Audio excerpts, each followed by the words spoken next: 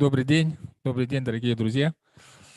Начинаем работу круглого стола устойчивого развития туризма в Арктике. We're beginning the work of the Roundtable of Sustainable Development of Tourism in the Arctic, balancing between ecology and investments. Today we have around 40 И, соответственно, мы хотели бы 40 guests, спикеров быть предельно краткими. so that we also wanted our speakers to be to have short reports for everyone to get enough information. Директор Международной организации северных регионов «Северный форум». My name is Vladimir Vasilev, Executive Director of Northern Forum. We are one of the main organizers of this event.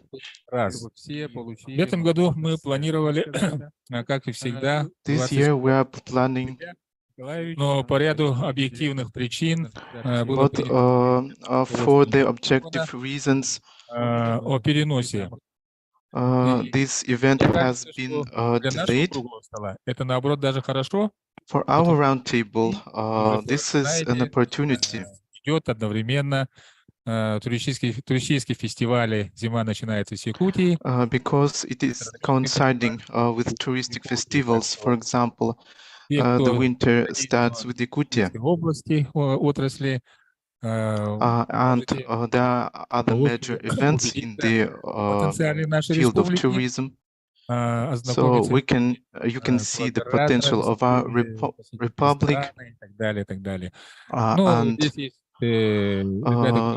see different fields of tourism and hospitality field. Вот, и поэтому с такими словами я хотел бы вас With these words, I wanted to greet you all at this roundtable and сначала послушать say that желающих. Our task is to listen to all the speakers, and then we can discuss the formation of the new working group on the tourism in the Arctic. This idea has been announced by Kamchatsky Krai back then. Предметно высказался на совещании региональных координаторов в Ханты-Мансийске. И во время фестиваля «Берингов пролив» на Чукотке Наталья Ивановна Слугина, начальник управления внешних связей Чукотки, познакомила Татьяну Николаевну Меньшиковой, директором по туризму, прошу прощения, Фонда производственных систем и промышленного туризма, созданного вместе Ростуризмом и Росатомом. И Наталья Ивановна сходу сказала, вот да, Татьяна Николаевна готова возглавить эту вновь создаваемую группу. Я несколько удивился.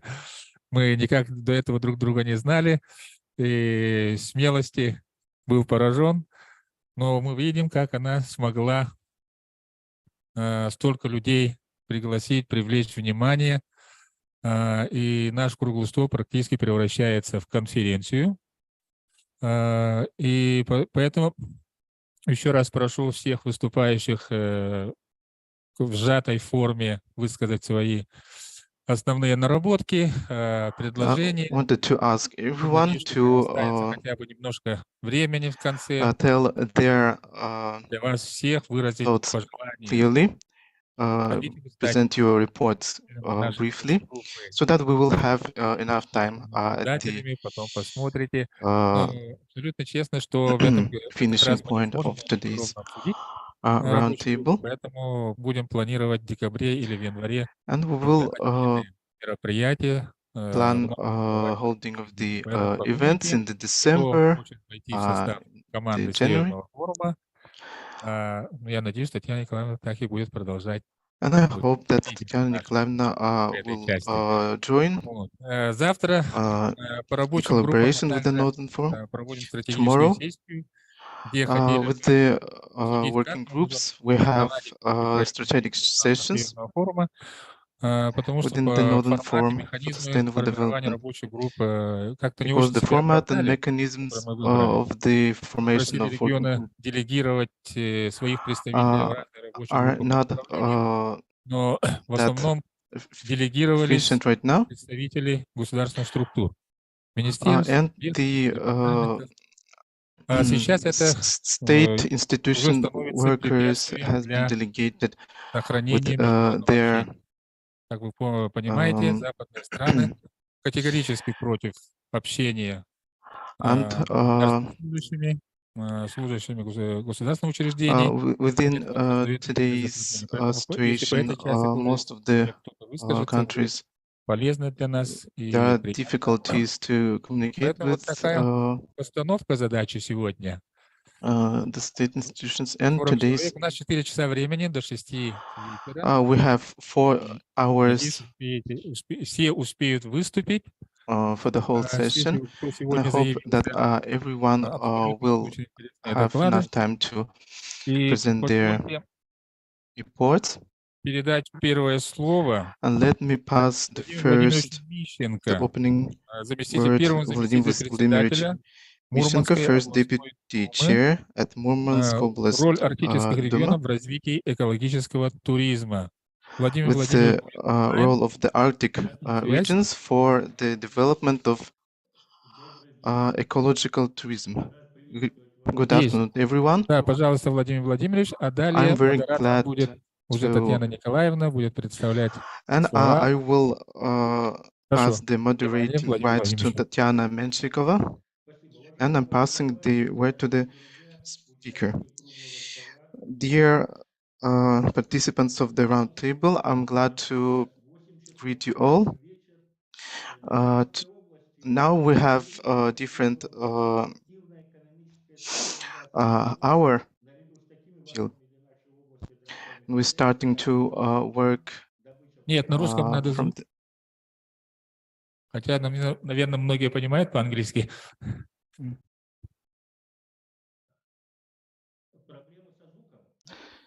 Are there any problems? Нет, проблем нет, все слышно, пожалуйста. Everything is clear. Можно в зал пустить русский оригинал.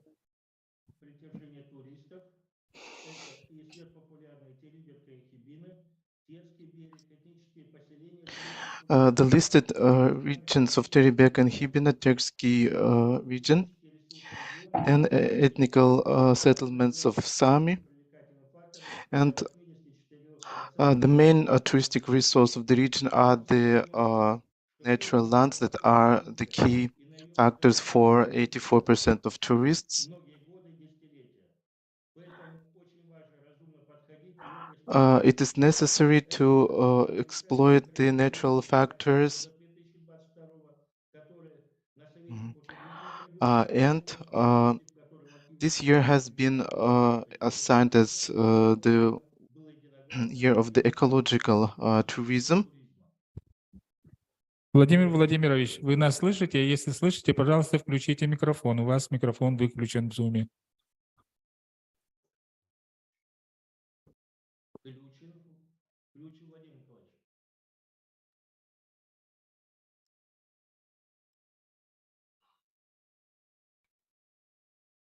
Так. Скажите, пожалуйста, вас слышно? Слышно, слышно. Вы все отлично слышно. Те, кто подключены через Zoom, все отлично вас видят и слышат. Everything is visible. Все, теперь вас слышим. Слышно, слышно.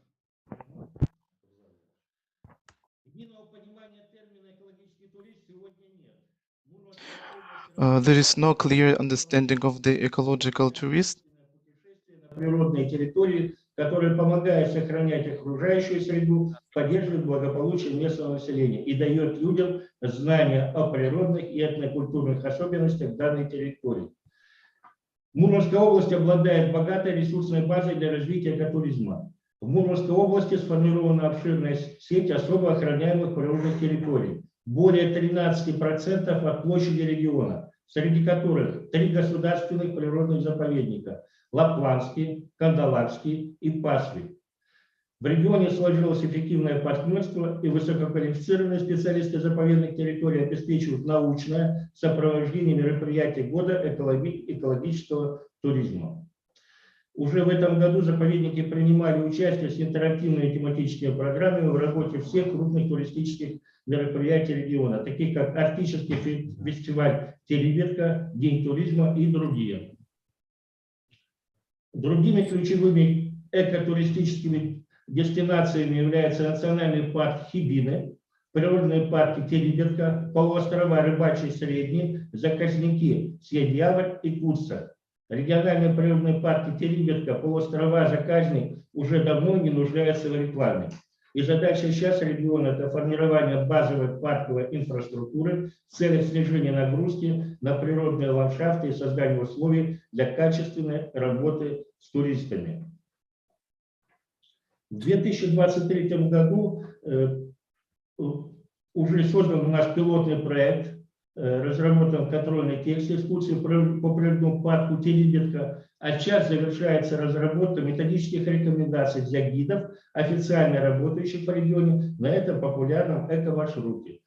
По данным регистрации, только в июле и августе месяце парк посетило более 16 тысяч человек. И это пилотный проект. А в 2023 году планируется разработать такие методические рекомендации по всем ключевым туристическим эко-маршрутам региона. При этом мы не забываем про туристическую инфраструктуру, которая обрамляет природные территории.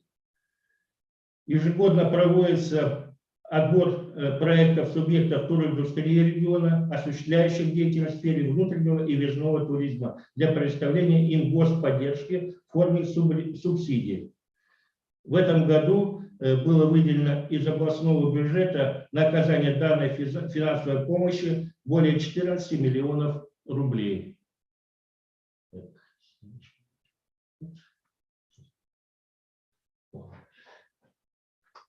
Более 4 миллионов рублей поступило заявок 28. Помимо сохранения ресурсной базы для туризма и поддержки предпринимательских инициатив, направленных на развитие туристской инфраструктуры, одна из главных задач региональной власти – объединять и вовлекать людей. В этом году мы запустили новый в масштабах страны формат работы с туроператорами, гидами и туристическими объектами «Арктическую лабораторию туризма», которая у нас апробирована и уже работает в полную силу. Проект стартовал в марте этого года, и на сегодняшний день проведено 12 экспертных выездов в 10 муниципальных образований. Произведена экспертиза экологических маршрутов и туристических объектов. Интересный, на мой взгляд, формат работы Арктической лаборатории туризма был апробирован во время Арктического фестиваля Тереберка. Попробовать себя в качестве экспертов Арктической лаборатории смогли почти 900 посетителей природного парка Тереберка. Был получен полезный средств мнений посетителей парка, и сейчас идет работа и обработка данной информации, она продолжается. Один из вопросов, допустим, задавался и изучался, какая парковая инфраструктура необходима в Тереберке. Лидеры опроса – места кратковременного отдыха. И еще один очень значимый для нас вопрос – комфортно ли посетителям пешком передвигаться по территории природного парка. 87% положительно ответили на данный вопрос.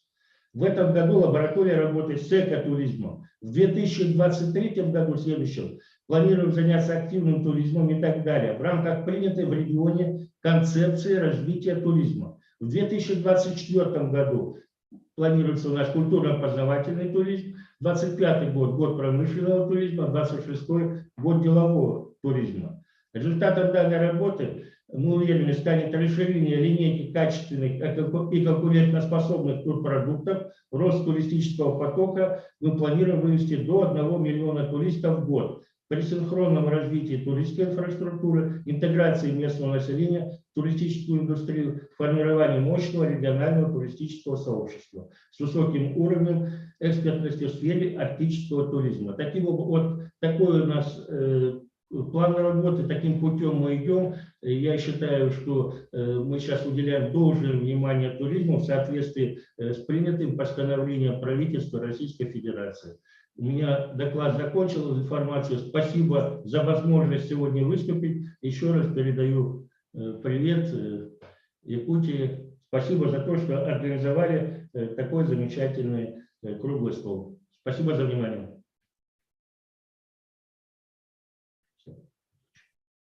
Владимир Владимирович, спасибо огромное за Vladimirovich, thank you so доклад. much for such an insightful Очень хотим research. видеть Мурманскую область в составе нашей I'd like to рабочей see группы. Murmansk region Сейчас я in хочу передать слово the ranks of our working group. Коростелеву Дмитрию Анатольевичу, заместителю председателя законодательного собрания Камчатского края, And right now, I председателю want to постоянного ask комитета Mr. по Kreslov to бюджетной, налоговой, экономической политике, вопросов собственности и предпринимательства. Пожалуйста, Дмитрий Анатольевич, у вас презентация, да? Коллеги, прошу загрузить презентацию. Да. Добрый день, уважаемый Владимир Николаевич, Татьяна, коллеги. Ну, у нас беспрецедентное количество участников на сегодняшней встрече, и поэтому я считаю ответственным, честным, правильным делом. Спасибо. thank you. Микрофон держать. Да. Ну, сохранить наш регламент в том, чтобы каждый действительно мог высказаться. Хочу сказать, что для Камчатки туризм Today, I'd это like to say that in Kamchatka, tourism is помимо рыбохозяйственного indeed quite a prominent area in претендуем our то, чтобы activities. максимально раскрыть туристический потенциал нашего региона. Очень много коллег из Мурманской области сегодня уже озвучил, только я не My знаю, colleague from Murmansk has как-то можно, said quite a lot. кто-то может подсказать, как это сделать, чтобы я быстренько... А можно презентацию включить? Can you please turn on the presentation? Еще раз скажу, что для нас туризм – это одна из трех Say базовых once отраслей again that нашей tourism экономики. is one of the Мы three сегодня main directions. последние 7 лет сделали очевидные успехи по продвижению During last 8 этого years, we've made приоритета. significant achievements. И в этой связи хотел поделиться промежуточными итогами и, собственно, вкратце разложить And thus, I'd like планы, to present you the которые мы overall собираемся сделать в results of регионе. our work. Нам, вне всяких сомнений, требуется сотрудничество с другими регионами Российской Федерации. Of course, we Хотелось do бы require разрабатывать совместную государственную политику по support and данному направлению.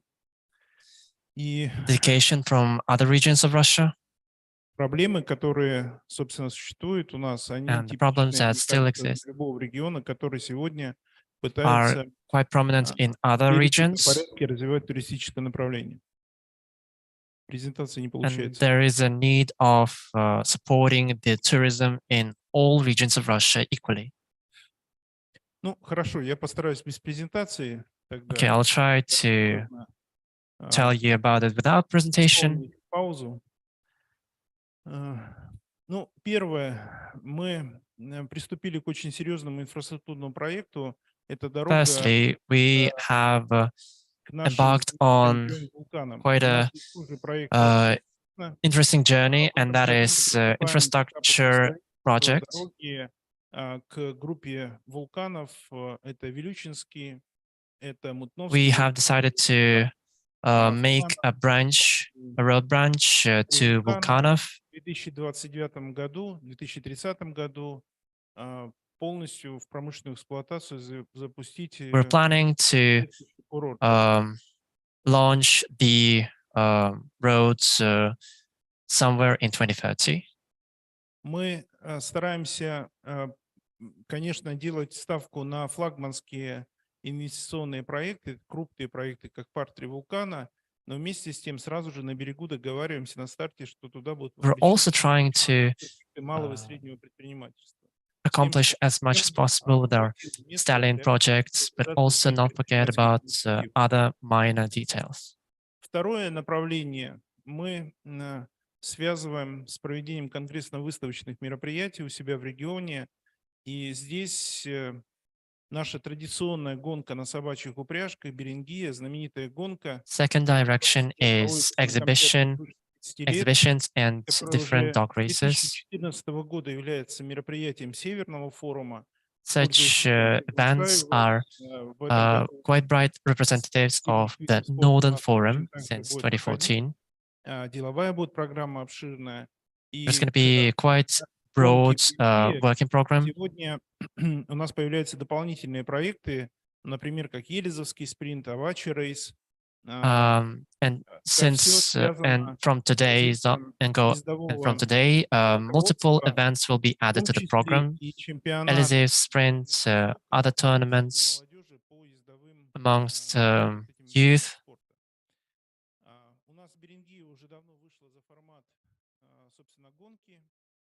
Berenguer has long ago have passed the stage of being just a race.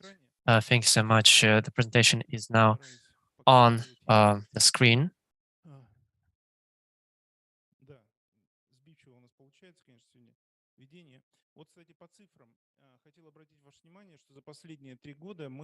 I'd like to draw your attention to the numbers. We have raised the overall amount of tourists up to 30,000 people.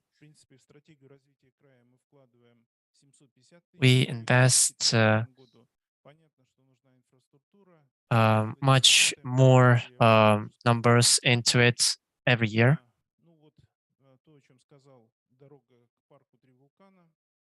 And here you can see the road 3 volcanoes.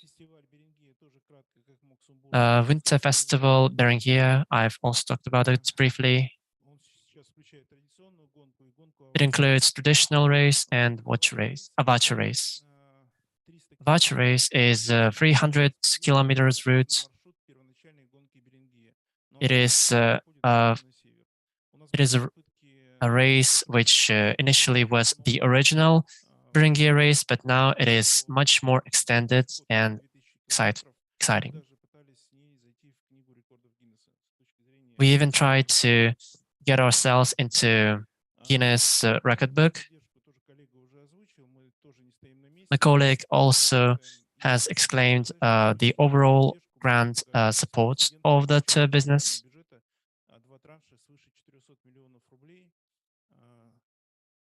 More than 4 million rubles were invested in this direction.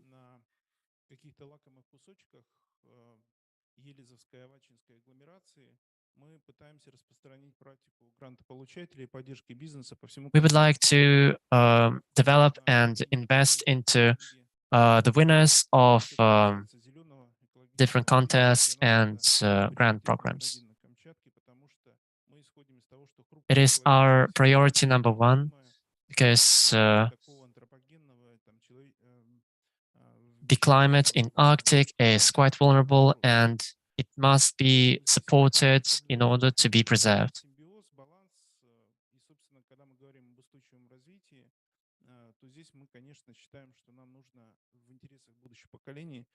And of course, in order to preserve the climate and atmosphere of Kamchatka, we must invest some effort into providing equal and very important information to the youth.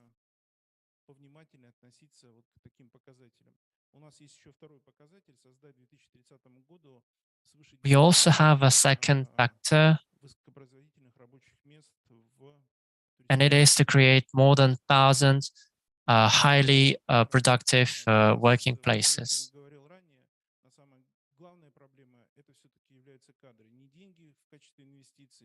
And of course, one of the most prominent issues in it is our workers and not necessarily money, which are surrounded the overall initiative, but people who will work and provide that effort. I won't stop on the overall numbers of the support that was presented.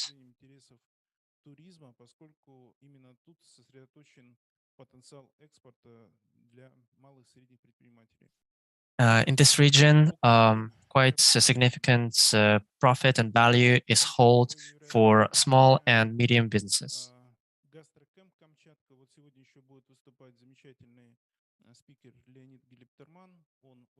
Philip Glickterman will also talk about Gastrochem Kamchatka. He's a renowned politician, and we've made an agreement that Kamchatka will become an incredible beacon of tourism and business.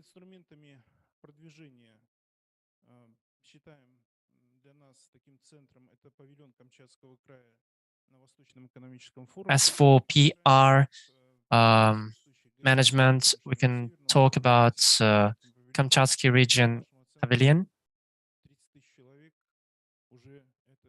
Overall, there were 30,000 visitors of such organization.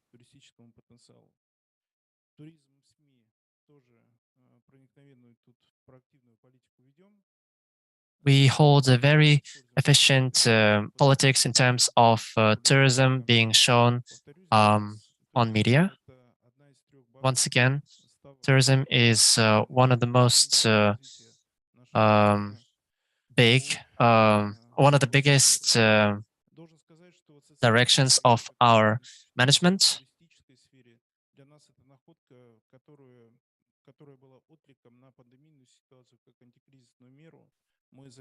Such decisions and initiatives were created due to various consequences made by COVID.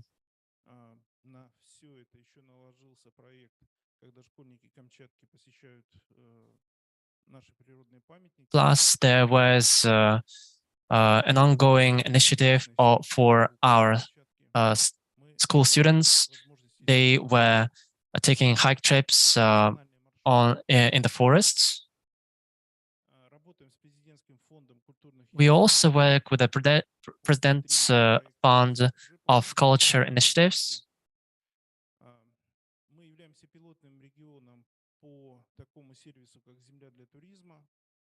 We're the most efficient and prominent regions for inviting the investments.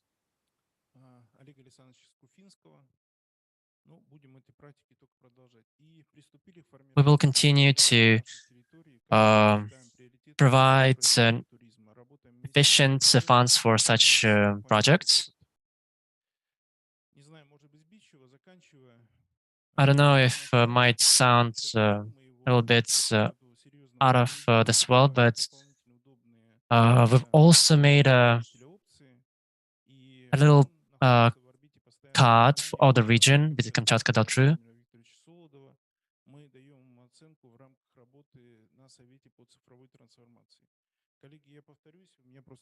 Colleagues, allow me to repeat once again. This speech was quite improvisational, and if you want to know more information about this, please contact us. Thank you. Dmitry Anatolyevich, thank you so much.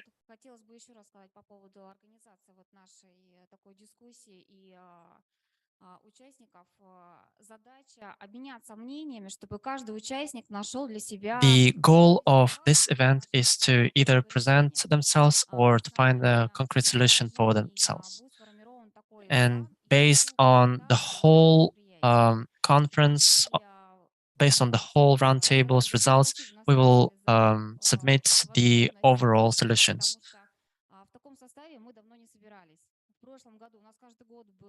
We haven't gathered in such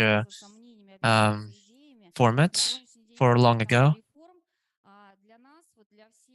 And especially if we remember that the overall situation in the world is changing quite rapidly, it is amazing that we are holding such an event that presents ourselves to make a united and uniform plan for the Arctics.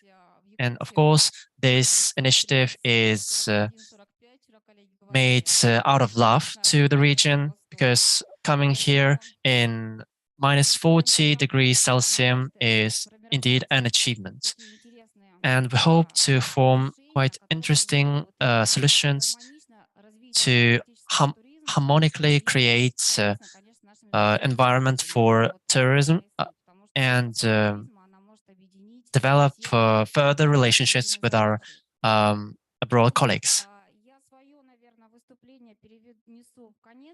All right, so my dear colleagues, I have to postpone my speech to the final part, but right now I'll talk about the activities that our fund is doing. We call it yesterday, today, and tomorrow. Basically, no one knew about the Arctic tourism at all, and if it was possible at all. And due to Arctic Committee decision, lots of new decisions and changes were implemented.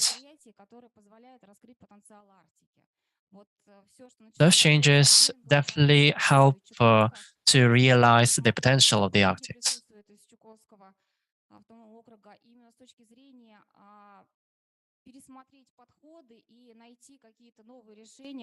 We should find new ways of development and evolution for our regions. In 2021, we have celebrated the anniversary of this Northern Forum.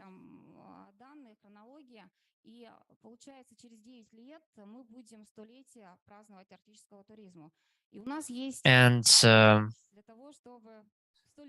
after 9 years, we will celebrate the 100th anniversary of Arctic tourism.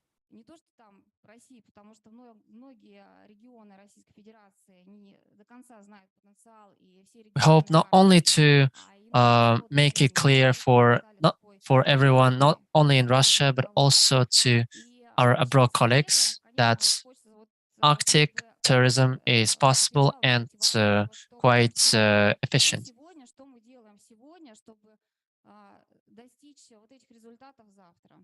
We ask ourselves this question every day: what are we doing right now in order to make something happen in the future?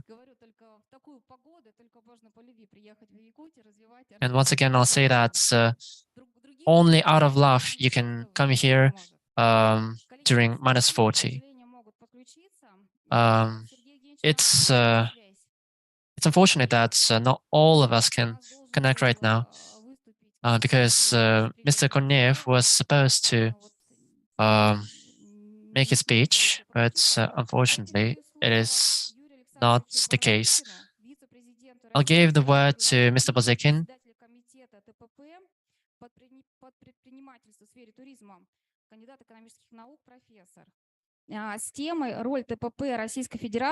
His project role of our own in the making of Arctic tourism.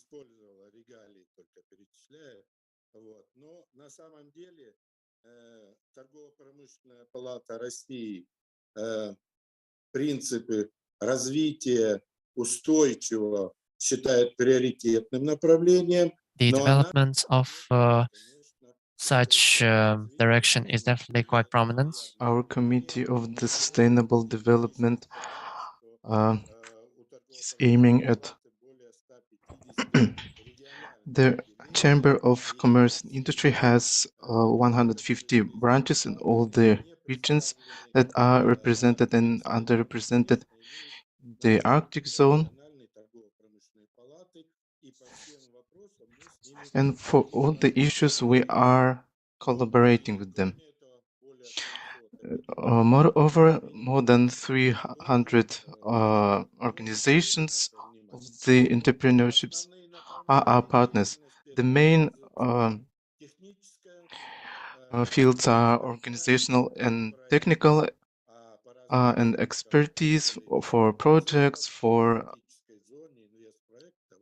and more than 10% in the Arctic region. They enter into the industrial field. And These mechanisms are supported by the methodical help as the Arctic zone of the sustainable development is one of the priority fields. And we're also collaborating with the investors. For example, on 26th of October, we had the conference in Moscow at the chamber's basis. Tatiana has attended it, and you can address to the publications of the conference. The practical implementation of the sustainable development has been studied there. Different complexes studied as how to control, how to elaborate the sewing, the building, the material control. And in all of these fields, the main problem was the sustainable development and ecology preservation.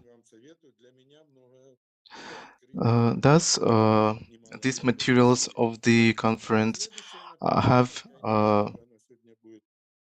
got main attention. Next field is the professional education, because the ecological education is one of the main projects. We're preparing the school books for the sustainable development and ecology preservation. We're working with the committees on the sustainable development. Also, I wanted to tell that for the Arctic, the main focus is devoted to this direction of the development of tourism, because there are good conditions for environmental and ecological field, and main types of the tourism are being developed there. And there are also different direction: the industrial tourism, historical tourism, recreational tourism. So this is very diversified spectrum of touristic abilities, and we have all the conditions. I thank you for the invitation, and I hope to collaborate with you on further. Thank you for your report, and thank you for joining us this early concerning the time zones. The next lecture is Maria Borisovna Badmatsurenova, Director of Law Enforcement Monitoring Department, Russian Far East and Arctic Development, and the Ministry for the Development of the Russian Eastern Arctic. Good afternoon, dear colleagues, dear Nicolaevich. I'm very glad to greet you all at this roundtable. And on behalf of the ministry, I wanted to say that the topic of tourism is become an element for the national diplomacy of the inclusion of our region to the contemporary agenda. And I think that all of our touristic projects, routes, and links, they will allow us to grow the pace of the inter-inclusion of our peoples and nations into this field of tourism. Our ministry is creating the sustainable conditions for the development of the ecological tourism and for the inclusion of investments. What about the Arctic region of Russian Federation, which is called Arctic Zone of the Russian Federation? It has around 500 investment agreements, and the residents are conducting their activities in the sphere of tourism. And in the sphere of tourism, we have 108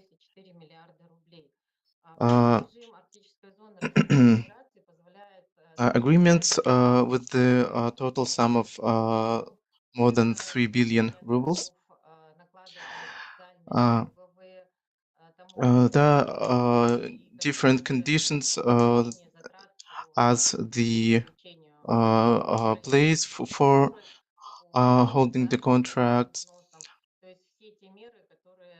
So different measures for increasing the development of the new investment projects are being created. In 2021, there were a bit lesser than 1 million people of the tourist inflow. And there's a problem that the Arctic zone doesn't include all of the subjects of the Russian Federation, and this doesn't show the full statistics. But moreover, the leaders of tourist inflow is Murmansk Oblast, Yamalnetsky Okrug, Arkhangelsk Oblast, Republic of Sakha, and in total there are 7 territories, 7 subjects that are partially entering the Arctic zone of Russian Federation. Also wanted to know that within the we had the task by Trutnev for simplification of the requirements for tourism, for touristic entrances. So today, the Ministry of Far East Development has put this for the agenda, maybe for changing and updating the laws, the tourism control.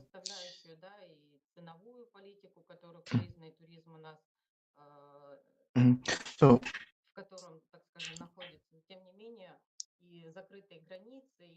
the different factors as political situation, closed borders. So within these conditions, the development of tourism is becoming crucial to attract our citizens to go into tours into the Arctic region, to make this popular for the citizens of Russia. As we see about the transport accessibility, we see that the logistics is becoming more developed.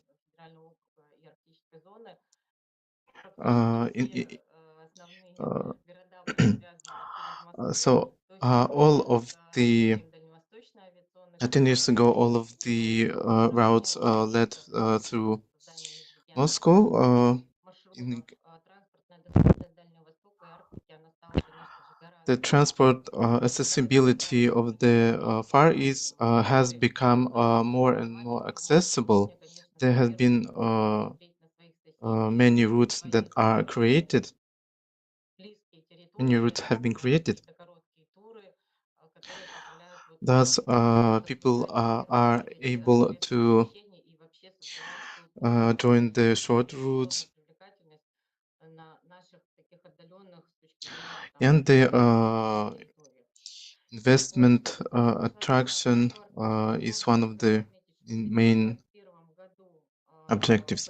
In 2021, we have new project of Arctic Hectare, which has become one of the factors in the development of tourism. The residents of Arctic Hectare project are creating the projects for tourism. For example, in Chukotka, the local entrepreneurs have created different projects and high quality product. And in Chukotka, there are created new centers for getting acquainted with the culture of the indigenous peoples. The role of indigenous peoples in the Arctic is very important for creating such unique product, because the people like to get acquainted with such indigenous cultures, and collaboration with such settlements, for example, creation of the guidelines, the intercultural communication with the indigenous cultures is one of the interesting objectives and projects in this regard. If I have time, I will tell a bit about Far East. We have quite good statistics with long-lasting closing of the borders. The market after within the time after the COVID, we have overgrown the statistics of 2019.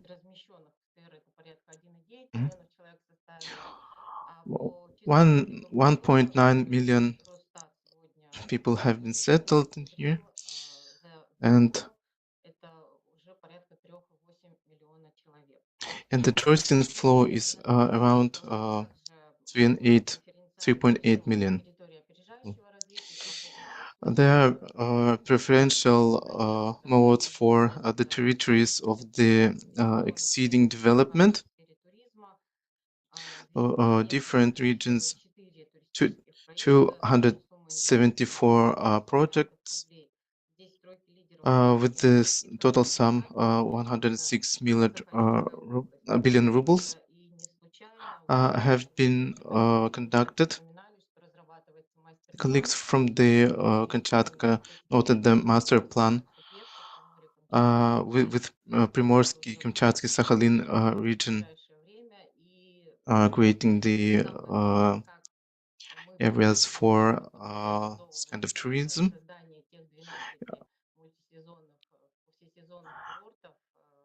And we are aiming at creating 12 multi-seasonal tourism routes.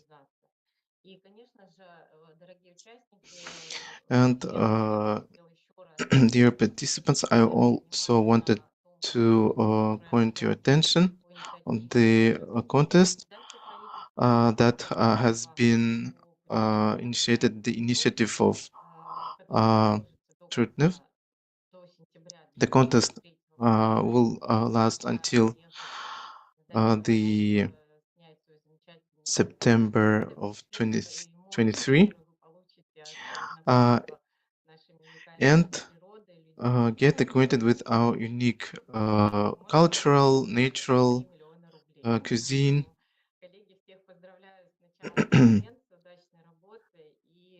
And I congratulate you with the creation of this working group. And I think that all of the levels of the government will collaborate for the development of Arctic regions. Thank you, Maria Borisovna. Thank you for your elaborate report.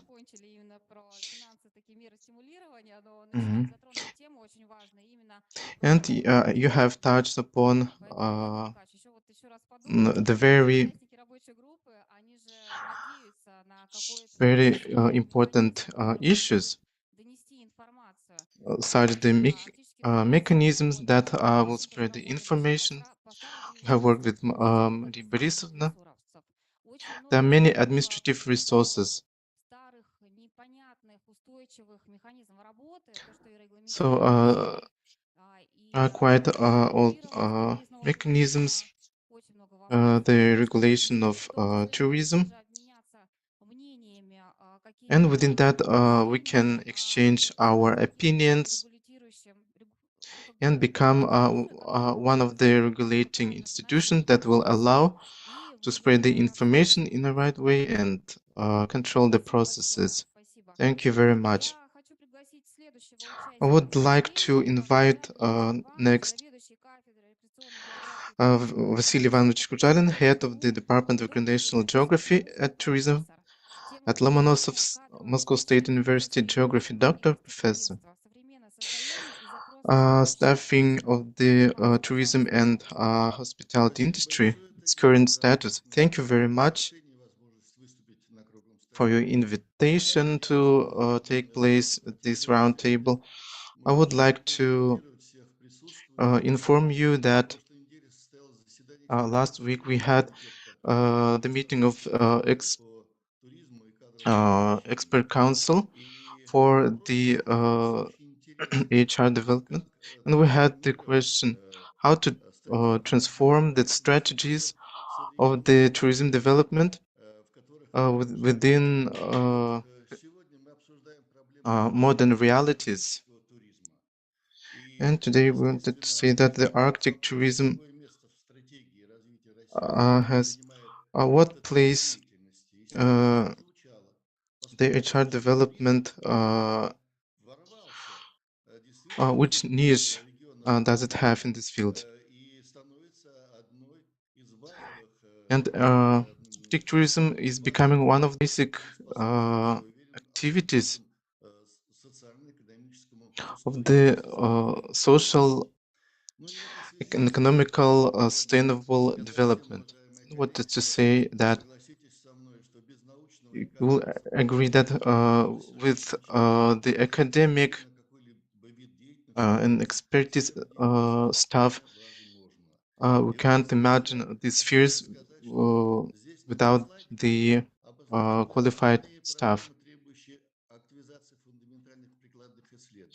So here we see the main problems of the intensification of fundamental and applied research. Over that, I would like to put one of the direction as this strategy and management. The coordination and interrelation between regions is very important. And in this regard, if we talk about management, we will address two issues of the staff development. And our managers at top management at different levels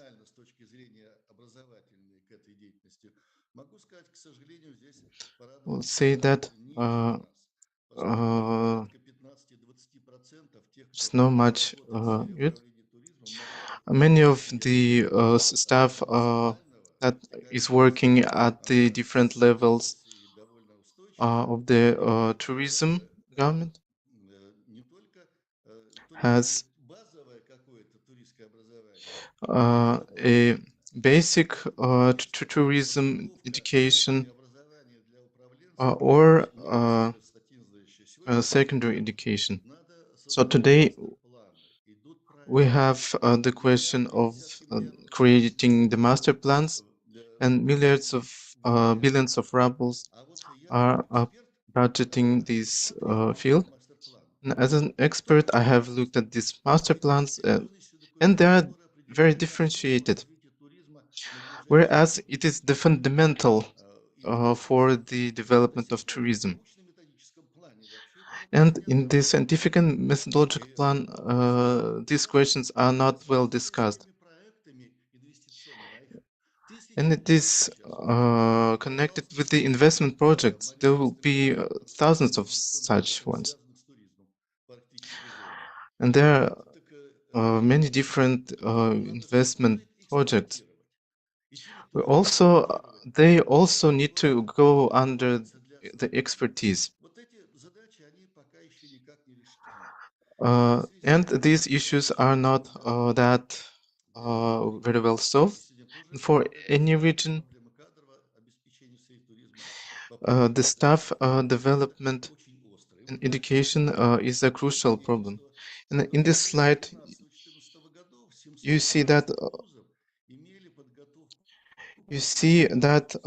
720 higher education institutions had their programs for tourism, and only 290 has remained.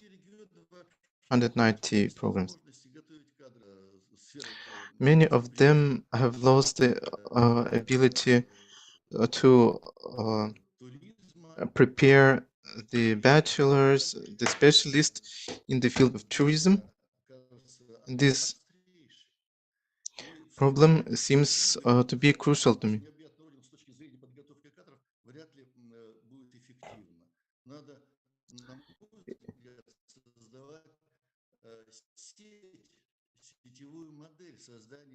We need to create the network model for the and the territories of the educational centers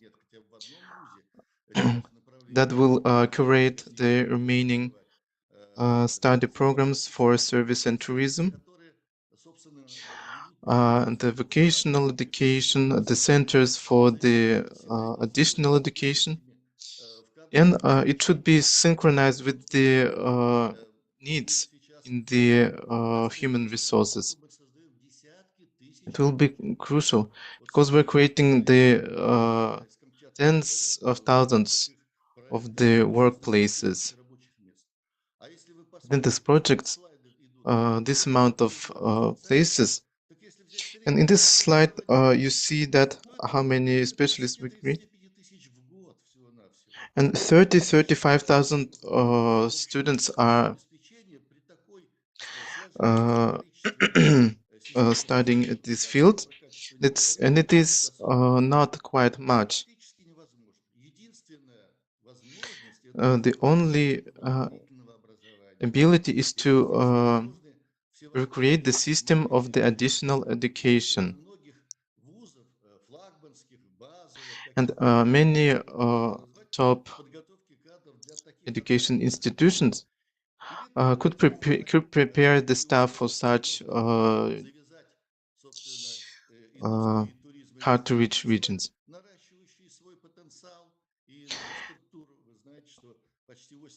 You see that 80% of the resources that have been devoted is the majority of the funds is connected to the development of infrastructure, but not much attention is devoted for the development of the human resources. And the top management should have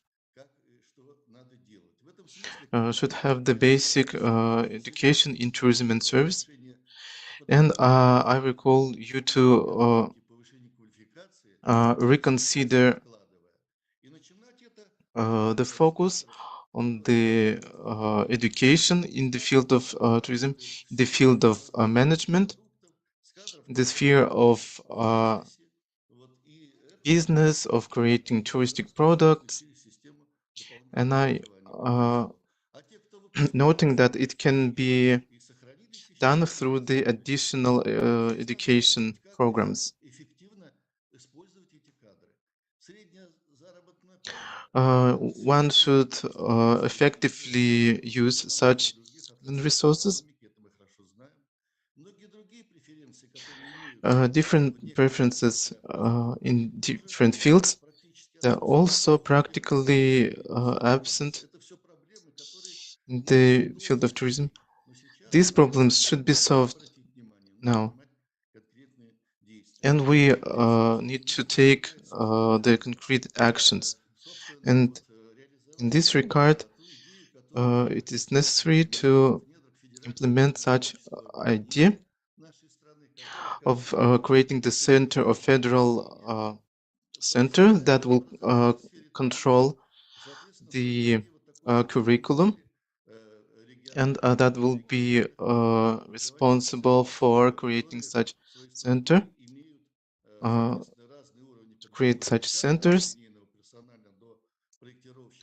The staff with the basic education, with the additional education, working with the machinery, to meet the needs in the human resources from the regions.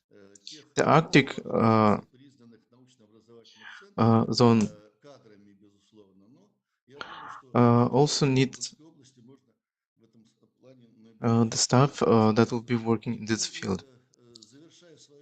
And finishing my speech, I wanted to say that these ideas that have been pronounced about the Arctic tourism should be laid at the basis of the modernizing strategy of the development till the year of 2035, and the decision has been made.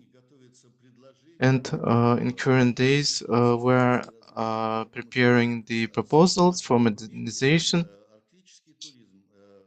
and Arctic tourism, and the development in the Arctic region should have crucial focus on it. Честно, мне хочется еще рассказать заслуги Виктора Ивановича. Кафедре уже 15 лет рекреации и туризма. И Виктор Иванович стал инициатором. Viktor Ivanovich has become the initiator of state programs of tourism. Due to his initiative, multiple programs have appeared in multiple regions with a tourism goal.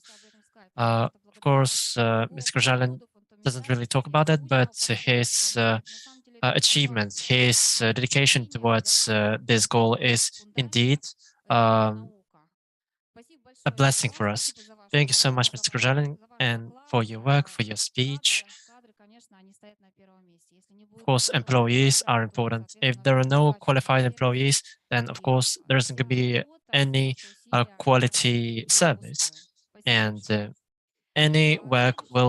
no work will be done. The next participant to the stand.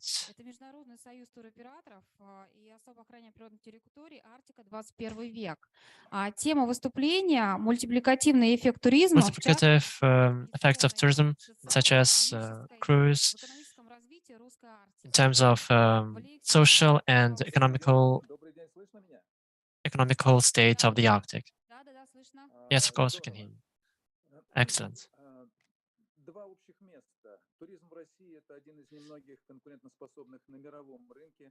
Firstly, we need to say that Russia is one of the most efficient and prominent regions. At the same time, tourism has synergetic effects due to multiply effect, which works greatly with our neighbors in the Arctic. For example, in Bergen and Alaska.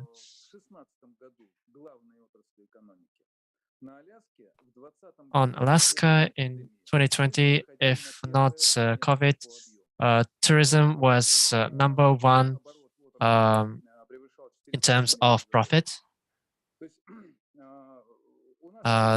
Overall profits exceeded $1 billion. We have ways to go.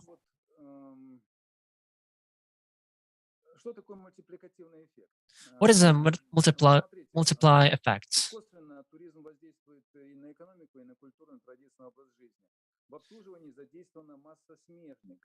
Of course, tourism affects different ways and actions of the populace.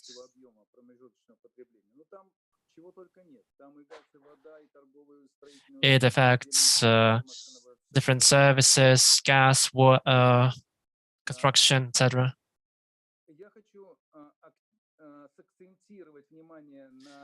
I want to make an accent on sub genre of tourism. It is cruise, and it proved, at least for our neighbors from the West, its significance. Before pandemic, I won't talk about the effects of the COVID because it significantly destroyed the overall achievements of the tourism.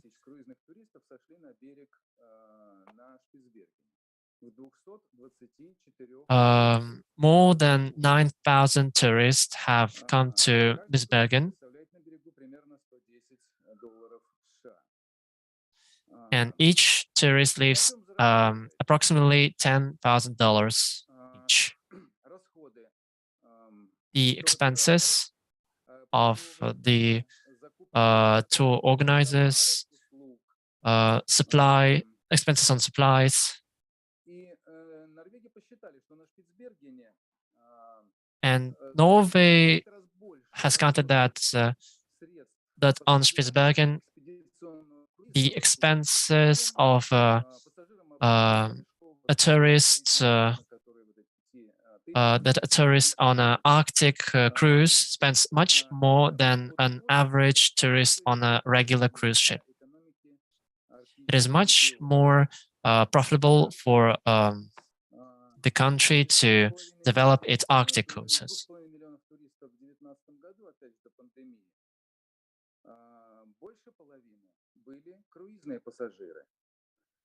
More than half of these tourists were participants of the cruise. What is most important? Those expenses right on the spot exceed more than $1 billion in products. Why do I want to make it clear that such expenses are very prominent and important for us?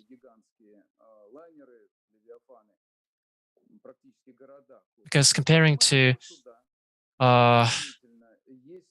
immense, enormously big cruise ships which travel around 1,000 parts of our world, our ships, Arctic ships, are quite small, and economically speaking, it is quite a miracle that all of it is working in tandem, and they make a profit much exceeding the overall predictions.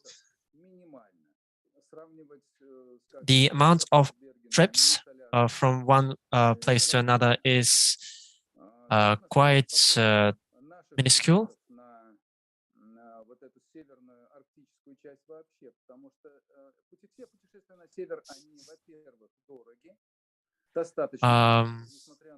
All of the trips towards the north are quite expensive. God bless the Murmansk region for creating such tours. And as people of the north, we look towards south, and thus such trips towards the Arctic are left out only to the people who desire to meet such places, who has a certain knack for it. And thus, cruise tourism allows anyone without any major experience without any major expenses to experience the part of Arctic that is close to Barents Sea Mare, and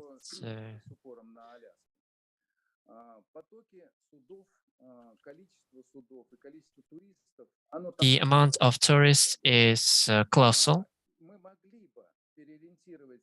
Of course, we could redirect the appeal,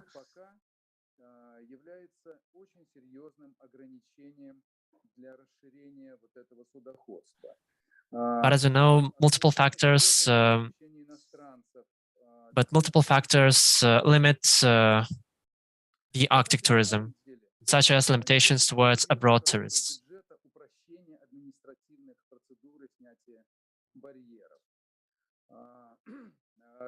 Different steps are made towards the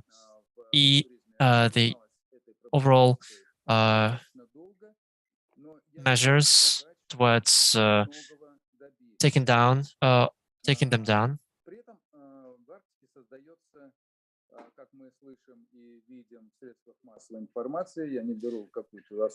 As we know from the media, a good defensive shield is created from the Arctic. Quite significant infrastructure, including military infrastructure, is created. And it would be very nice to use them in two ways, if it's possible. Of course, it would ease up the issues that the budget has and would create the infrastructural possibilities for bigger flows of tourists towards the Arctic. Thank you.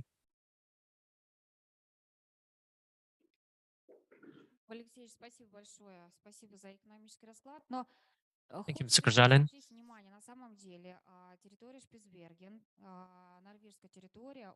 The Norway territory, Nishbergen,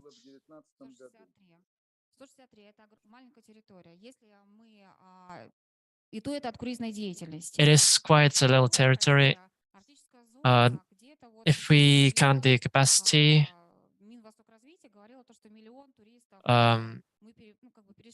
Ministry of Tourism has told us that the amount of tourists coming to such regions is around 200 people. The capacity from only cruise activity can create at least 1 million tourists per year, not including the land prospects. Thus, only administrative barriers limit the overall prospects of such tourism. Thus, the resources allow us to greet such an amount of tourists. We have those resources, but the barriers do limit us. We understand that the prospects are immense. It is definitely significant and require us to work quite hardly and bear in mind the multiply effect. I'd like to invite a next speaker. If we have Panin Nikolaevich, it is Director of Development and Relationships of Moscow State University in terms of urban science. Alexander Nikolaevich, are you online? Okay, thank you. Thank you for the invitation. I'm quite glad that I'm participating in this activity, but I should have at least get to Yakutsk and have a conversation in other ways. Of course, my past colleagues have talked about such complex direction, way of thinking that must be implemented towards developing the overall tourism in Arctic. And of course, the attempts that are made on all of the levels of the governments are definitely creating a window of opportunities.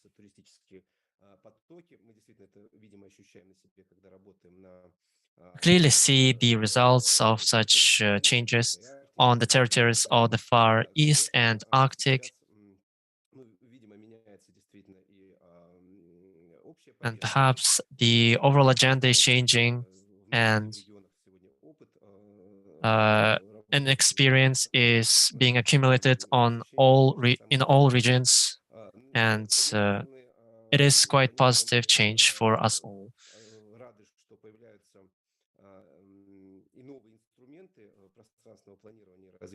We're immensely happy that new technologies and instruments for creating such opportunities appear, but there is definitely an issue that might appear. I'm talking about the document. It is not new, but in terms of the documents of planning strat, and it is master plan. It is not common amongst construction codex. During a last discussion, it leads us to a thought that master plans are not included in any of those documents. Why do I think so?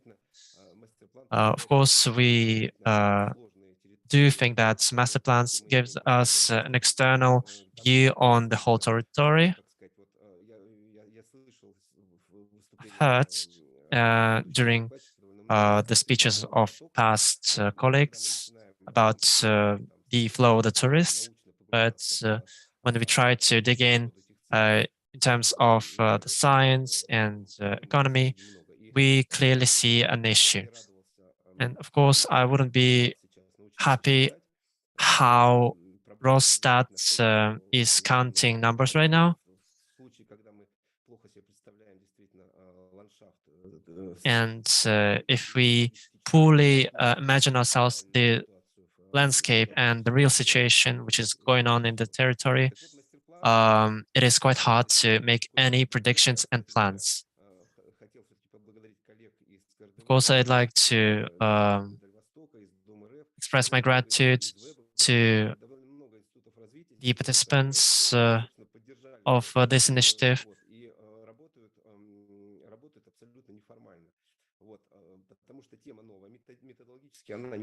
They work in quite informal way. Because this theme is quite new, quite brand new.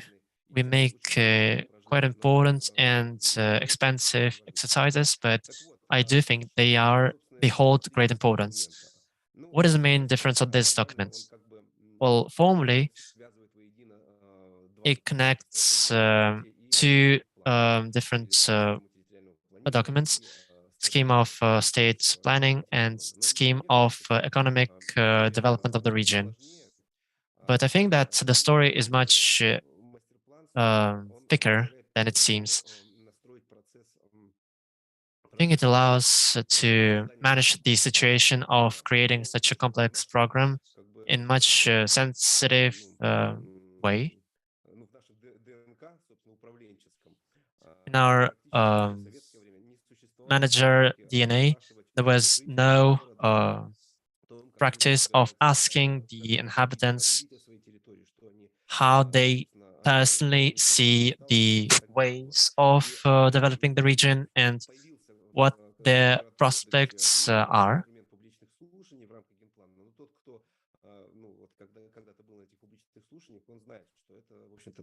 The one who was on such hearings can definitely say that it is quite complicated.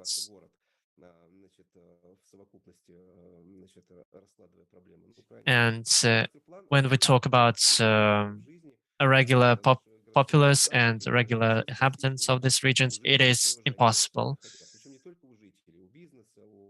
Not only people of this region, regular people of this region, but also businessmen, beneficiaries of city development have a certain hope that this initiative will bring new horizons to the whole discussion. When people do believe that changes might happen in terms of the master plan, it definitely makes a positive change, and it also gets multiplied by the multiply effect. What issue do we see right now?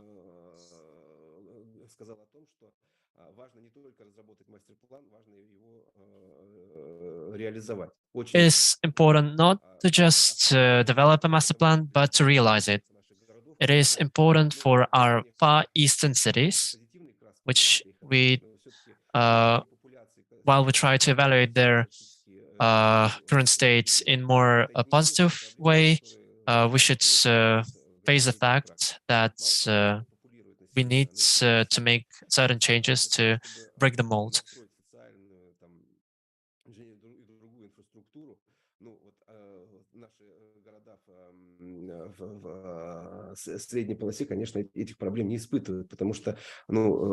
Of course, the problems that far eastern cities have may not be common amongst those cities which are located in the middle part of our country.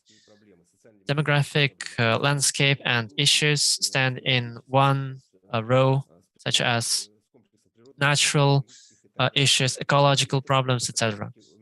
And this kind of measurement is the most complicated one,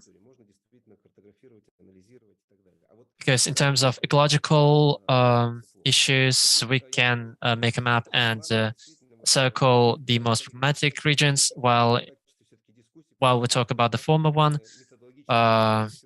we need to include multiple factors. Master plans must be reviewed, critiqued, and realistically see what might be possible and what's not. Of course, those in charge see the master plans as a certain way of finding the new economic plethora, but it might be quite hurtful for it. The numbers did not go high because certain chain in the logic was broken. This infrastructure project and the overall state of the investors is quite important for the master plan, but trust me, it is not the only one.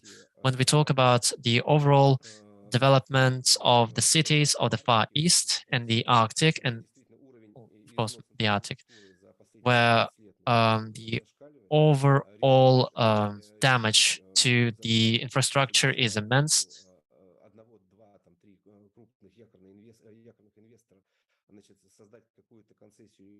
действительно там мультипликацию в рамках Тора Тассера не всегда бывает сложно. То есть города все-таки требуют и вот такого сложного социального подхода. Of course, cities require much more complicated way of thinking and require much more thought process in order to implement different changes. I think we might have forgotten Mr. Bransky.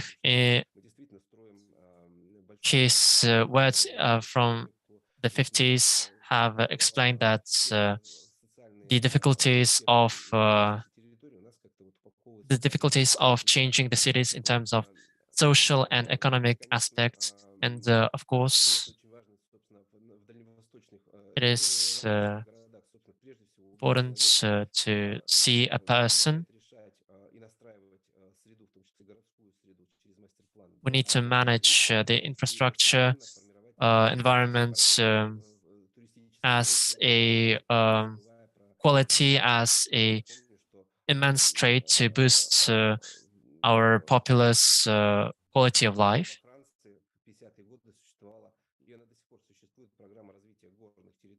In France, there is a program that supports mountain territories. It aims towards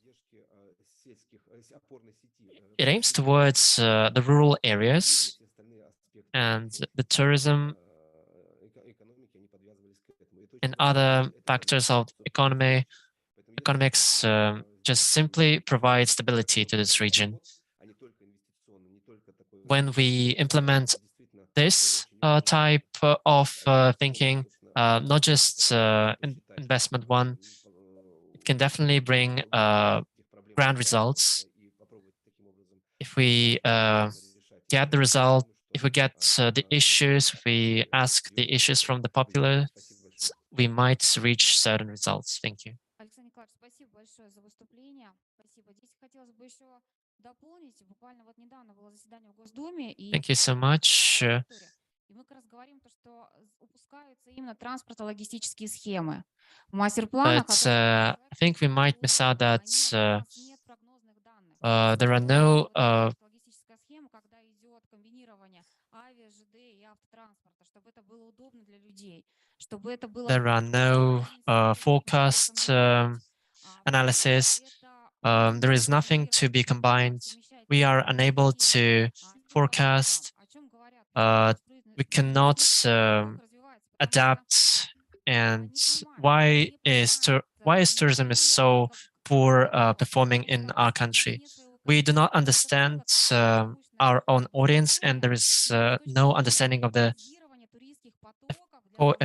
coefficiency of such factors. And the weakness of our transport structure is quite prominent. Nobody really does any changes in this area, and alas, this type of way of thinking will be brought up in this roundtable. I would like to the present next presentation. Leonid Vladimirovich Geliterman, present from the National Center of Gastronomy. And will help to the Arctic cuisine, gastronomic tourism, and gastronomic diplomacy. Good morning and good afternoon. I'm speaking from Siberia. I'm grateful for all the colleagues for their very diversified reports.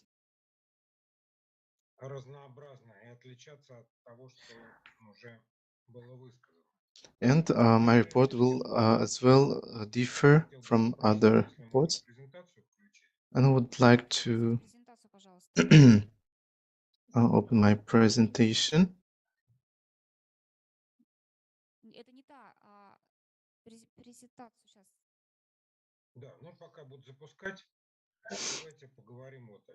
Whereas the presentation is being launched, I will begin my word. The development of tourism is very crucial from the point of finance, the infrastructure point of view, and the gastronomy plays an important part in that. And when we talk about the gastronomy tourism in the Arctic, this very special topic that requires an a special approach. We have a very big territory that has a large amount of inhabitants, and these territories are inhabited with different nations and peoples. All of them have different tastes in the cuisine and the traditions, and usually it has the special features. We should not forget that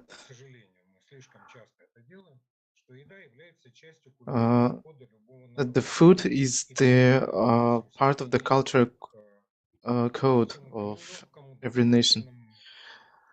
When we underestimate the food,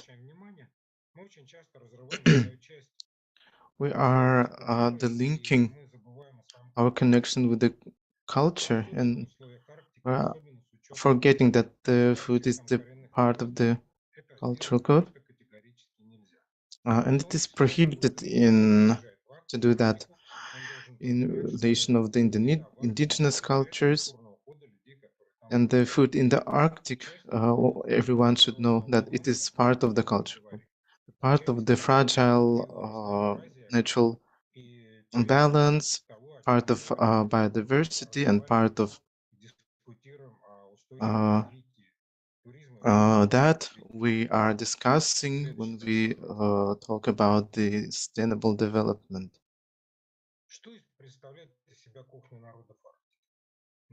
What is the cuisine of the people of Arctic?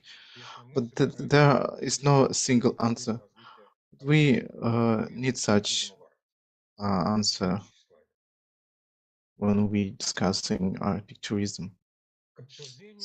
So there are three issues for discussion. We should know what Arctic cuisine is. We should know what is gastronomic tourism in Arctic and what projects in Arctic can be implemented.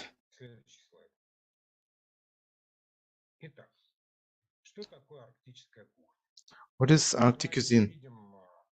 Here we see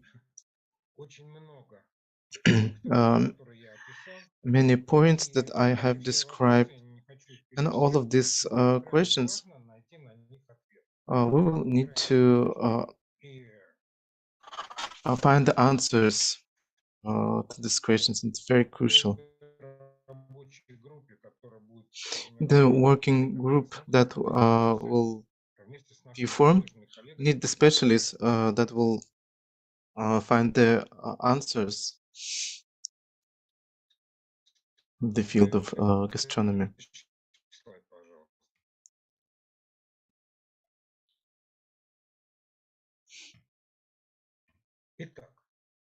So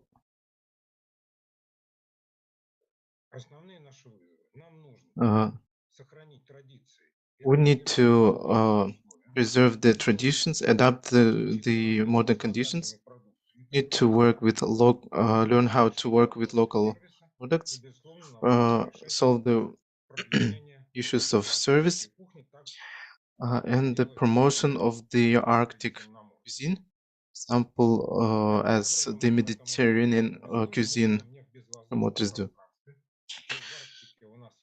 So in the Arctic we have the neighbors,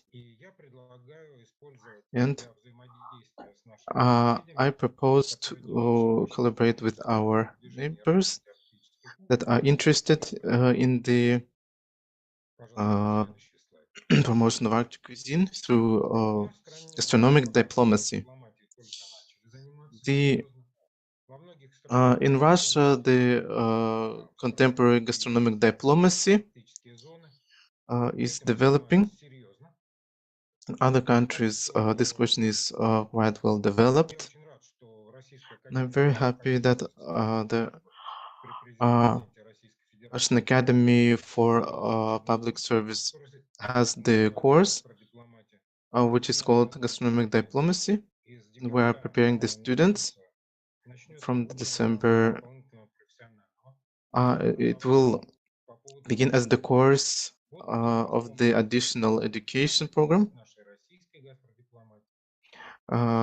which will discuss the questions of Russian gastronomic diplomacy, which will help to communicate with our neighbors, our partners.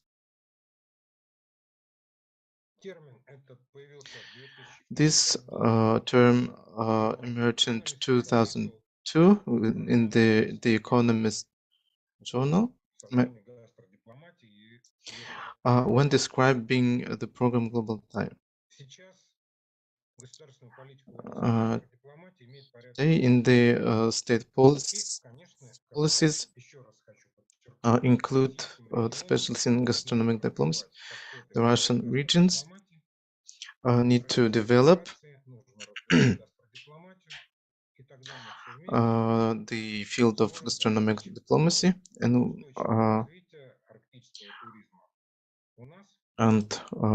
we can develop the Arctic tourism and the Arctic tangible heritage that should be preserved. That can be done through gastronomic diplomacy.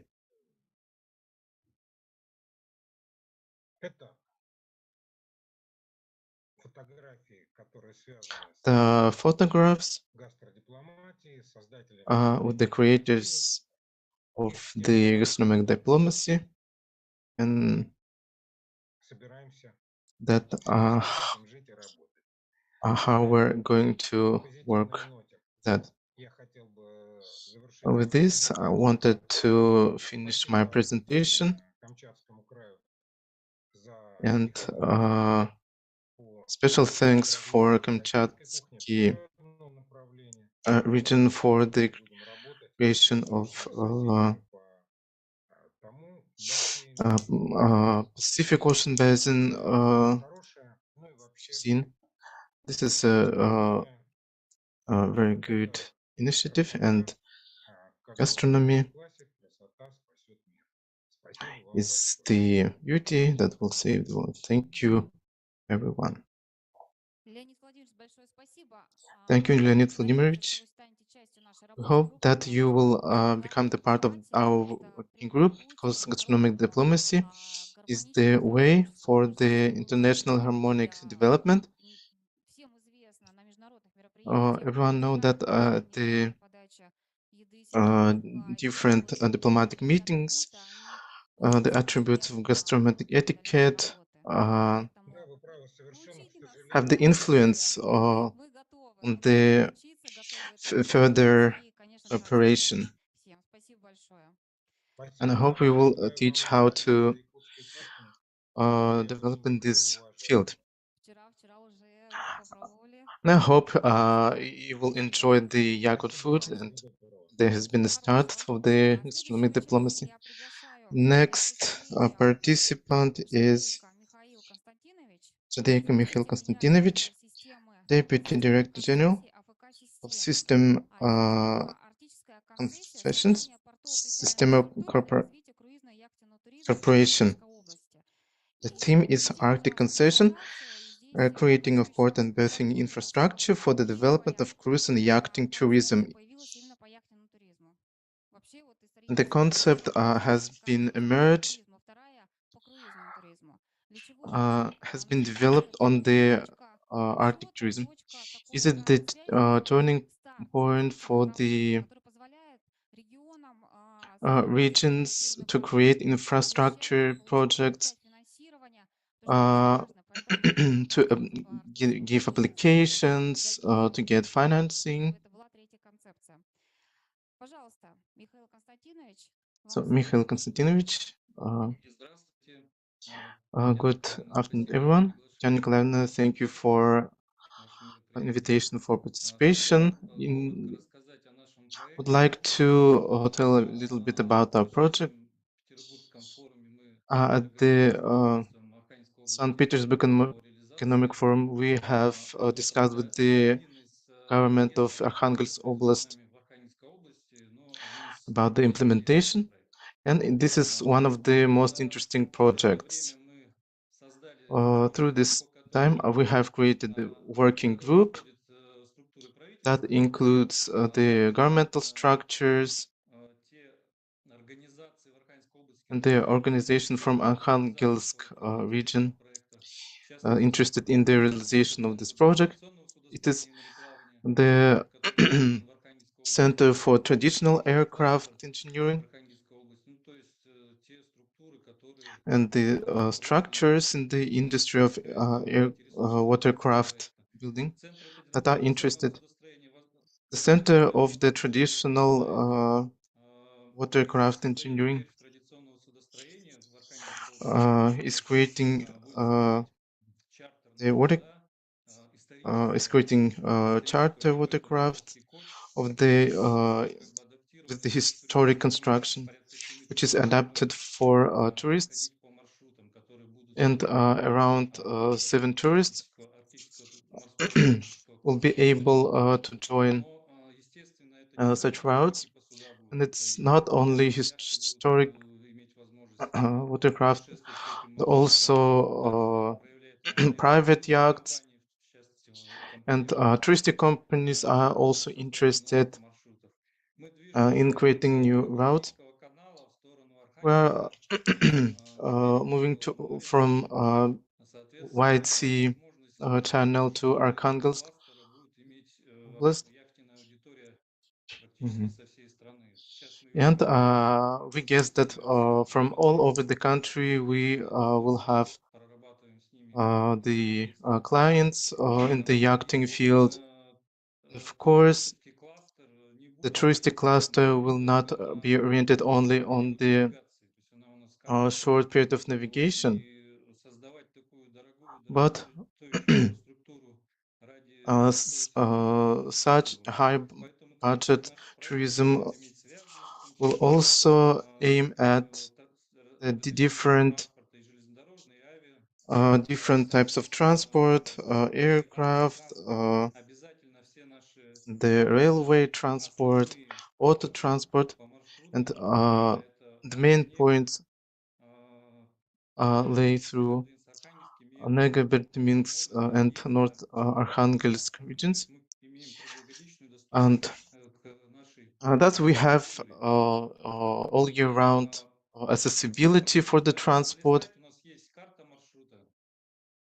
On the next slide, you will have the map of the routes, and I will tell you about our plans on the creating the diversified routes. This slide. So here we see the route is quite long. So first of all, we'll create the infrastructure in the urban agglomerations.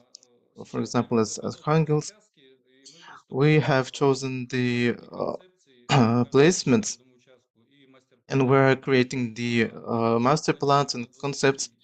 In Onega, we're planning on the 20 hectares to create the entertainment area for children, as well as the entertainment areas and hotel complexes that we are developing. In the Onega, there is a highway that is being constructed, and it will be situated in that route. There it has a beautiful nature, and when the road will be constructed and by to an region, of course we are visiting on site We are selecting the land, analyzing the details. The project will be implemented by the model of Arctic concession that is being launched now within the Council of the Arctic Development. And there will be ability to attract the private as well as this state investments. Next to the route, we have small points, but there are preserved zones which will not have that much of infrastructure and construction because these small zones are preserved. They might have some glampings. Maybe they will have touristic routes to make these places attractive for the tourists. The Solovki Islands are under the development. We wanted to create the investment project there, but maybe it may be developed at the later stages. The route of Sedvinsk-Arkhangelsk, we can visit Vertominsk, okay, cave, the nature, the infrastructure is a bit developed, but there will be small construction, the glamping infrastructures in these regions, but in the Severodvinsk, we aim at creating more more comprehensive project with the complexes, and there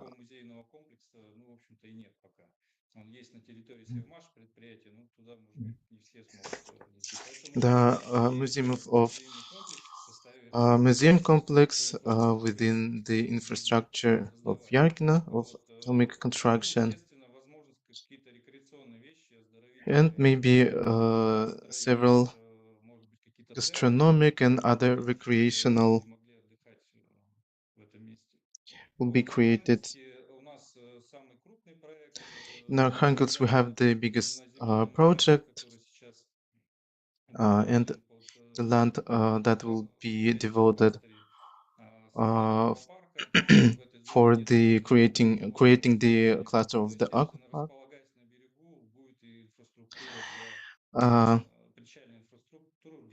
And the berthing infrastructure will be created there. And in short, this project is being implemented with the Far East government, with the Arkhangelsk Oblast government. Mikhail Konstantinovich, thank you very much for your presentation. And there have been proposals to develop such projects in other territories, for example, even Chukotka region, and this project in future can be implemented to the newer areas.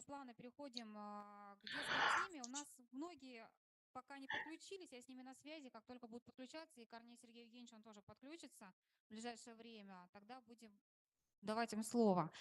Сейчас хочу пригласить к выступлению Амельченко Владимира Ивановича, заместитель руководителя Центра Амельченко Владимир Иванович, и организации отдыха детей и их оздоровления. Deputy Head of the Center of Children and Youth Tourism, Local History and Children Recreation and Rehabilitation. Владимир Иванович,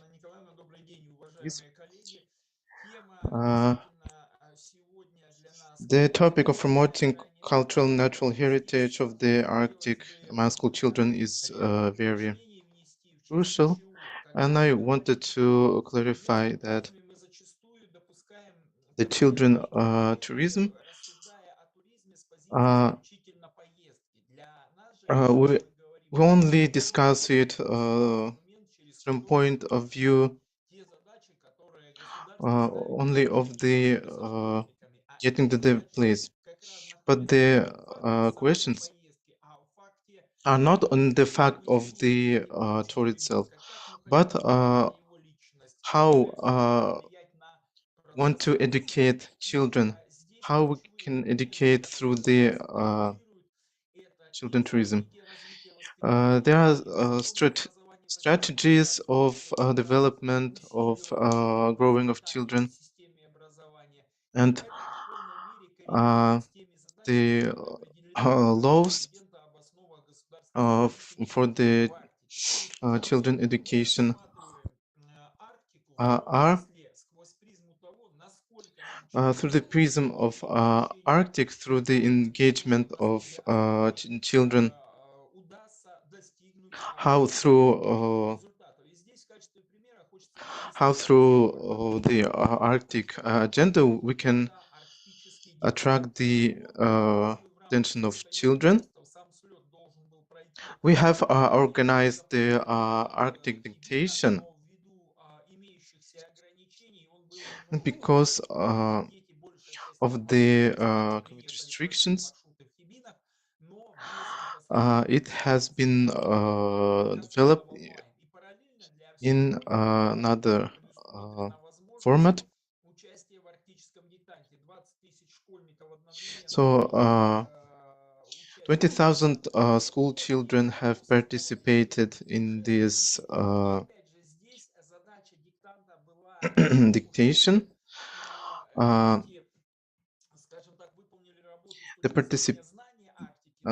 participation was from the tourists, from the writers,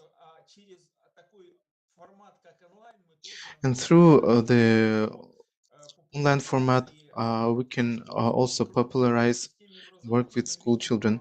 And in this system of education we see such priority fields, for example, as festivals, lectures,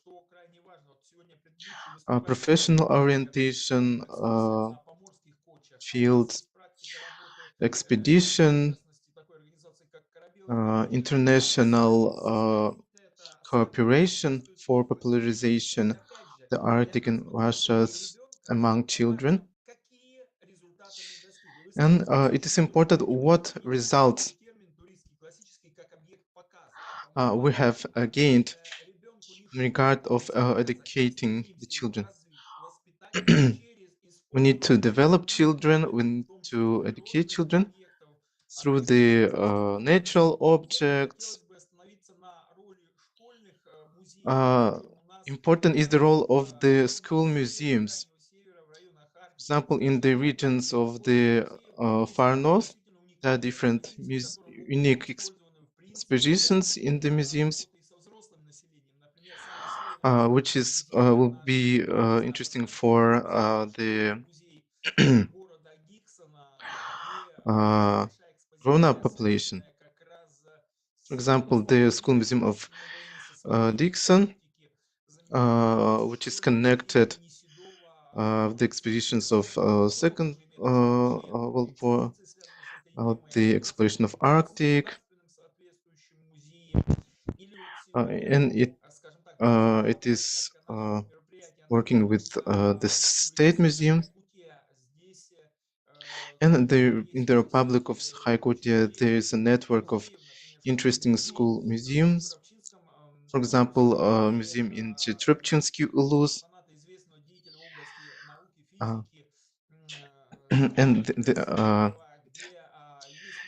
it has exponents.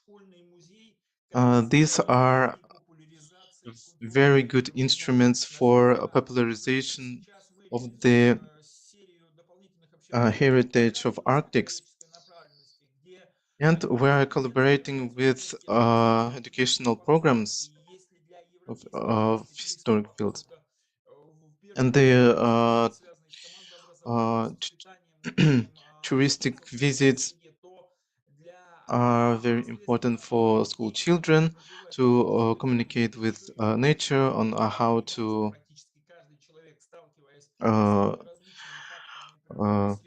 which actions to do being faced with nature, how to orient, and such touristic visits are very useful in this field, and we're interested in developing different fields, including cultural development of Arctic, and different formats can be involved: the tourist, historic, scientific, practical forms of engagement can be done. We're prepared to work in these listed fields. Thank you, Vladimir Ivanovich. The center is doing much. Thanks to the center, we have the program of the additional education for Arctic tourism that will be implemented with the colleagues. Thank you, Vladimir Ivanovich, for your report. Next word is to Elena Gachieva, Dean of the Faculty of Natural Science, Geography and Tourism at Pushkin Leningrad State University Geography candidate. The topic is on personal training. Good day, dear participants of the forum. The question which is connected to the preparation of the employees for the Arctic tourism is mostly represented by the services which these employees will provide. Currently, more than 200 universities provide education for such profession.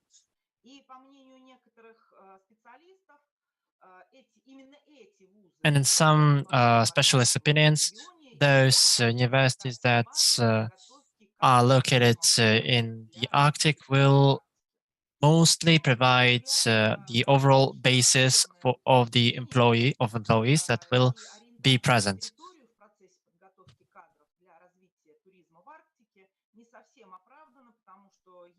Данные, которые говорят о том, что отток выпускников, окончивших вузы в этом регионе, он тоже весьма существенный.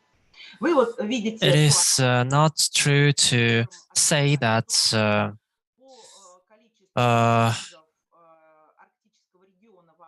those who graduate from the universities of the Arctic will definitely be working in the Arctic itself.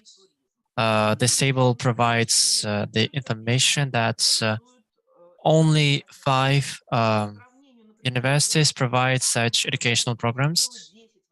Comparing it to 2020, there were 10 of them, but right now there are only 5 of them.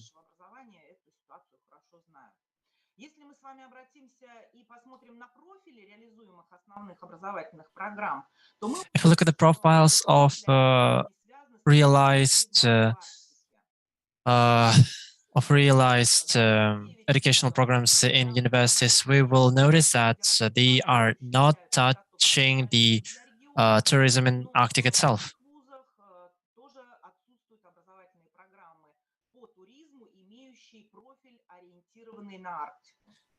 In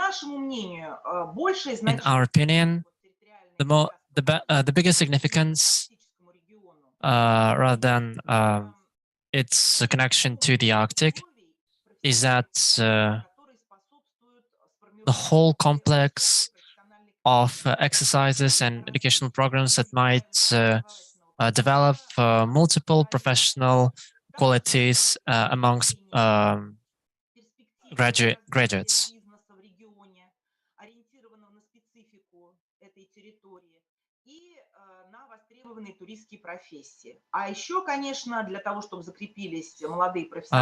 It must be noted that it is required to study the marketing situation in the region and thus to make required changes and create needed infrastructure environment for development of the more prospective types of tourism.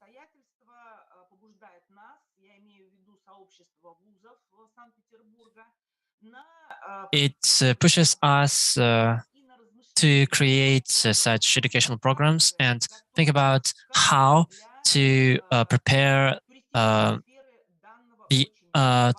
employees for such very important strategic area.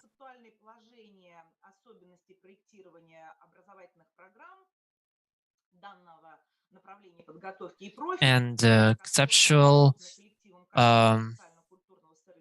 conceptual points and quirks of projecting of such projects.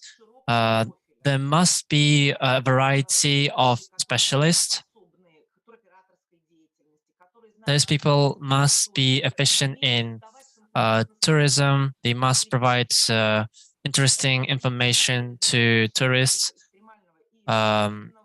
This list also includes different guides, tour guides, extreme sports specialists,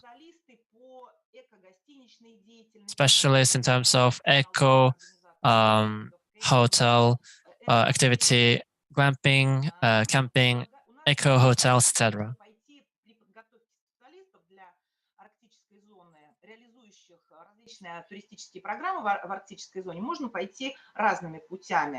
We can go to different directions. So when you talk about preparation of such specialists,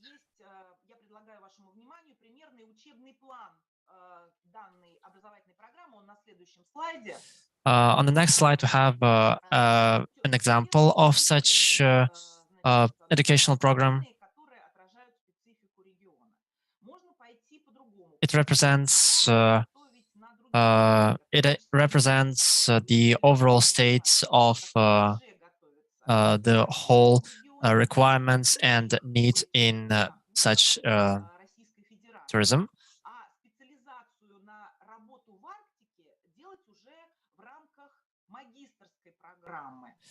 In terms of undergraduate programs, we must prepare students for the basis of tourism activities, and on the level of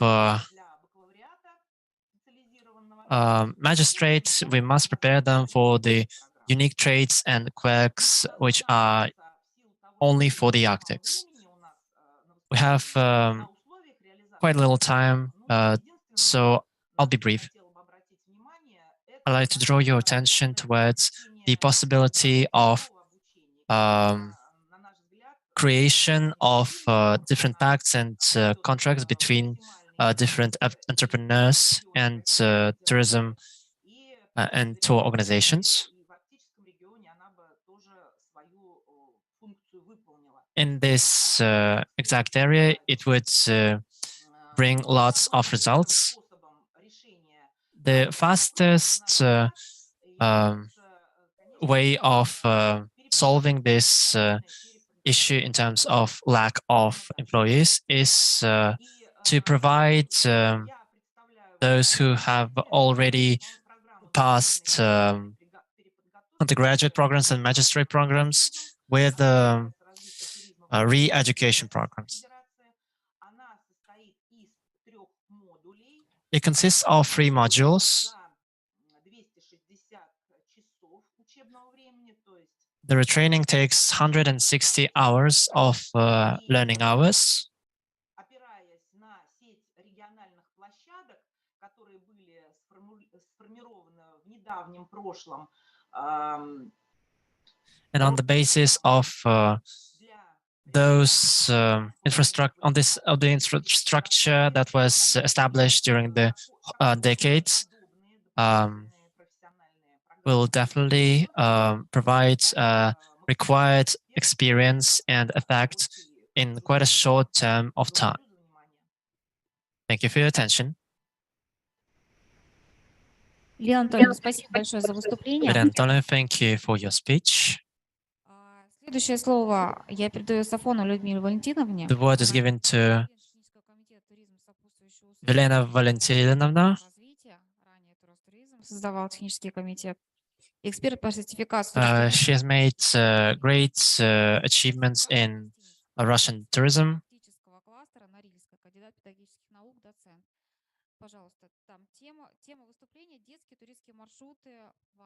The theme of the speech is tours created for kids in the Arctic.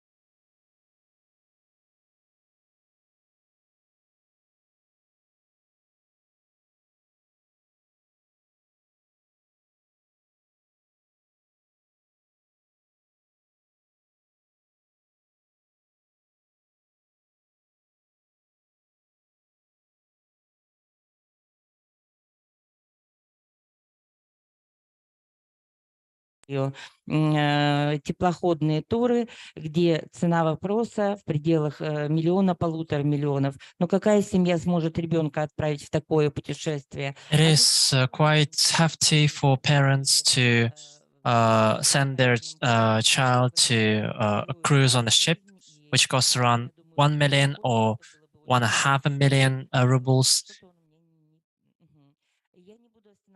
I wouldn't say that every family could pay up this amount.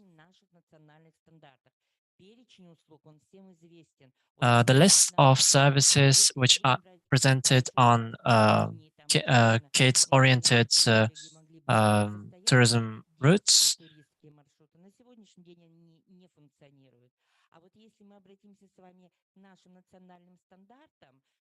If we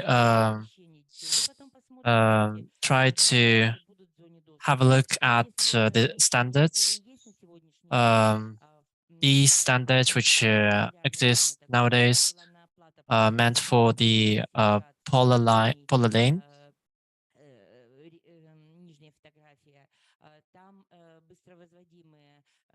At the bottom, you can see an example of separate house. We cannot provide every kid with a separate house. We either need to give a building for boys separately and for girls separately, or make it not higher than three floors.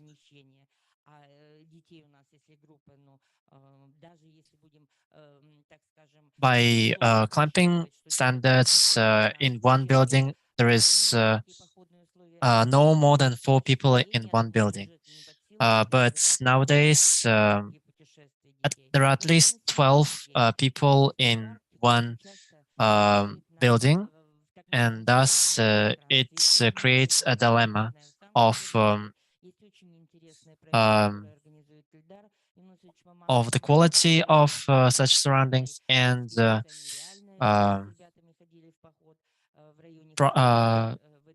with efficiency.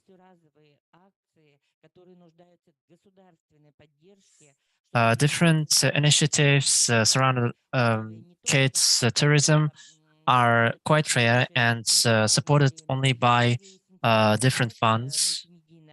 There is an interesting project in Moscow for kids. I've checked up the amount, the price of the trip. For 4 hours, it is 1,700 rubles, and not every family is able to provide such sum to let their child go for such a trip.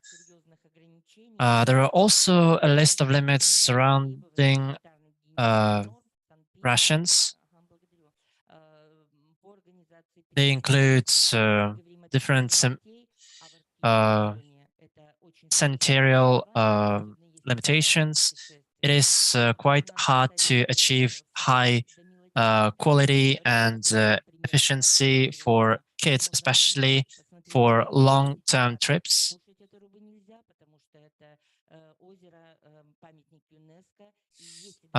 If we talk about eating a fish from reserved lake, we are unable to cook this fish because this fish is considered as reserved, and thus it is illegal. But if we talk about taking food with us, it means that it must be at least efficient enough food for organizing a well balanced diet. Туристский продукт для школьников, он должен быть несколько иным, на мой взгляд. A modern tourist product for kids must be a little bit different than regular tourism trips.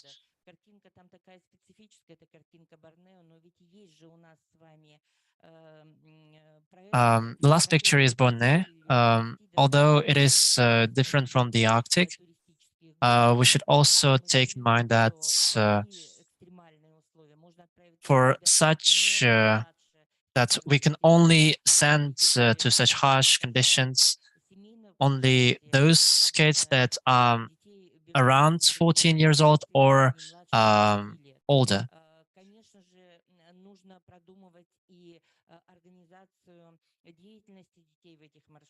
We should also carefully plan the activity list. The activities which adults might partake in are vastly different from those in which kids do. Also, those activities must be connected to the Arctic itself.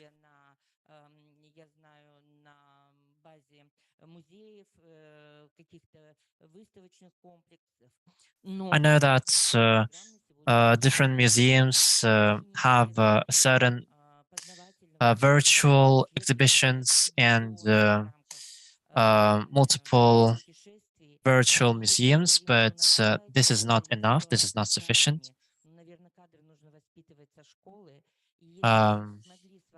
I reckon we must have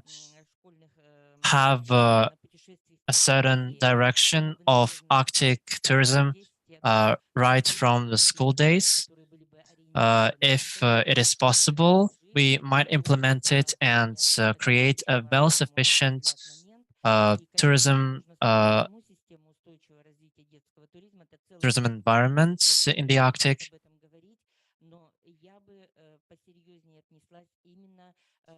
I would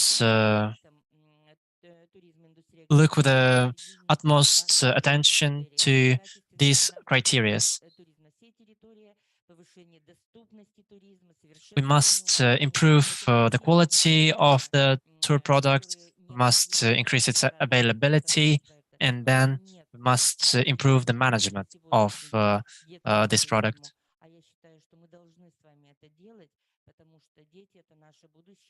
This must be done because our kids is our future, and we must manage this matter with the utmost respect, because we must show our kids that only with respect it is possible to complete a certain job correctly.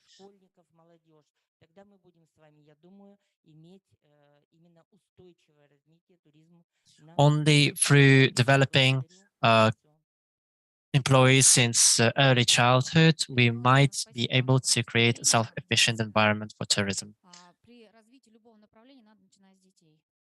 Of course, if we want to create a certain job environment, we should firstly touch upon children and school environment.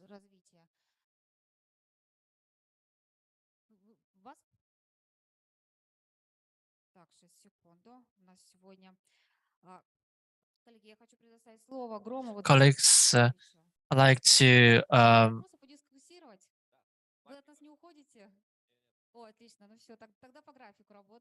okay, we'll work as a schedule. Suppose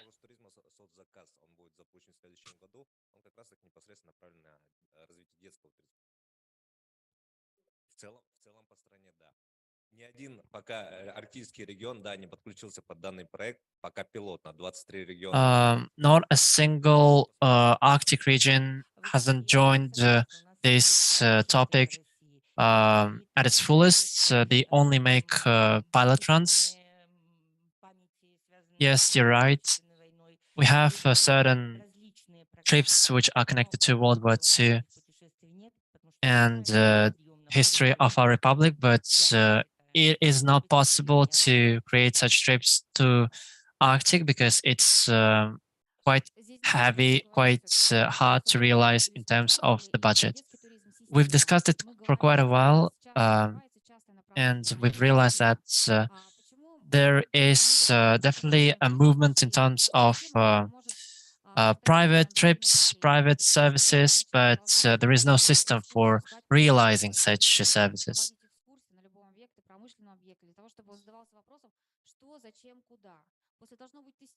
We must be able to regularly provide trips and excursions for kids so they can ask questions, be interested in the history and nature of their home region. And dear colleagues, And as our dear colleagues have said, if there is no education in this kind of area, there is no development.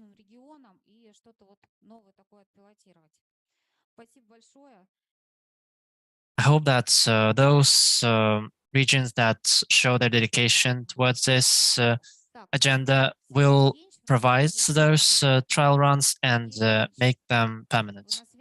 Sergey Evgenievich, are you here? Коллеги, у нас просто вот кто по возможности, кто подключается, те, кто не выступил, Сергей Евгеньевич Корнеев. Mr. Korniev, Коллеги, подключился Сергей Евгеньевич, нет? Dear colleagues, has Mr. Korniev connected to us? Excellent. Вы на связи? Sergey Evgenievich, are you here with us? Комитет по туризму Санкт-Петербурга. Сергей Евгеньевич Корнеев. The Committee of Tourism from St. Petersburg. Поддержал мероприятие форум «Доступная Арктика». И практически развитие Mr. Korniev has supported tourism in Arctic initiative. Пожалуйста, Сергей Евгеньевич, вам слово. All right, Sergey Evgenievich, the word is given to you. Your voice is muted.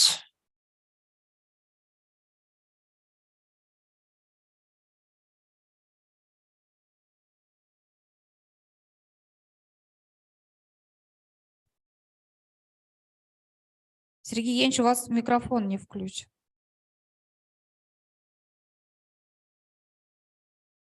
Угу.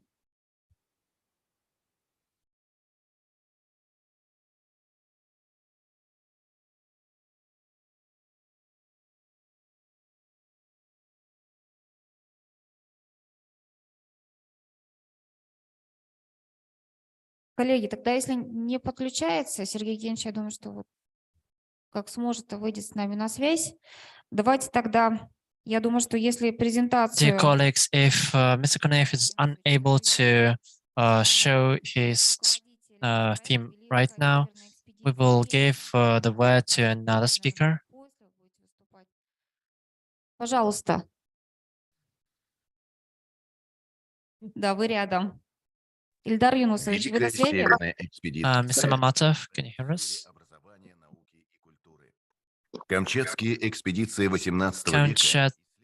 Kamchatka expeditions have discovered multiple parts of the naval coastline of Russia. And today, in 21st century, we have recreated the route of this expedition. It connects tens of cities and countries.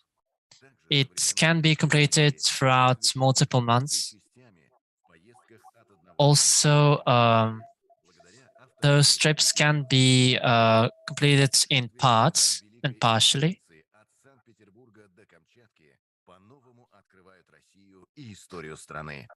This expedition, which starts from St. Petersburg and ends up in Kamchatka, opens up the new perspective to all tourists on the discovery of this fine region. Good day, colleagues. Is it possible to show the presentation? Yes, it is. Please show it on the screen.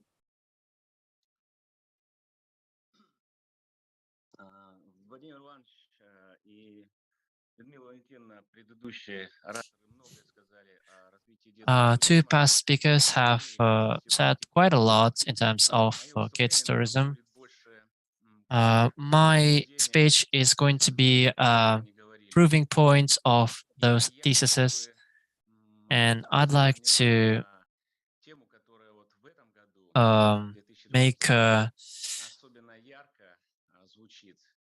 to draw our attention towards patriotism, military patriotism.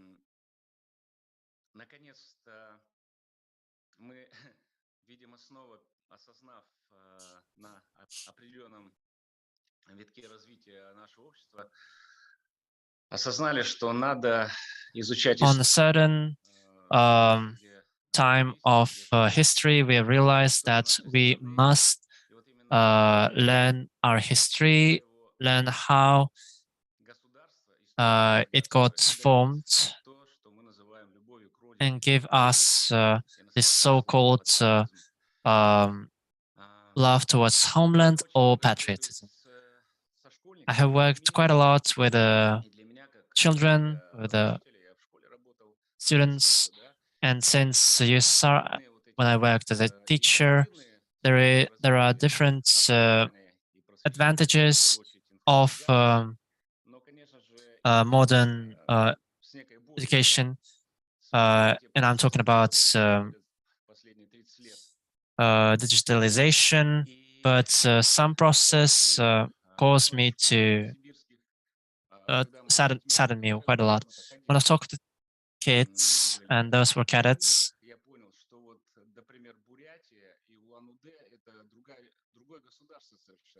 for them, Buryatia and Ulan-Ude is an absolutely another state. When I realized it, that in practical job, practical activity, we must not only talk about the legacy of our country, but also acquaint themselves with each other.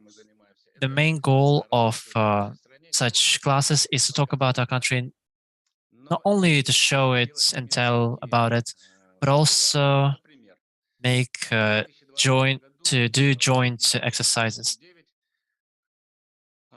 For example, School 901 made a canoe trip which lasted for 200 kilometers, and we've been to Bering Isle. Also, children from Nikolsky village, Bering Isle, have visited the same route. They made a canoe trip up to Tver. They met the people which were relatives of Bering's expeditions. The understanding of the overall width of our country makes us understand how important it is to learn and feel new experiences.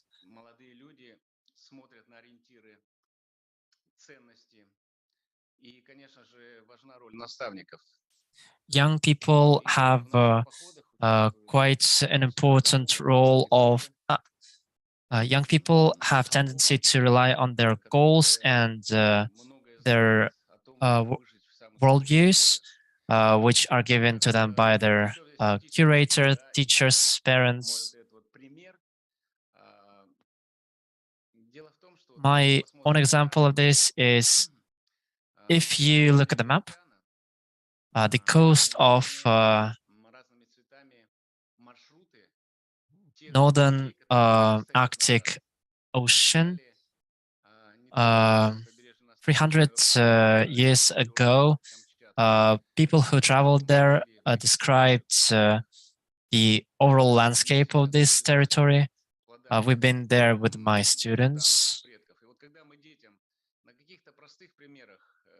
And when we show to our children with quite simple examples, some physical facts or historical facts. For example, in Yakutsk, it is -40, while in St. Petersburg it's -7, and without any right equipment, it is quite hard to make any research.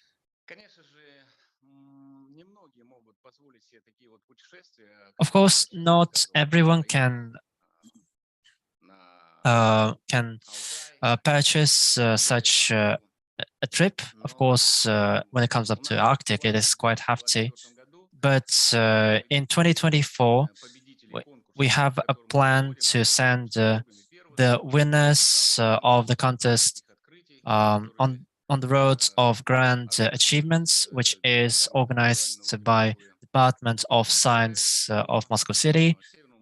we want to show them the northern part.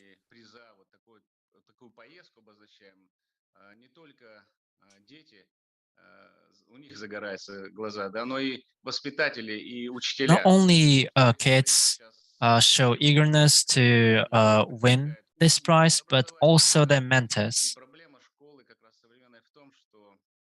The problem of modern school is, well, of course, teachers are quite busy in terms of documentaries, in terms of documents and their duties, but the eagerness, their dedication towards the job is getting lower and lower each year. And so providing kids and their mentors with such competitions, I'd like to make a conclusion. There was a conversation. I've been asked, how is this project increasing the overall patriotism amongst youth? And the second one was, how fast is it happening? Of course, I have found the solution. I found the answer to this question. All we do is quite a systematic.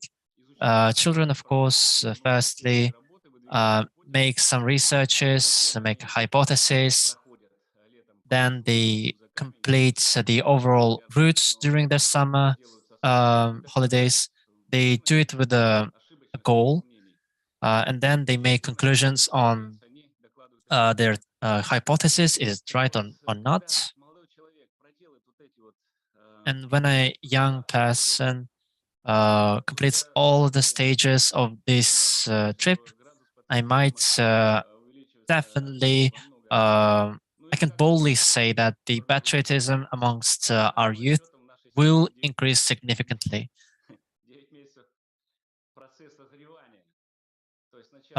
This process might take up to 9 months. Firstly, they will learn about the place where they live right now. The main theme of the contest on the roads of the grand achievements is the Arctic. Chelyusky and Bering were the main topics of such contest, and in my opinion, by collaborating and interacting with each other, we might not do it massively, but we might have an impact on the patriotism of our youth and make our country more whole. От Калининграда до острова Беринга – это территория великой страны, и этим надо гордиться. We should make our kids know that from Kaliningrad to Bering Isle is all of them are territories of the great country. And we wish for much more people to experience this wonderful trip. Sergey Ivanovich Korneev, Mr. Chair Korneev has of the connected to us. Sankt-Petersburg Tourism Development Committee. Thank you for joining us.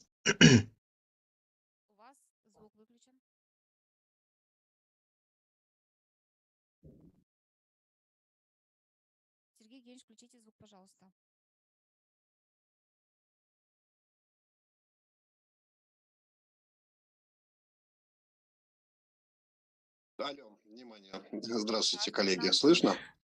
Good afternoon, everyone. Yana Nikolaevna, dear colleagues, good afternoon. Thank you for invitation. Indeed, the theme of the exploration of Russian Arctic and Russian tourism, and which is connected with the exploration of Arctic, is very important for St. Petersburg. First of all, historically, was St. Petersburg for last 320 years. the exploration of Arctic has been done in different formats. Has been initiated from St. Petersburg. The researchers, the geographists in St. Petersburg.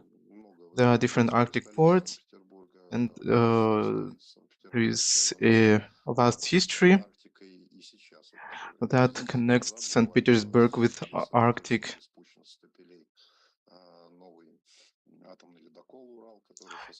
And new atomic icebreaker has been launched from St. Petersburg, and it is part of St. Petersburg, and there are different touristic programs in St. Petersburg. St. Petersburg is has a wide spectrum of touristic programs. There are top touristic venues that connect the St. Petersburg and the tourists connect St. Petersburg with the exploration of Arctic. For example, the Museum of Arctic in St. Petersburg is very popular, and it's leading a good popularization activity. Our colleague, the Committee for the Arctic Affairs, have united around 20 objects of St. Petersburg, and the enterprises that work with Arctic, with different Arctic routes from St. Petersburg. These are very interesting objects, interesting routes for grown-ups, for school children, for children.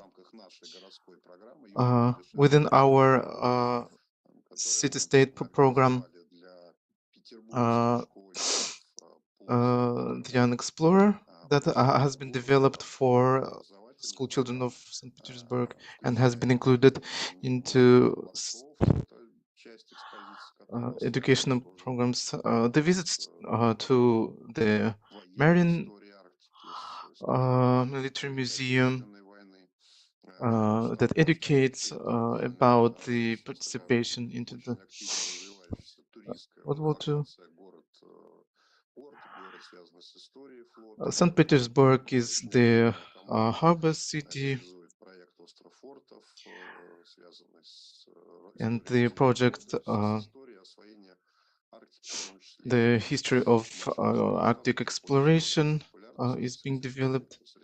This route is very popular among families, among children's tourism, and the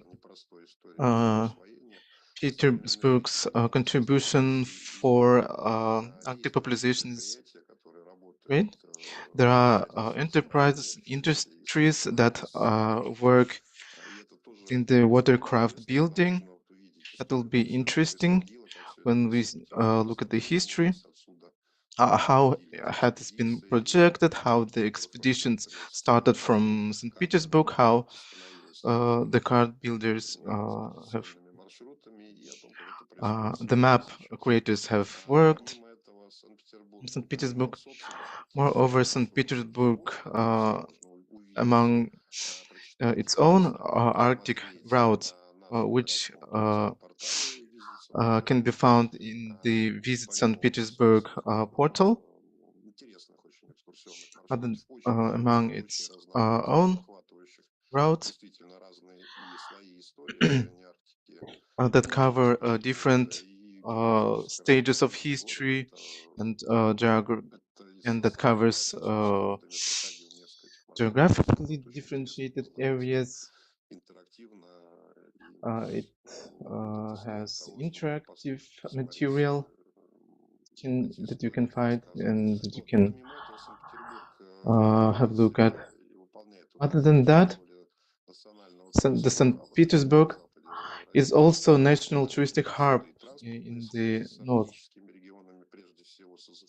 It supports the transport links, for example, with the northwest and northeast.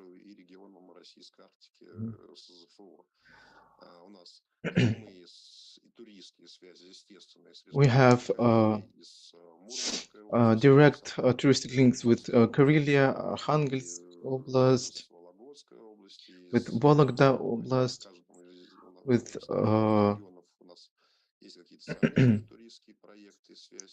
we have different touristic projects that are created with the representatives of the president and the presidium of the state council. We do the expertise of different projects for the popularization of the routes from the St. Petersburg to regions of Arctic region of Northwest region, Federal District of Russia. The St. Petersburg is an expeditional city. The programs start from St. Petersburg. The tourists have 2 or 3 days in St. Petersburg. When they educate themselves about the history, then go to Karelia. Next stage is visiting Archangelsk region, Murmansk, Malnetsky, Nomus region, the regions with their national specifics, and we all together educate about these routes. We lead the information companies. We solve our crucial work as a constructor of different routes for travel. And these programs can be conducted from year to year. They are being modified. They are differentiated. Here we can coordinate with any operators with different regions, and soon at the forum, the touristic hub of St. Petersburg in December, we will discussing the development of new routes in the Arctic tourism in the Northwest Federal region. We are collaborating with educational institutions. We're discussing new projects with any instruments that we have, the informational and organizational resources, with the colleagues from nearest and farthest regions. Of course, this topic is important to us, and we're open to the dialogue. And thank you for your interesting reports that you have presented today. Thank you. Thank you, Sergey Evgenievich. There has been a proposal from Sergey Evgenievich and the forum of sustainable Arctic that can be held, the accessible Arctic that can be held on a yearly basis. And the link between St. Petersburg and Yakutsk will be interesting to establish. Thank you. We have another representative from St. Petersburg, the expert from the Arctic Affairs. We have the representative from Iceland, director of Arctic Portal, from another forum fund, who is supporting us on different meetings. Thank you that you are participating, and we pass. It's a pleasure to be here, and I believe there is going to be some translation, right?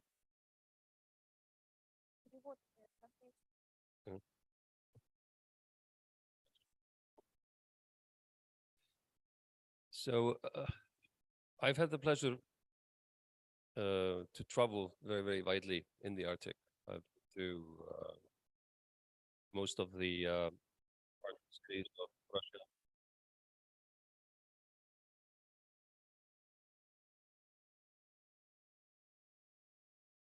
So I've been to most of the Arctic cities of Russia. I've been to Svalbard. I've even been to Barentsburg and Svalbard. I've traveled widely in Greenland, in Canada, and in Alaska. So, and also in northern Scandinavia. So I've been privileged. But the issue about the Arctic, it's extremely diverse. Not one Arctic. And we also know from Iceland, I've been a consultant to both the Public Roads Administration and the Tourist Board of Iceland for decades. And we know from research, people that are actually traveling to my country of Iceland, they come because of nature, they come because of culture. They don't come because the beer is cheap or the beer is expensive. They are seeking for the environment and the culture.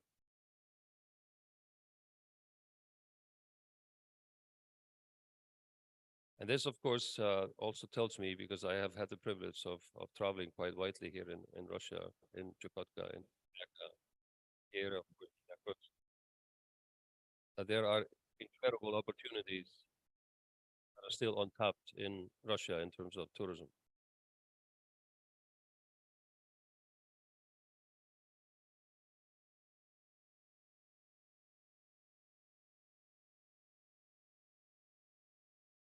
What I've learned and what I can tell you from my experience back in my home country of Iceland, because I was on a developing committee for the government back 30 years ago, actually. We know that the exchange of information, making it relatively easy to travel, is a certain key.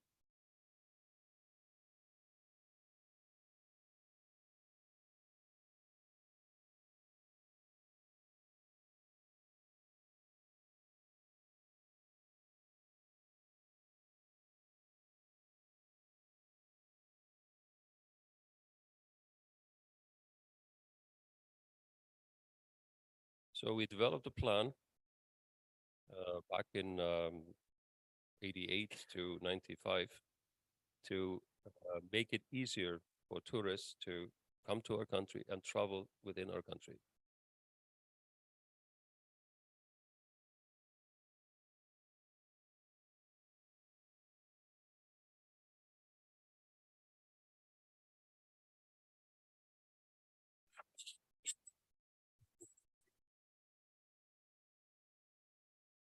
This included science information in nature, how to get there, what to expect, what to see, developing parking and rest areas, putting up toilets in necessary places, etc.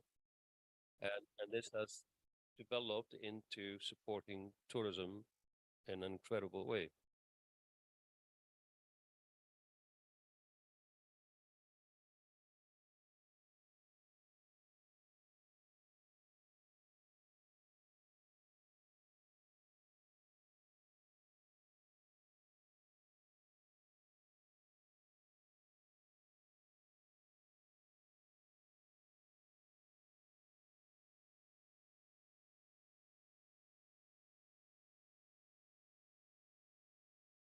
When we presented the plan to the government, we were like official committee. The number of tourists in our country were about 400,000 a year. This was in '94.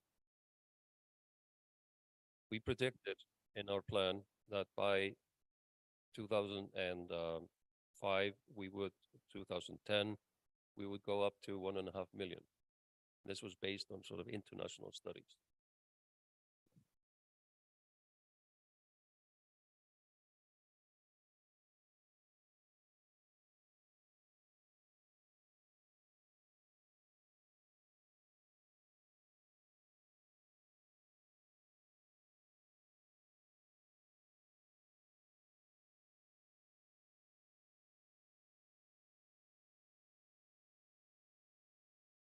we were laughed at. We thought it was very funny that this would not happen.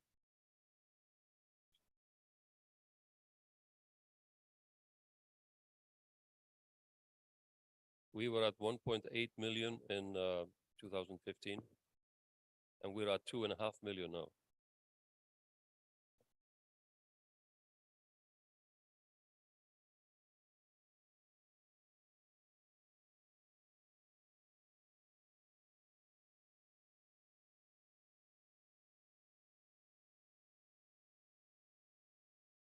Tourism has developed into one of the cornerstones of our economy in only 2 decades or so.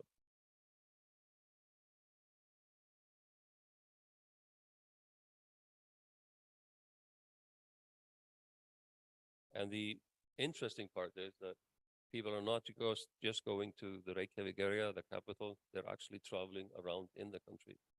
And they're coming more and more now in the sort of shoulder seasons, because Aurora and winter is also interesting.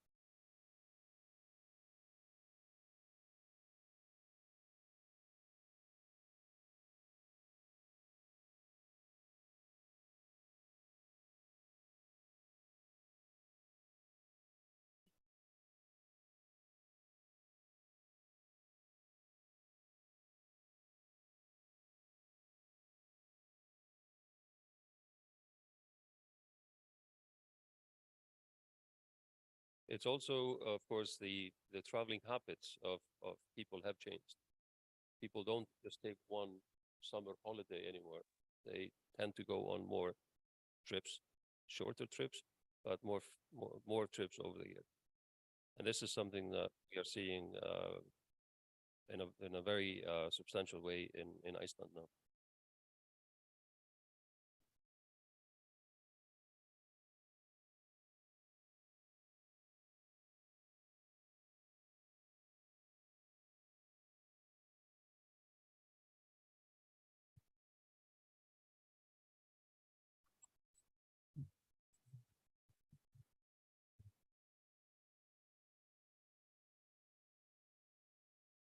It's also important to study the markets, because traveling behaviors are different between countries.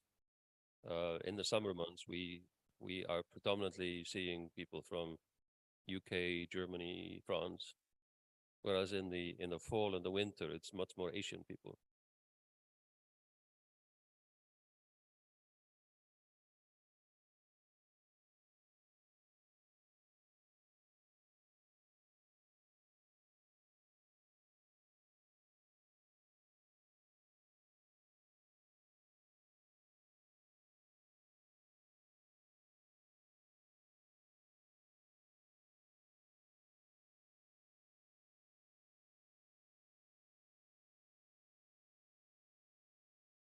And another thing that has been developing very, very fast related to tourism is filmmaking. There's a lot of related tourism that has been, or industries that have been coming with the tourism. It's making advertisements, it's shooting movies, etc. And this has become now very important to the economy. Very interesting how that has sort of come as a side product in everything.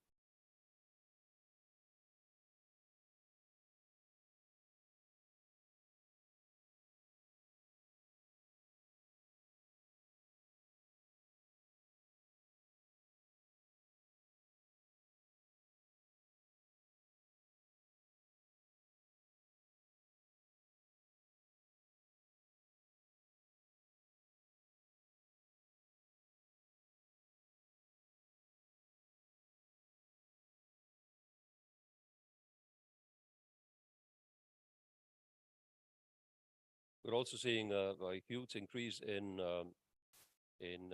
adventure tourism. So first it was sort of the average tourist, and then increasingly it's sort of the edges, you can call it that.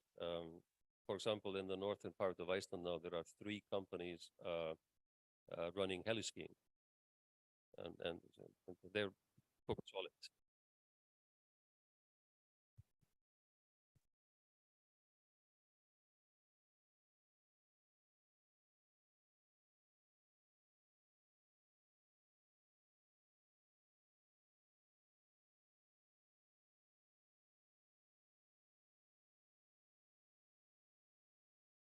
So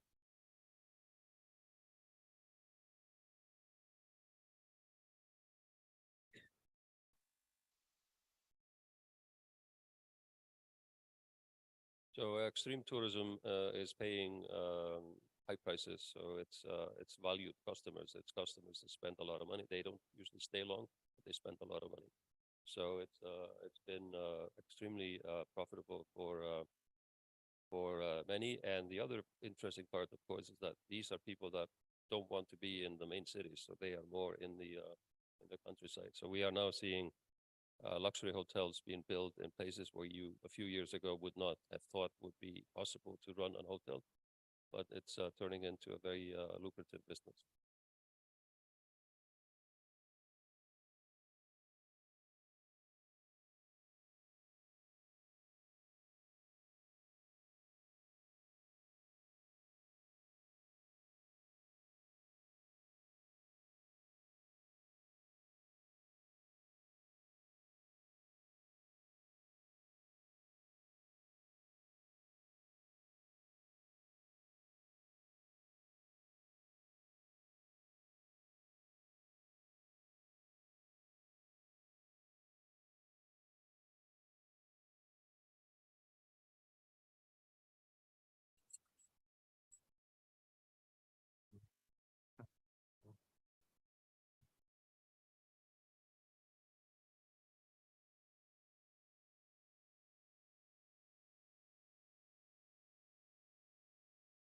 Another aspect that is growing, and we see and we know that it will be growing even more in the years to come, is science or educational related tourism. It's school groups that are coming for a period of usually around 10 days. There's big plans from China to have groups come and connect it to their curriculum, because interest in the Arctic and nature, and not least climate change, is something that is growing very, very fast. And it's actually a market.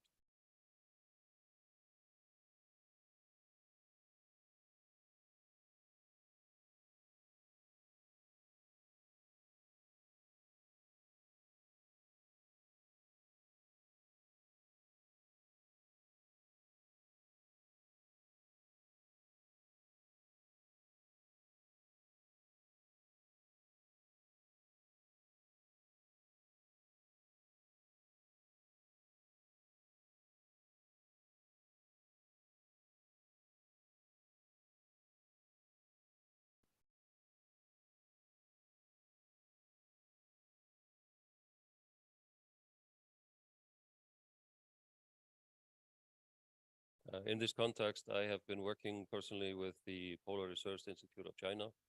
We have now built a research station in Iceland, and part of it is dedicated to outreach. So it will be open to tourists and to educational groups. And the scientists will be working on creating science in the way that it relates to public, so that it can be used in education, and that general public can actually come to the station to learn about the forces of nature.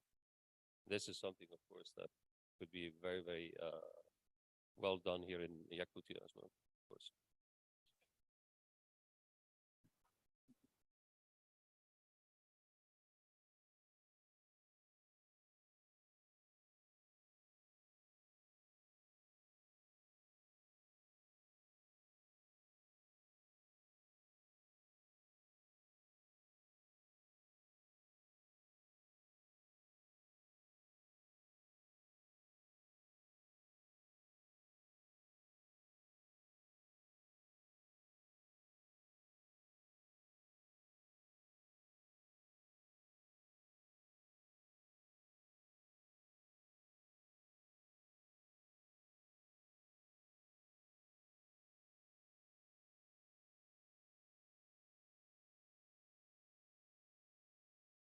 So I hope that the Northern Forum can be a venue where we can collaborate and exchange information, so that we don't have to reinvent the wheel, but we can learn from each other and share information and knowledge. I see a lot of similarities between Iceland and Kamchatka, for example. I think there's a lot that can be learned from both advances and mistakes that were made in my country that could benefit tourism development, for example, in a region like Kamchatka. A lot of similarities, a lot of opportunities.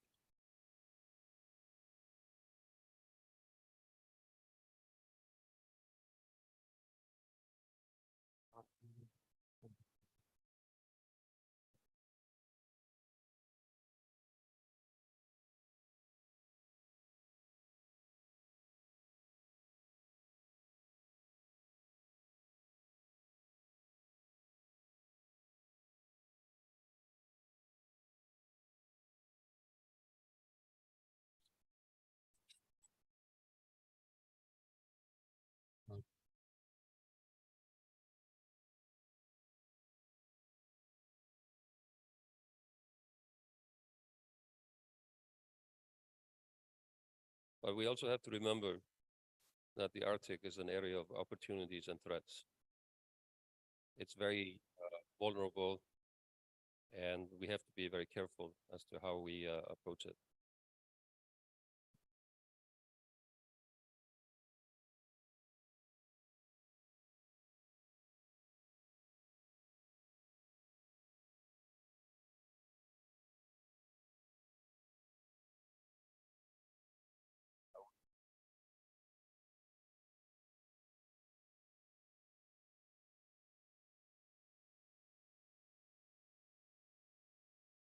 I'm not going to be negative in a sense, but I was in Chukotka this summer, and we drove in big trucks over marshland, leaving tracks. And this is something we've learned in my country, that we have to be extremely careful, because when I was young, we used to drive everywhere, and some of those tracks are still visible. So we have to be very, very careful, and we have to make sure that we have legislation or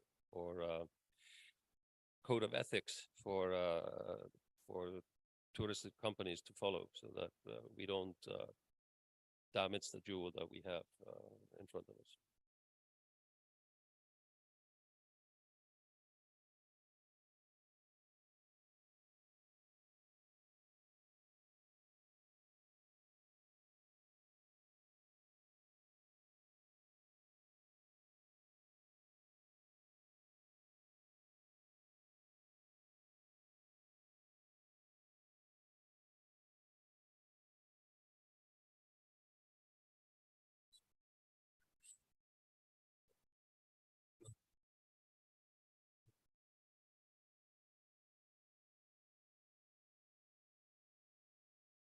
So it's very important to make sure that those who work in our regions, they know what they're doing, they're educated, they're given enough information to work by, but also that there's a certain level of let's call it monitoring, to make sure that we leave what we're seeing in the best condition.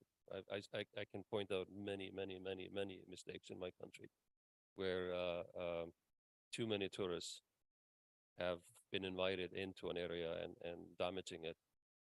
They didn't mean to, but they do when there are too many.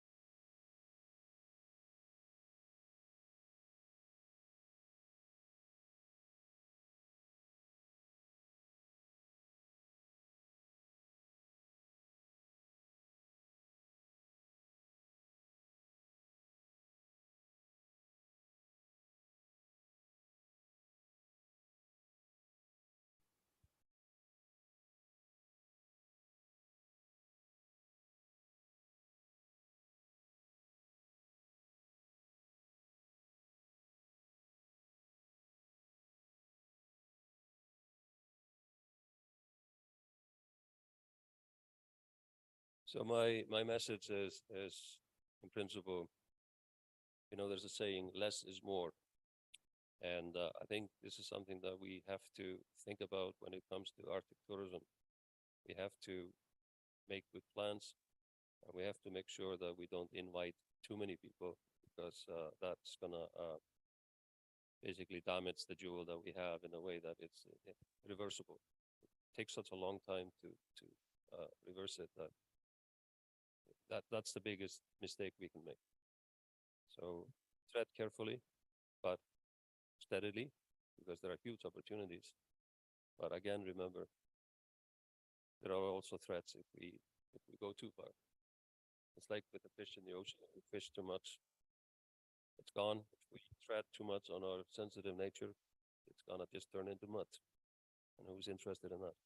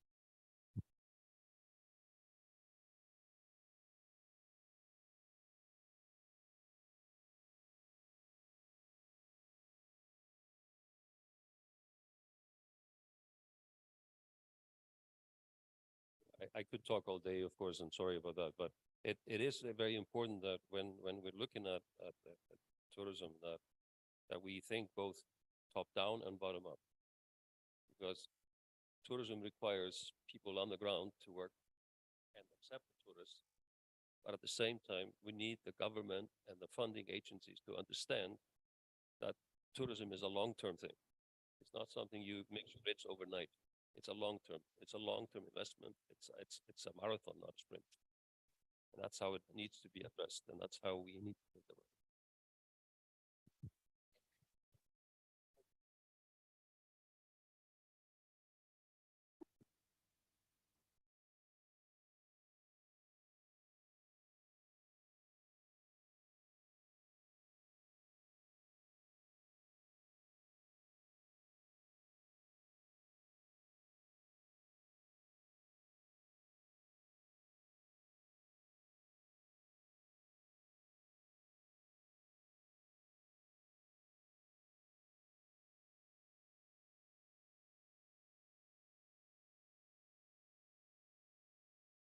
Мистер Халдер, спасибо большое. Thank you very much. Мы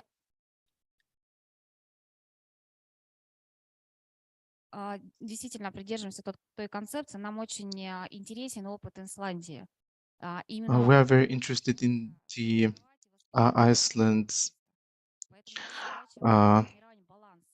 work. So we need to create the balance between infrastructure, the load, because the Arctic is fragile.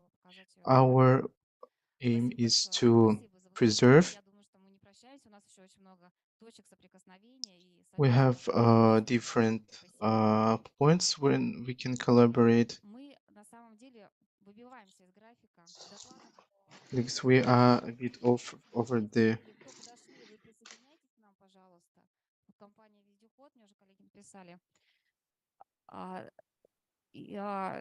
Зря вот Дмитрий Анатольевич Громов хочет от нас убежать, но что сделать? Генеральный директор Республики Саха-Якутия, Агентство по развитию туризма и территориального маркетинга, потому что мы для вас оставили еще очень много интересных таких вот проектных решений для региона. И как раз хотели бы, конечно, чтобы вы их послушали, но я думаю, что мы потом еще обменяемся опытом. Прошу, вам слово.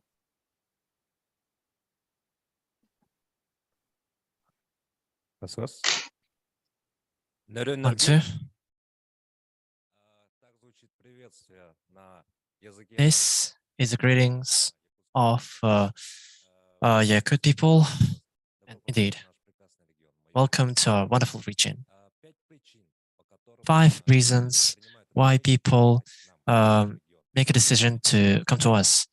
Indeed, Yakutia is like, if we compare to Emirates, the most, we are the only region which has those factors, which has the most.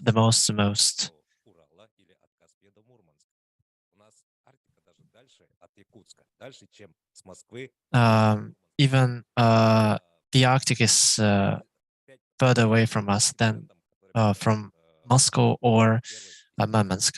The first thing is that freeze is the synonym of Yakutia, but we represent this freeze as something magical.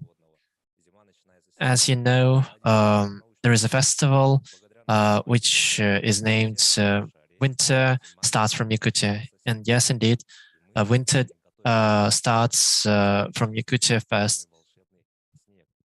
And in Yakutia, there is the cleanest and the purest snow in the world. And we represent this element as the birth of New Year. Of course, New Year is the most significant holiday among children. It is the reason for us to look at our plans and maybe redirect them. Yes, you might feel it with every bit of your skin, but when you live it, that feeling of miracle and magic will never leave you. Of course, the second reason is our diamonds. At least a quarter of those diamonds which are mined in Russia are mined from Yakutia. And the people who live here are incredibly unbreakable and resistible. It is not a surprise that our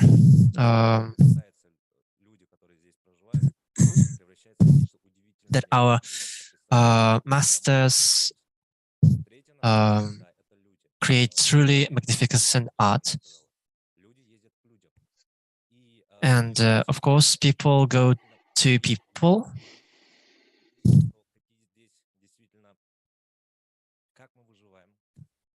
The way how we survive. We break ice in order to collect water. We put double screens on our cars.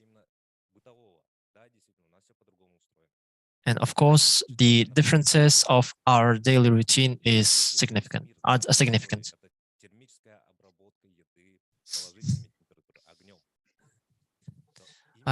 Also, the third factor is that only Yakutia uses freeze as a way of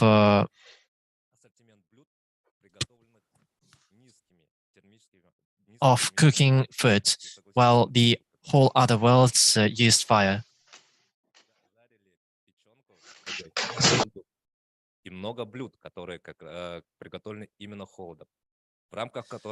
There are lots of dishes in our cuisine which are cooked only through extreme freezes.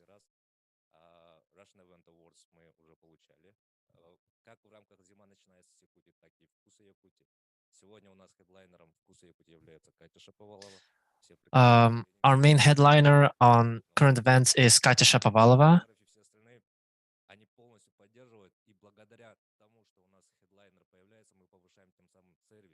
All people are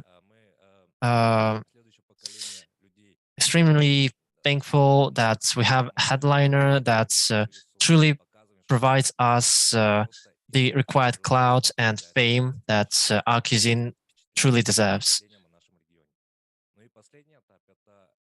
And the last one is that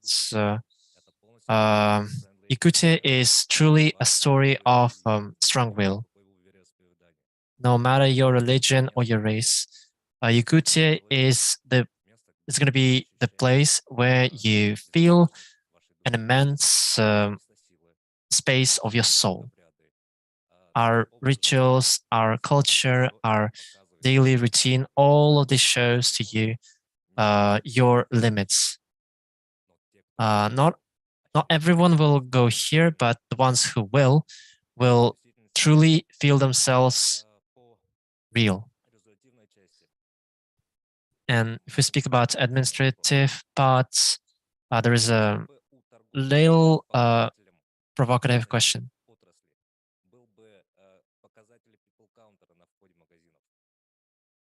If the amount of success an organization would have would rely only from the amount of visitors that would come into the shop or into the magazine, would it be truly a correct measure of success?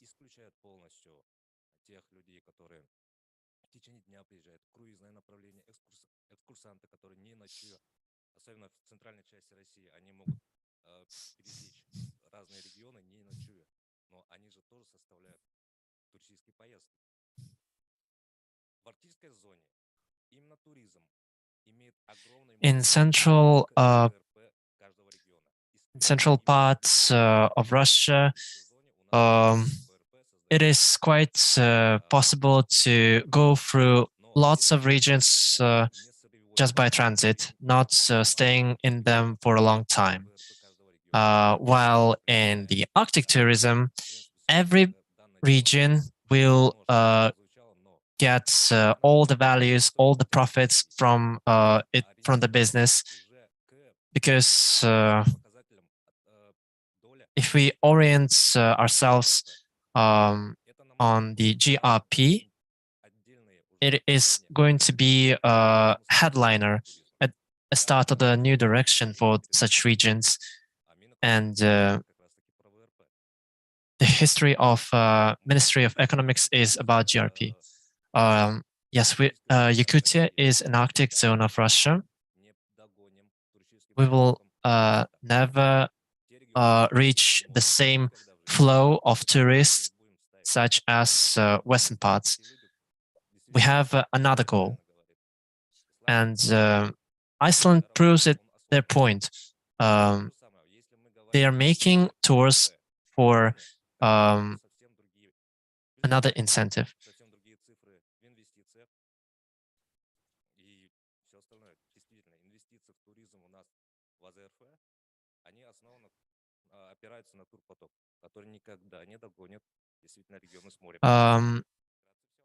We are aimed towards those people who deliberately want to go to the extreme freeze temperatures and feel the most unique experience in their life.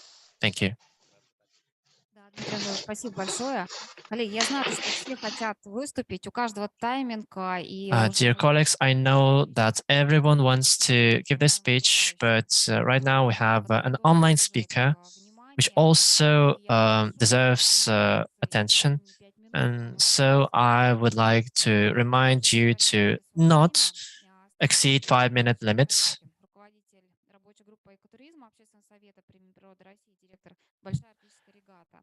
Right now we have Mr. Koryakin.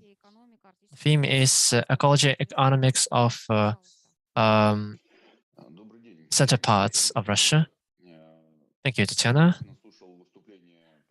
I've listened carefully to the speeches of my past colleagues, and the visualization of the geography and cartography of our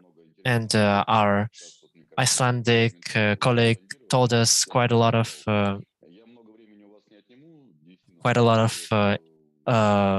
smart ideas.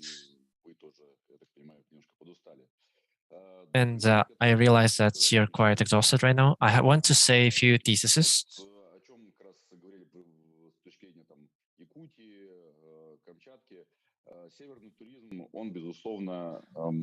Arctic tourism definitely has its traits, and those traits include the thing that it is not aimed towards mass audience.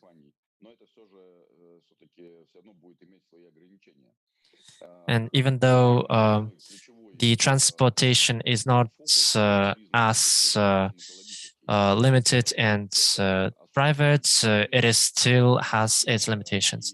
Plus the climate, the extreme climate and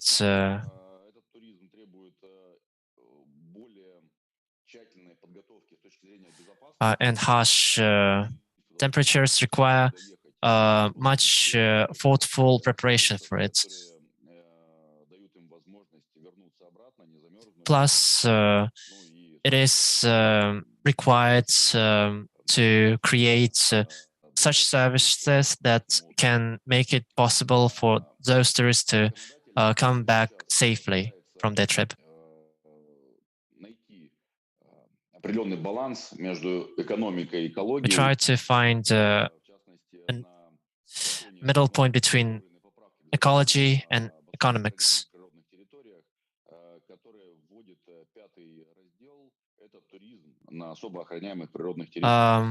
There is an ongoing conversation about a new part in the law. It is the 5th chapter about tourism in reserve territories.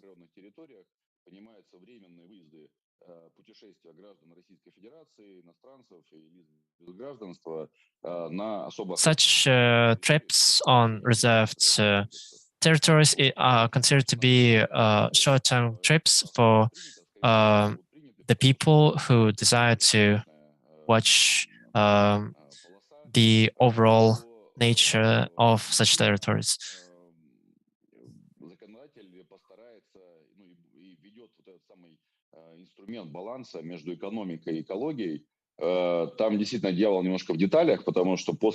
The lawmakers are aiming towards creating a balance in this chapter, and then characterize the importance of tourism in such territories on federal and regional context.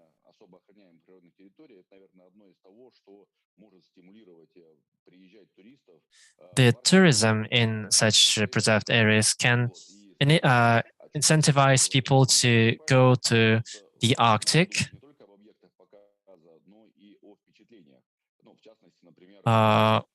and I'd say that it is also important to not only think about the object of the presentation, but about the feelings that we gain from it. The feeling of a pioneer, which is connected to visiting those territories in a global experience.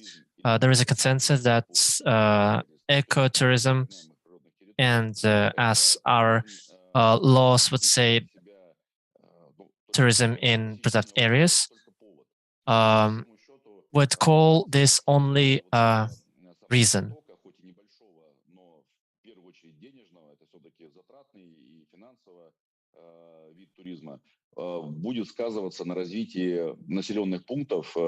This initiative will be quite hefty in price, but it will also cause drastic changes in the territories in which natives live. There is a consensus that tourism in reserved areas positively affects the villages, cities, or settlements of reserved areas. They will start to develop or continue to develop if they will use this flow of funds correctly. People who are interested in info sphere, we must strive to find a middle point between multiple areas. We must strategize and create different plans for regions. And these regions must remember that these initiatives not only serve them as an income, but also as a very important and heavy responsibility in terms of anthropology and economics.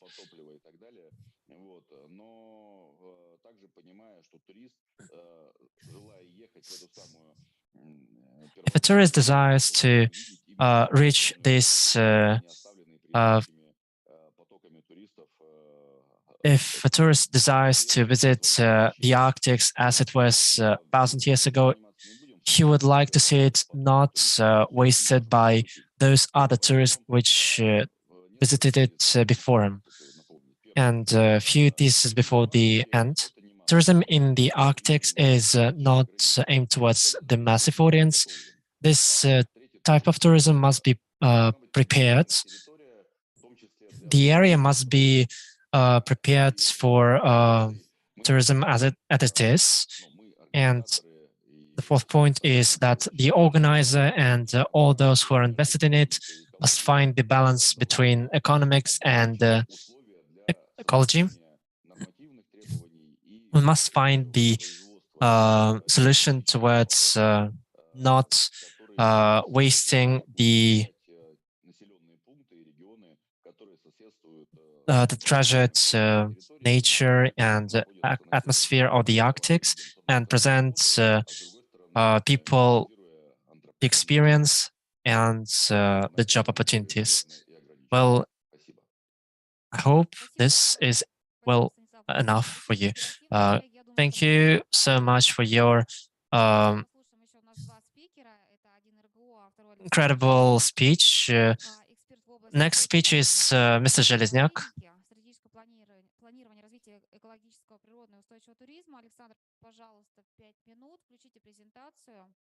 А потом мы уже вернемся тогда уже к нашей общей дискуссии. Коллеги, большое спасибо вам вот за стойкость. То, что все внимательно слушаете, потому что действительно получилось очень много докладов. Ну, как-то вот... Thank you for your stoicity, because our current schedule is being torn apart. Dear colleagues, please turn on the presentation. Good day to everyone. Yes, we do develop Arctic tourism as a whole. And my presentation is not about the magic, but about its structure, without which magic won't happen. Но если они приезжают на неподготовленную территорию, it's a matter of fact that no matter how wondrous the nature is, if the trip is not well organized, the trip might be soiled by negative emotions.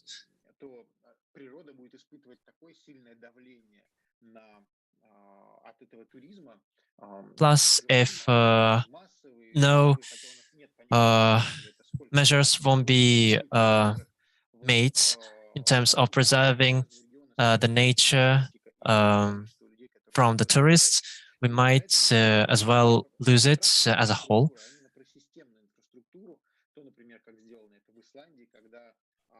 We must talk about system infrastructure.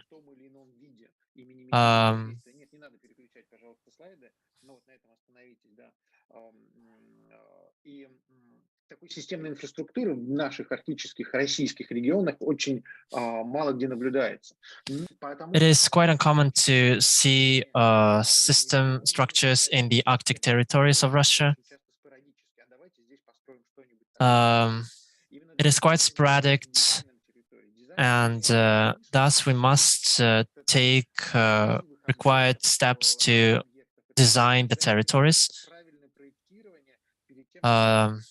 territory designs are is a process of thought process in order to make a territory much more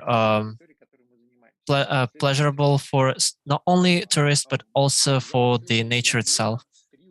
For the last 2 years or even 3 years, we have developed some projects in this direction. It is master plan of development Arctic reservation. During this work, we have created made quite lots of plans, cases, and in my opinion, this plan might be one of the leaders of Arctic tourism in Russia. And now we are, there is currently a work in progress of other projects. Системные такие документы, что уже, слушайте, мы написали столько стратегий, уже столько раз об этом говорили, что зачем же, у нас этих стратегий немерено. Но there are ongoing conversations about an absurd amount of strategies and plans and questions on their reliability, but I'd like for my colleagues from Taimyr an information of realization of such projects.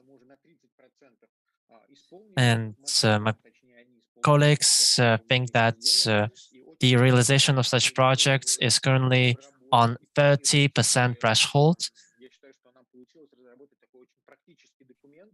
And I think we are able to create very practical documents with a very important priority, because it is important to stay on the target and not go to the other way.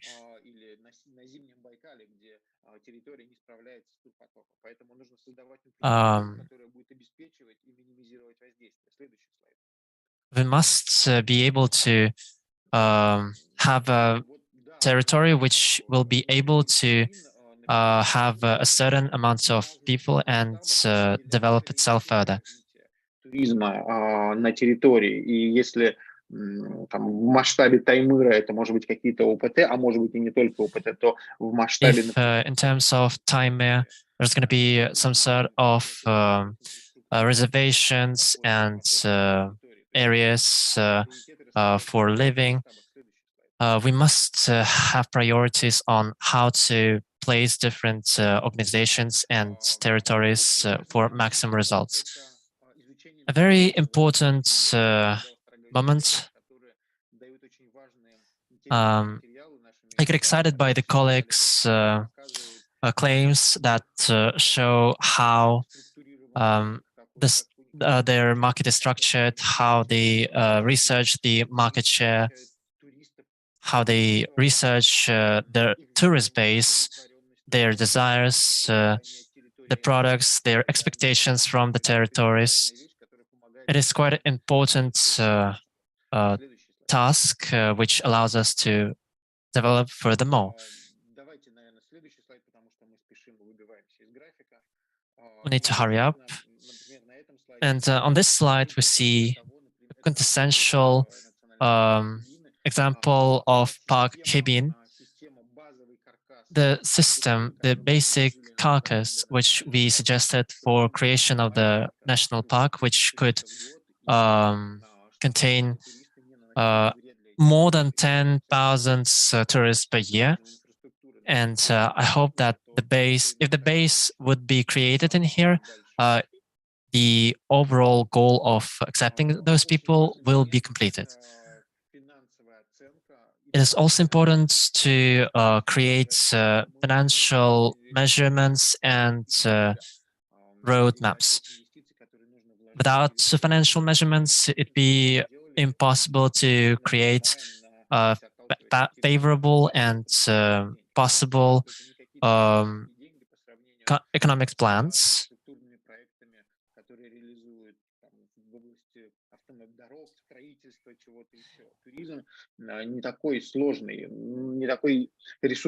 And it is not as complicated as in terms of compared to road infrastructure and construction.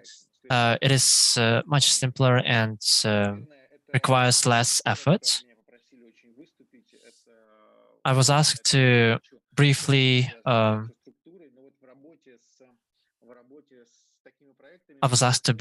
end my speech here.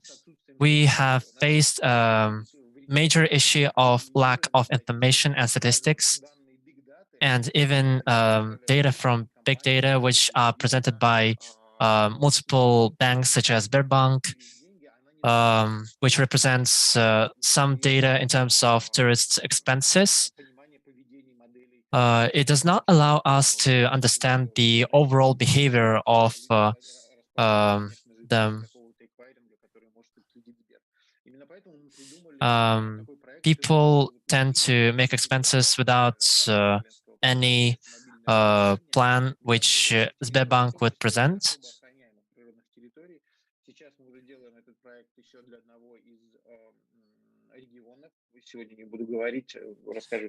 We're currently work in progress. We have a project which is in work in project, which would allow tourists to download an application that would give them the permission to have a trip to such locations. And with the help of this application, they will understand the basic necessities and the places where a certain infrastructure must be situated. And of course, Arctic tourism is a very important theme, and we should make an effort to create it, to develop it as farther as possible. And a little word about ourselves. We are eager to interact with you and make partnerships. We produce different digital products within a field of nature. We are glad that tourism is being developed. Thank you. Thank you, Mr. Zhelezniak. Indeed, we must economically measure how probable and how efficient would be current business. I'd like to ask Ms. Bilyuk to connect and download the presentation. I'm giving the word to Ms. Nakhotkin. Nakhotkin Nikolai Alexandrovich, Chair of the Regional Branch of Forest Use Past Public Organization, Head of the Rescue Service of the Sakha Republic. Good afternoon, dear colleagues. I'll be short. And I would like to outline the priorities. I'm working for 13 years as the acting director of the Northern Forum. And I wanted to show what capabilities does the Northern Forum have. In 1994, we have created the circumpolar expedition through every region of the Northern Forum. We had expedition through 1 week, and different fields such as astronomic diplomacy has been observed. We'll be observing the slide. And Walter Hicker is an outstanding person, the organizer of Northern Forum. He's the champion of the USA for boxing, and twice the governor at the Alaska. He has been at the fundamentals of the Arctic expedition.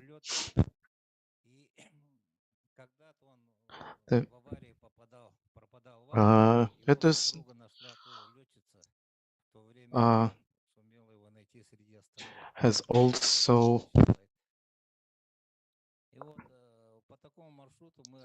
and through this route we have flown through the globe, and that was the period of the Cold War.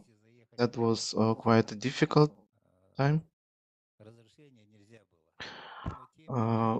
Needed to get the approvals for entering different regions. And we hope to do such a route once again. And here we have the video. We don't know much about our Arctic region. There many information about Alaska, about Iceland, but not that much about our areas.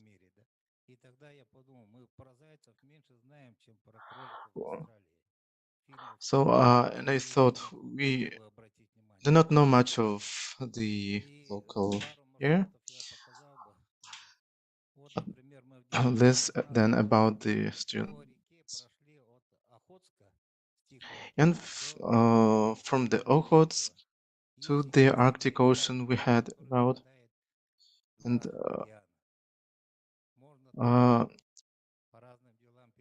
this is a river that flows into two oceans.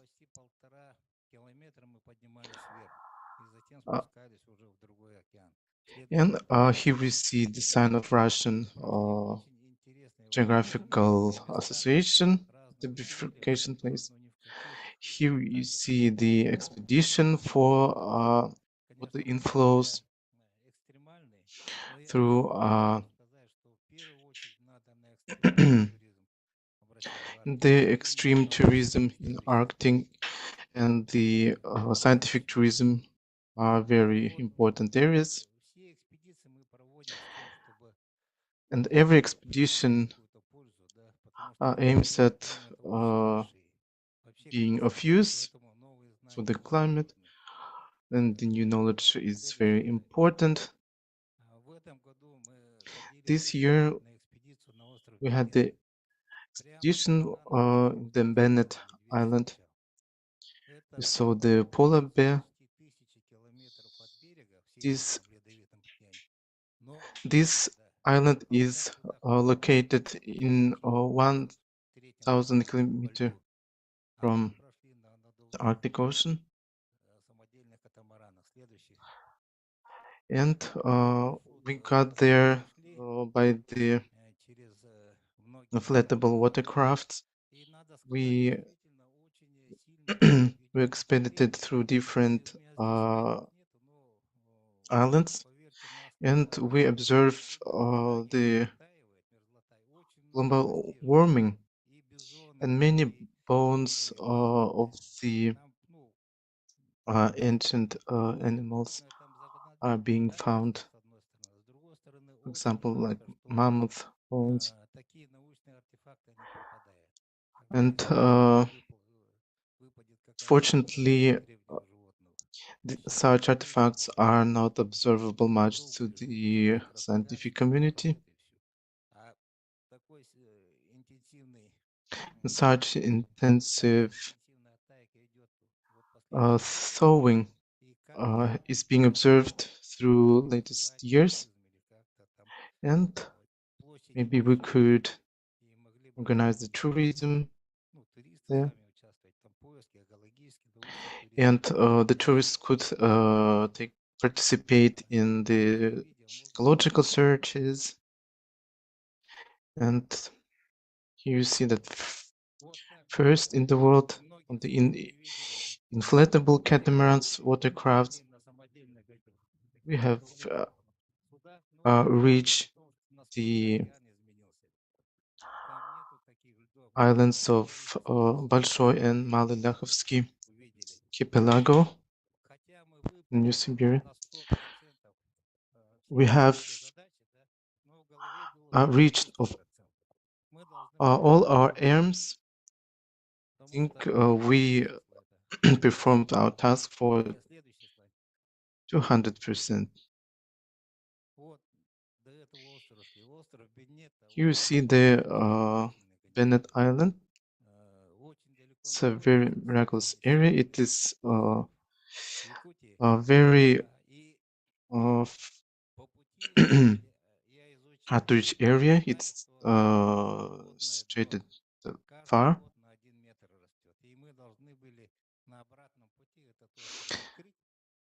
And we need to open this, to explore this island this time, but we have left for the next time, because the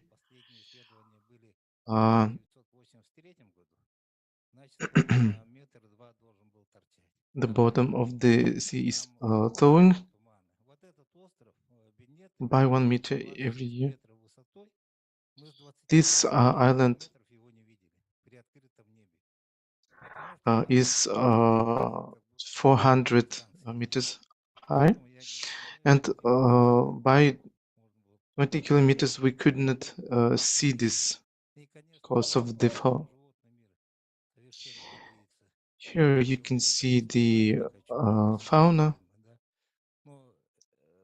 miraculous fauna of this region, and the biology here is understudied.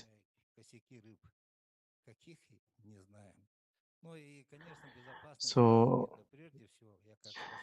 the life safety in Arctic is also an important issue. And in these fields, we have found such litters, such remnants. And maybe there should be some ecological tourism there to solve such problems and clear it from the litter. Thank you. Vladimir Nikolaevich. And our Arctic tourism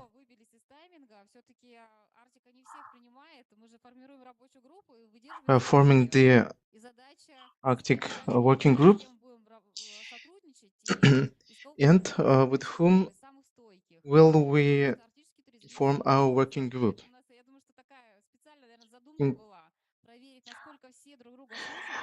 And I think one of the interesting parts that how many people have remained here, who is listening attentively, and with whom we will organize our group, because we need to listen attentively to each other to know what mission is led by each participant, and let's take part and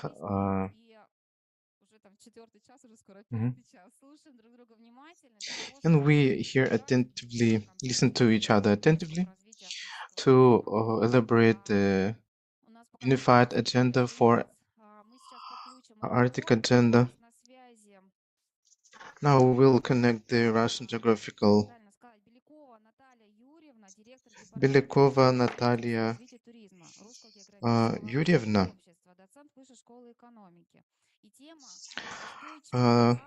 Associate Professor of Higher School of Economy. Good afternoon, colleagues. Because of the timing,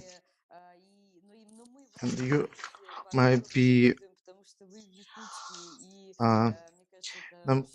of course, I'm admiring that you are in Yakutsk, and you might have a different perspective on Arctic tourism because you are on site.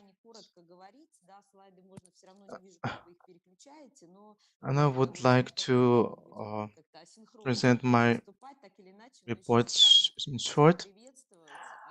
I would like to greet everyone. And I've heard three different theses, the less the more. For example, the first thesis is quite important. The second thesis, the word carcass, that is being used lately.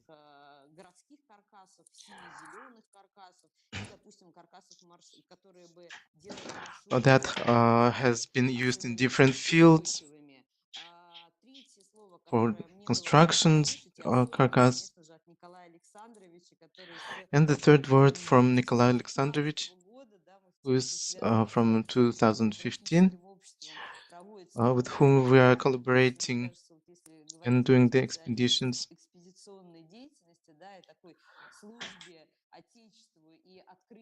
And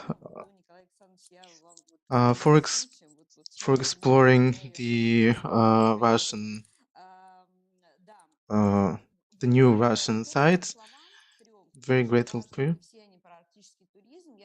These three theses are describing the Arctic tourism very well. To add up to your thesis, I wanted to consult about the legislation and law concerning the tourism. We live in the era of science and technology, and in July we had the roadmap for the realization of the events of the decade of initiative for scientific and sci-pop tourism to lead this initiative into sectors. This increasing and popularization of the new developments that the Russian science does, and the education of the youth, their incorporation into the science.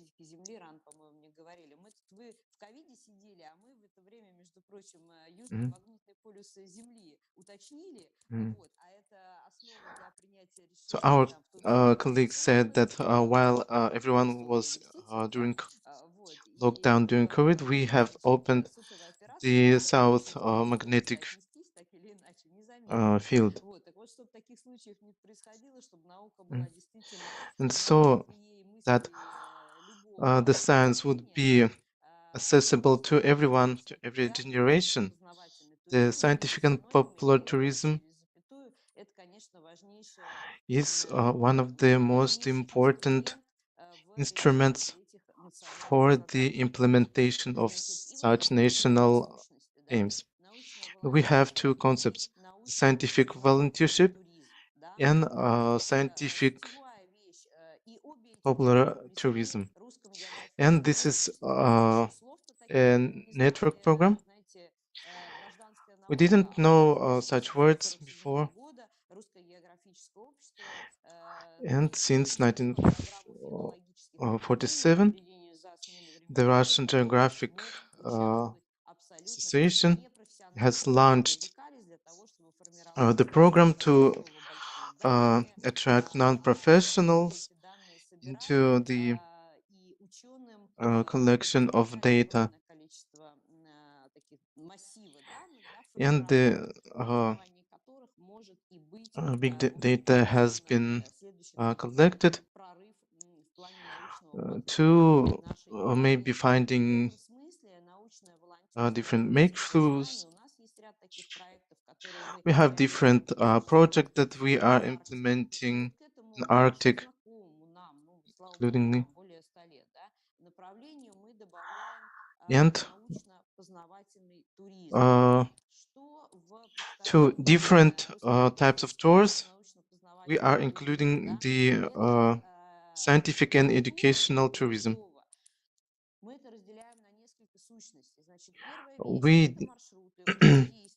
We divide it into different concepts. First, that are already existing tours from the tourist operators. This is already existing routes that are being used by the tourists. This includes the sustainable tourism routes. We include the ecological touristic routes.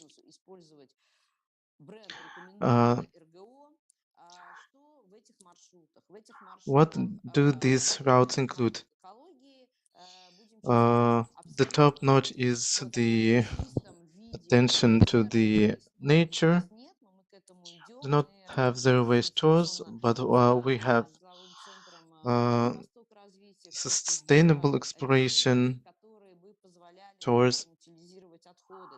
We're seeking for the products that could help to recycle the byproducts of tourism.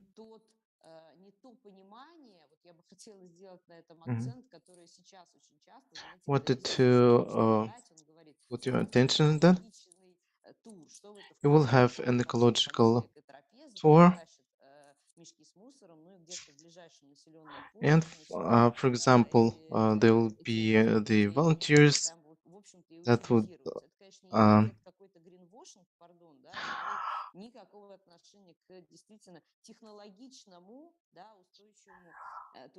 we aim at the technological and sustainable tourism that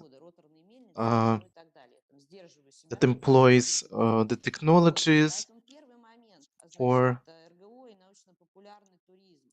the recycling. First, it needs to include the certification of the tours that have a high quality, and that includes the volunteership factor. Our tours need to be included to the objectives that are connected with geo-monitoring. I've heard from the colleagues of Yakutia, and I remember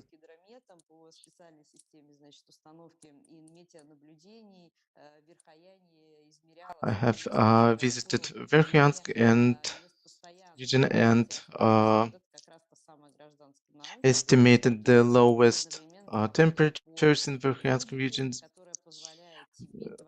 when we can work with the right methodics. And the second part is that the creation of our own routes. What is carcass, or the structure of the tourism? It is not only the inclusion of anthropogenic factor on the specially protected areas. How to elaborate within the route. The Arctic is the zone of the high risk of tourism. And what do we include into the word carcass or structure of the route? One should include of the allowed load on the area, the places, the recycling structures. It concentrates around Khatinka in the northern form. In 24, Khatinka celebrates 300 years anniversary of exploration, and in the next year we will implement the next stage of the project, Arctic general clearing work.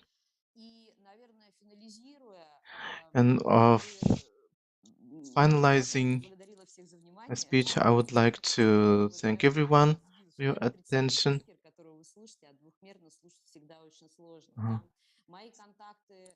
My contacts will be shown the next slide, and I would like to communicate with colleagues after the roundtable. The next year and next decade is the decade of the science. And when we talk about the sustainable tourism, it's connected with the work of expeditioners. Main point is that from the exploration, then professional expeditioners should do the research, should conduct the research, and only then the interested tourists should visit that. And their connection to Arctic should coincide with those of the experts. It should be responsible because Arctic remembers everything, and the tourists should remember that. I don't know what to say about the fragile Arctic, but I think many strong people are meeting today that bear the task of preserving the fragile Arctic and to lead the sustainable tourism.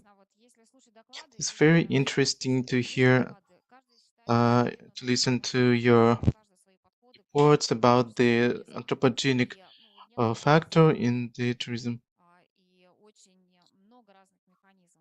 And there are different mechanisms on preserving, and we will form the general approaches on the basis of your search. Next speaker is Natalia Volnets, Белый Шиповник Center for Development of Projects in Tourism, Sports Education, Culture. And the project and the next speakers will be the ambassadors of Arctic after the Natalia, Bogdan, and Alexei. Good afternoon, everyone.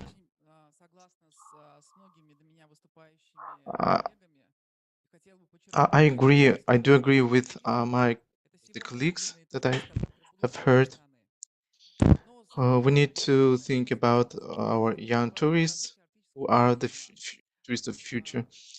What about the development of Arctic tourism? Let's have a look that we have two directions.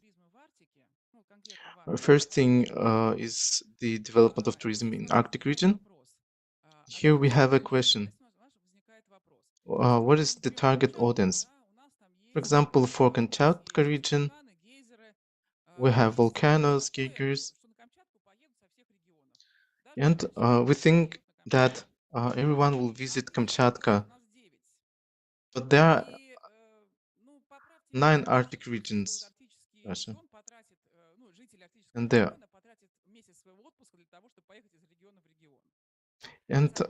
is a low probability that the inhabitant of citizen of Arctic region will spend his 1 month vacation to go from one area to area. Another person who is involved in the investment of Arctic, we asked the question from Central Russia what Arctic is. And they say penguins, oil, gas, cold, far region. These are the associations to Arctic. Thus, the children do not know much about Arctic. I think that one of the directions at work will be to to work in the field of Arctic, in the Arctic regions.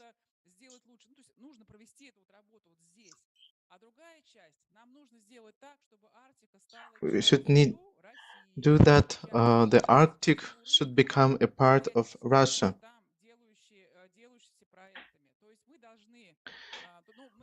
We need to promote the Arctic and work with the target audience of school children.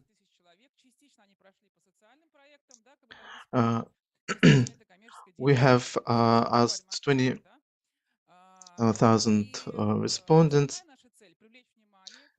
and our main task is to attract the attention of the Russian audience to the topic of Arctic. Thus, need to create a thematic park of our Arctic. We think that in every region of Russia, the school children should know about the Arctic.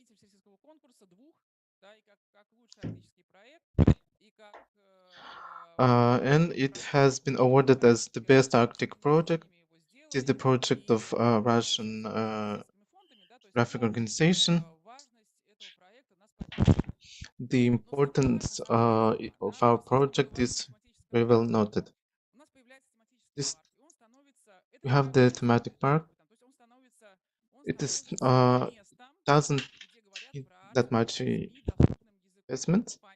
It's a place where we are holding talks about the Arctic with simple, understandable language. We can organize different events, sample film festivals.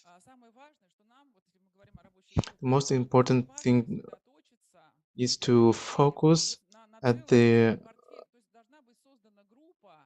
a group should be created that will aim at the elaboration of projects in the Arctic of Russia. It is very important that the group will create the portfolio of projects which will outline its target audience, its aims. The results can be the projects, the participants that took part. And by that, we will form, if we have 10 million of school children, and via different media, via excursions to museums, via different stimuli, and even if 10% will be interested in Arctic, we will educate such a tourist that we need now. We'll raise such a sustainable tourist. The tourism in Arctic, in fact, is a niche one. And to make it mass tourism, and the interesting thing is that all the projects directed at the Arctic, they correspond to the aim of the state. The history of Russia in the history of Arctic exploration is the history of the national deed, of the scientific deed. It is 800 years long history. It is also a topic of Arctic, because in the Arctic there are different topics and fields to talk about. And if it is not systematic, everything gets scattered. So because of that, there should be one organization which would implement the projects in unified manner, then we can have a mechanism, different projects and contests. And when will be such organization, we'll have the projects, and such projects will give the results. And I can show the case of our park.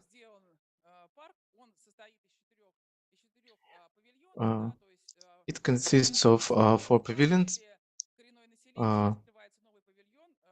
Pavilion of the explorers, of the indigenous population, the classic expositions, which is augmented with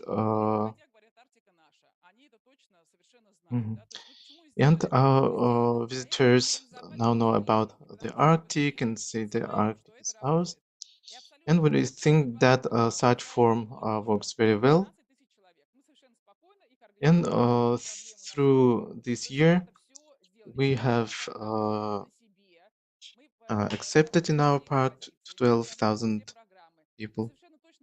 We have elaborated the programs, and we think that one of the instruments and by summarizing, I want to say that there should be systematic organization that will involve different instruments such as parks, museums, expositions, book printing, cinema, that would be created within the framework of one organization. And the organization that would take such projects will have great fruits. Thank you, Natalia Vladimirovna.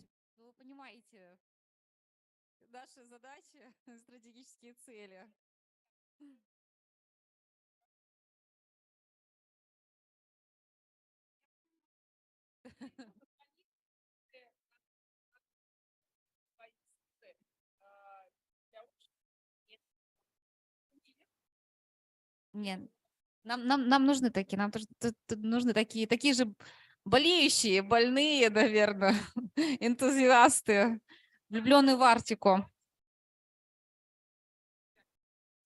Спасибо. Передаю слово. The word is passed to Luchov Bogdan Yurievich, Expo Center for Support and Development of Expedition Activities and Tourist Appeal of the Regions. Коллегам добрый вечер. Вот приятно, когда мы так общаемся, и нас сейчас с разных точек России смотрят и присутствуют и участвуют в этом амбассадоры Арктики, потому что все, кто здесь сидят, это все амбассадоры Арктики, все ее любят, все ей занимаются, так или иначе. У меня 2 миллиона подписчиков в разных соцсетях, только видеоконтента около 100 миллионов просмотров. И основное, что я делаю, я снимаю контент про Арктику, я рассказываю про Арктику. И как раз я долго думал, почему я так люблю Арктику. Ну, во-первых, я смотрел в детстве мультики, которые воспитывали во мне. Это Умка, это вот этот мамонтенок на льдине. Потом дальше в моей жизни появились 2 капитана, которые рассказали мне интересную историю. Потом я читал статьи об экспедициях, «Комсомольская правда» и так далее. Потом я стал слушать передачи, смотреть видео. И я понимаю, что в какой-то момент Арктика была романтизирована за счет так называемого контента по тем временам разных источников, от мультиков до статей, до фильмов и фильмов Кусто.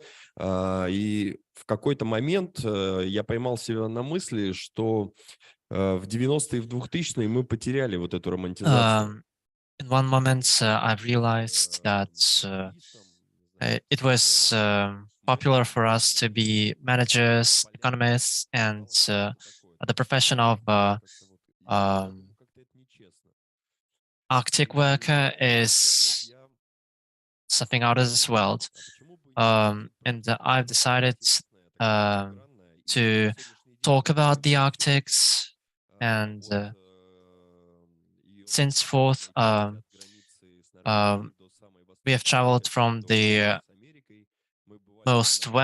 from the western part of it in Norway up to the furthest part in the east, up to Bennett Isle, one of these isles. We arrived to this isle on car. I've been in different countries of this part of the world, and what I want to say that the places of attractions which can truly amaze you, unless they were mentioned in a film, there were no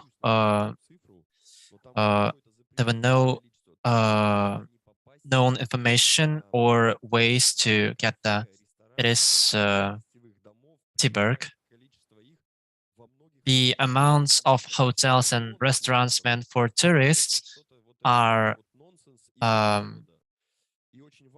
is bigger than the amounts of living houses. A year ago,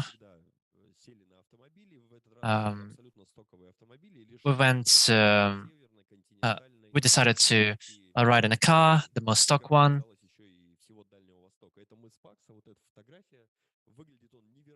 It is our PAX group, incredible beauty, 50-meter height, high scales.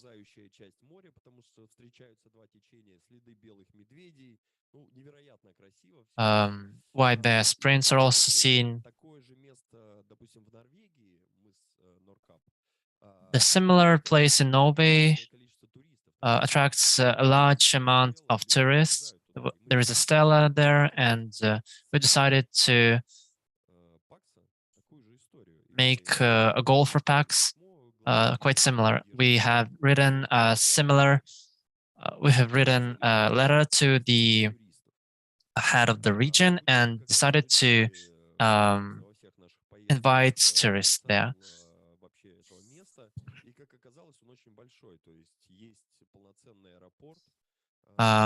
And the potential of this region is quite high. There is an airport, certain infrastructure, indigenous people who are ready to invest some time and effort to create an environment worthy to visit.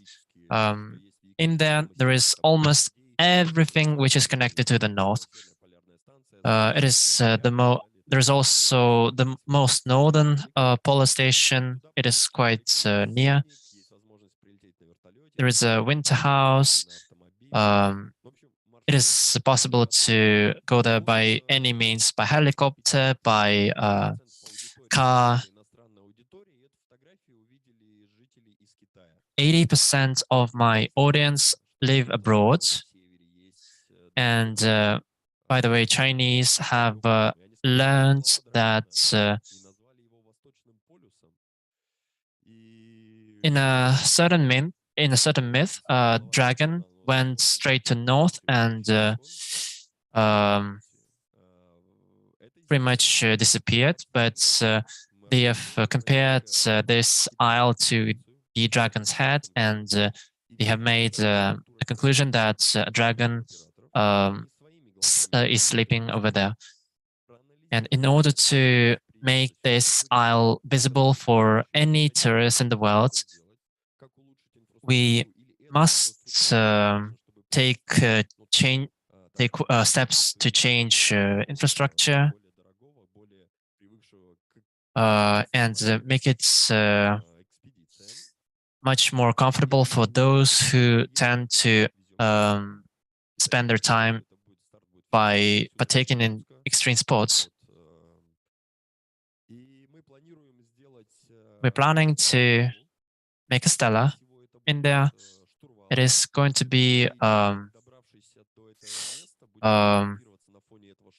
deck of a ship.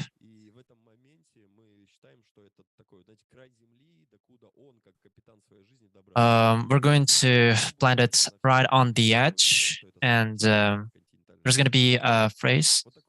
the farthest point of the Far East in all possible languages of the world.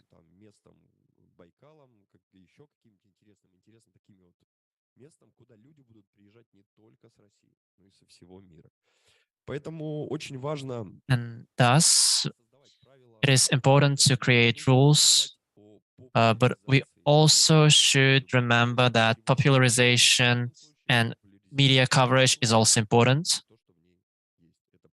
We must show what is the most beautiful in the Arctic: nature and people.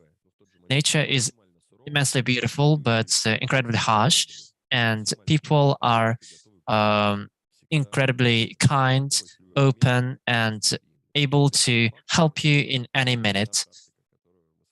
And this is basically the Arctics in a nutshell. Thank you. Еще раз озвучьте, потому что на самом деле нас слушают, и мне задают вопросы. Про какое место говорит Богдан? Что это? Can you talk about the place of this, where this picture is taking place of? It is Pakso. It is a unique place which inspires me as expeditioner. We went there last year, and we made an experiment run going there on a stock cars. And thus I show people that even on stock cars, it is possible to have an enjoyable time in the Arctics. Some people tend to think that in order to go somewhere, they need to prepare themselves to the fullest, but no, it's not the fact. I can compare a regular trip to the shop to this voyage. When we talk about Arctics, I just arrived here from Murmansk, and they want me to say that Murmansk is the heart of the Arctics. I did not comply. The logistics in Murmansk is definitely amazing, and the overall feeling of it may remind you of the veins of an organism. In Yakutia, service is there, but in Chukotka, it is almost feasible. Start from Murmansk and move to the east. I travel around the Arctic for 10th year in a row, and I must say it is truly wonderful.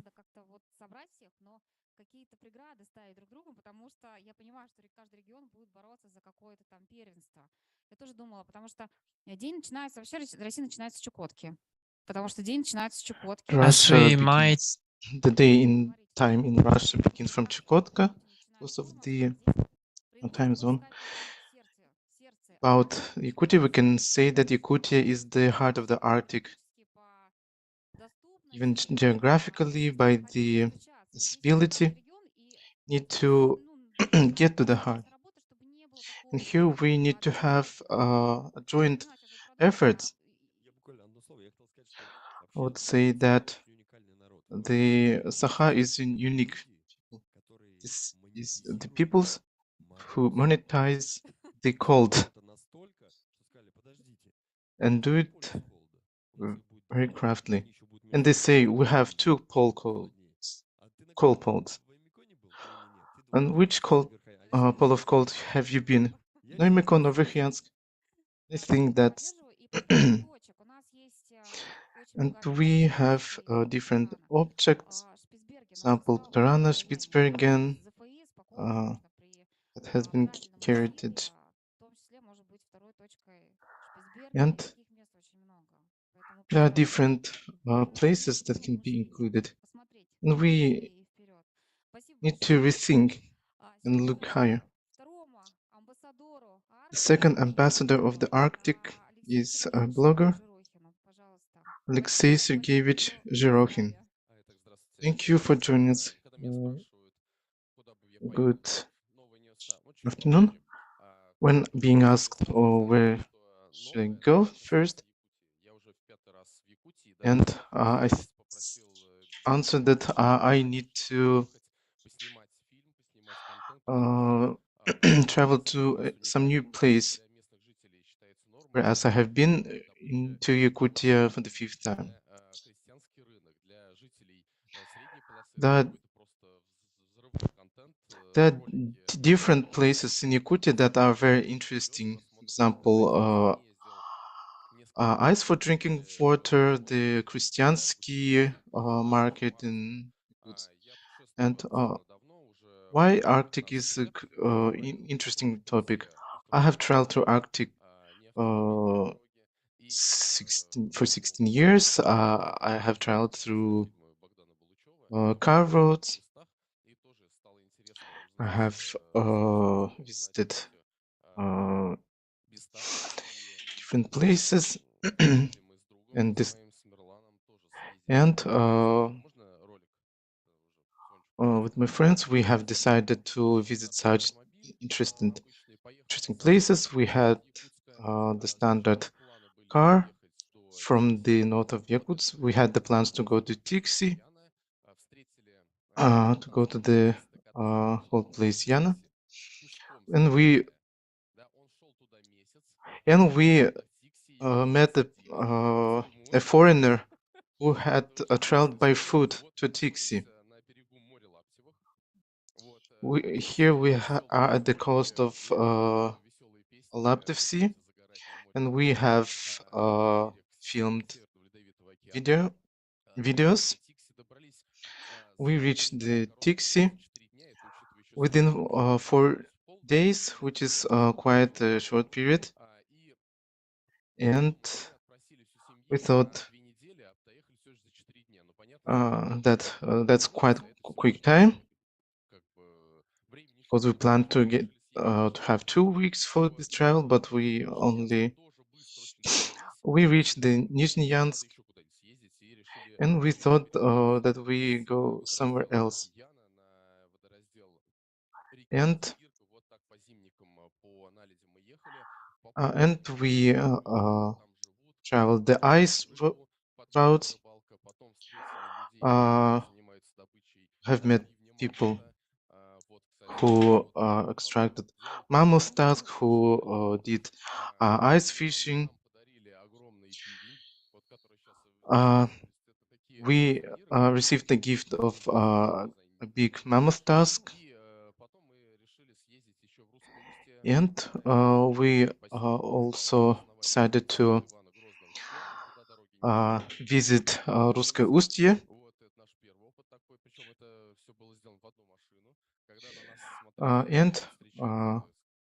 When the people met us, they told us we were crazy.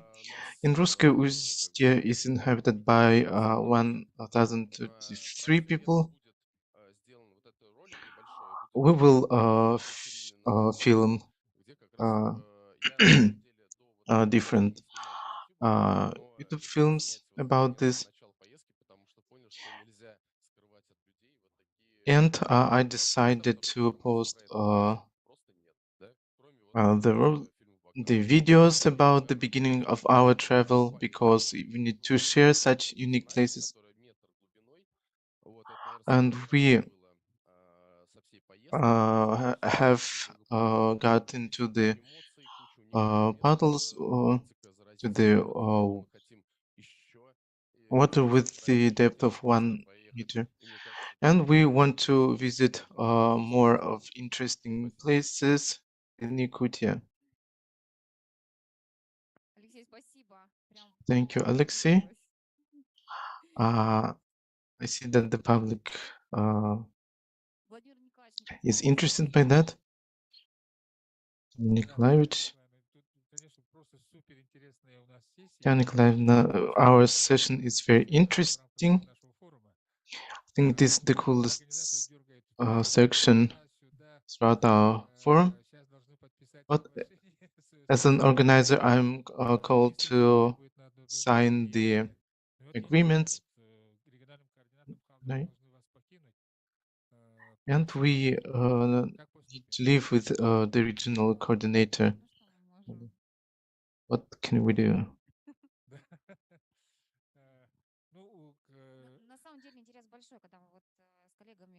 Well, the interest is great.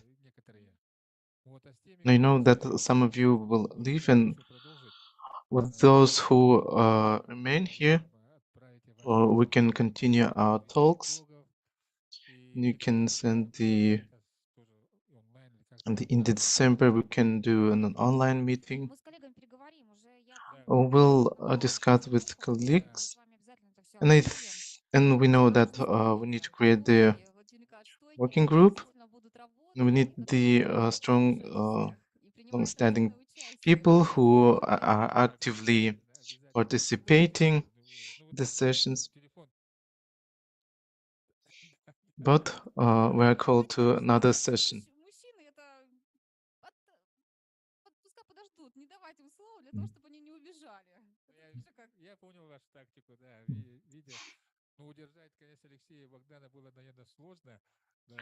Well, to get Sergey and Bogdan until the end of the roundtable, but I'm leaving to consortium meeting because there are different events that are ongoing in the parallel. We have different topics, we have different parallel questions, so we are continuing our work. Thank you.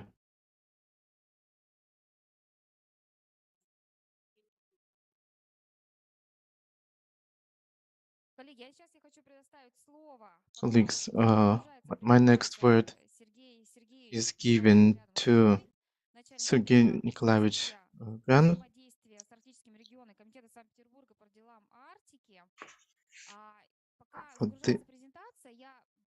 While the presentation is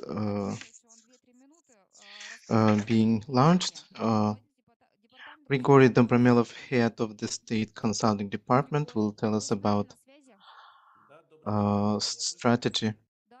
Good afternoon.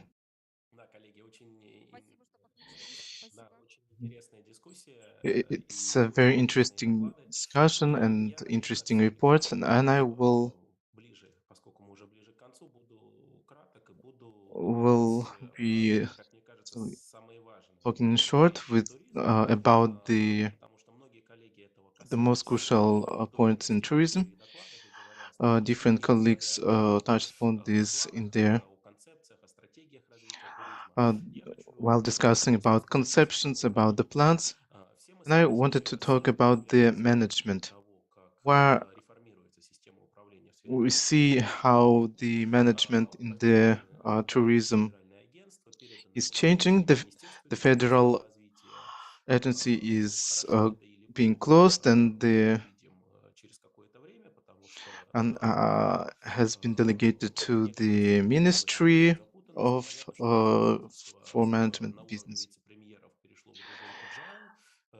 and it has transferred to agile mode, a very changeable system. When they manage the modules, Nikolai Chernyshchenko, who curates the touristic sphere, he's managing the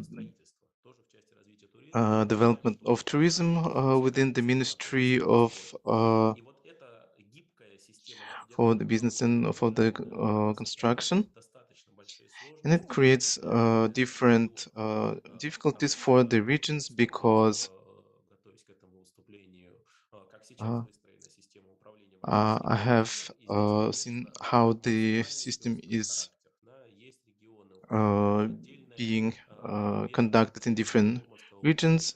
For example, different regions where it enters within the sports field. In Komi, it is within the culture, the youth affairs, and in Yakutia, it is the tourism model is built in the economy sector, and we understand that for the regions,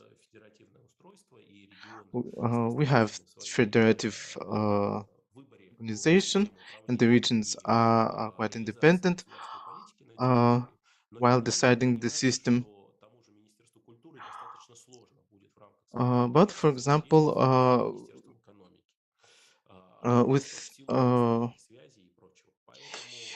it will be seen that for the culture ministry, it will be difficult. And all the ideas that have been pronounced, all the plans, all the touristic routes for the project, they will not be efficiently organized if we don't construct an efficient management system. And within the form of the working group, at minimum, the Arctic regions should, in the development of Arctic tourism, which is being prioritized. And I agree with colleagues that it is the driver of economy development. Arctic, the tourism is connected with the social field, the creation of workplaces, it is comfortable living standards, and the tourism in the north should be made attractive for the newcomers. And I wanted to know that the Arctic field need to manage, we need to elaborate the management system, then synchronize the strategic documents.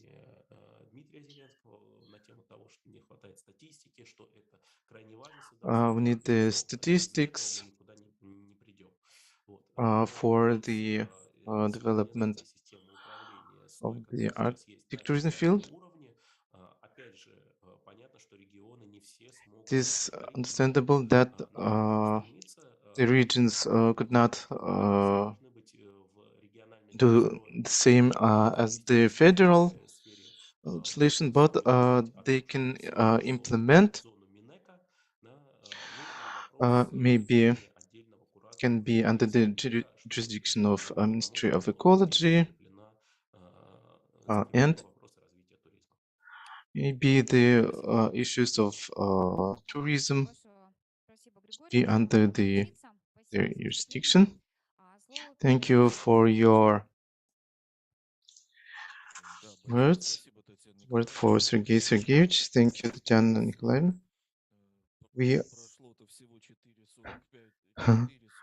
We are reaching the point.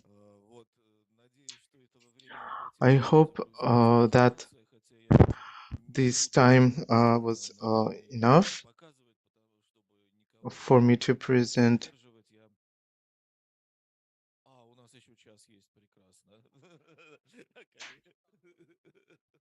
We still have 1 hour.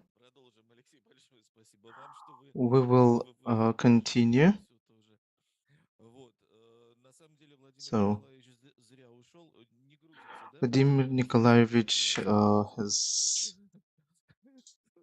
it's a pity that he has already left, because what I'm seeing is that there should be a Northern Forum for Tourism.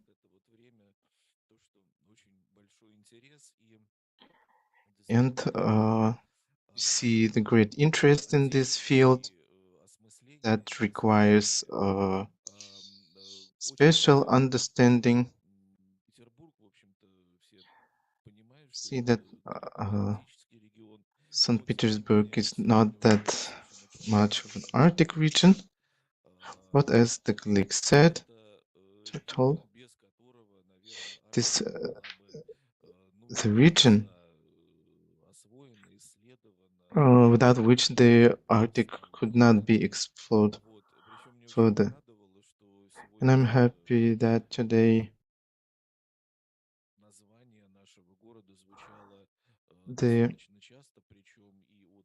I've heard about our city very frequently.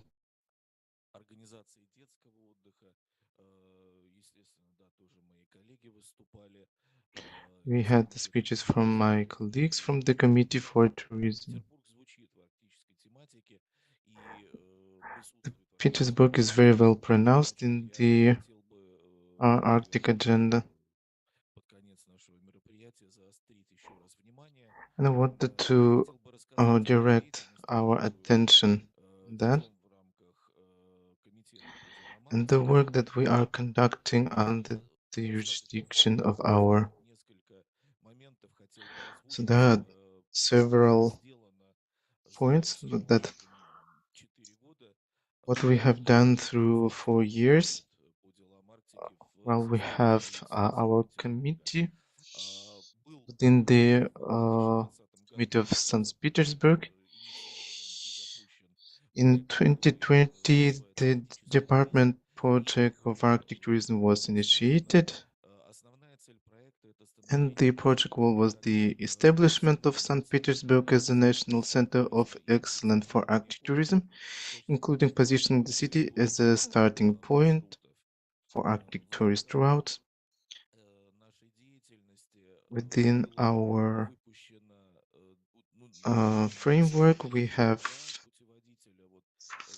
published 2 guides. In 2020, we have published Arctic Guide to St. Petersburg with 60 Arctic places in St. Petersburg. 2022, we have presented Arctic Guide to St. Petersburg to 100 Arctic places in St. Petersburg. And we have conducted a very extensive work with our peers. And within these 2 years, we have launched 9 routes.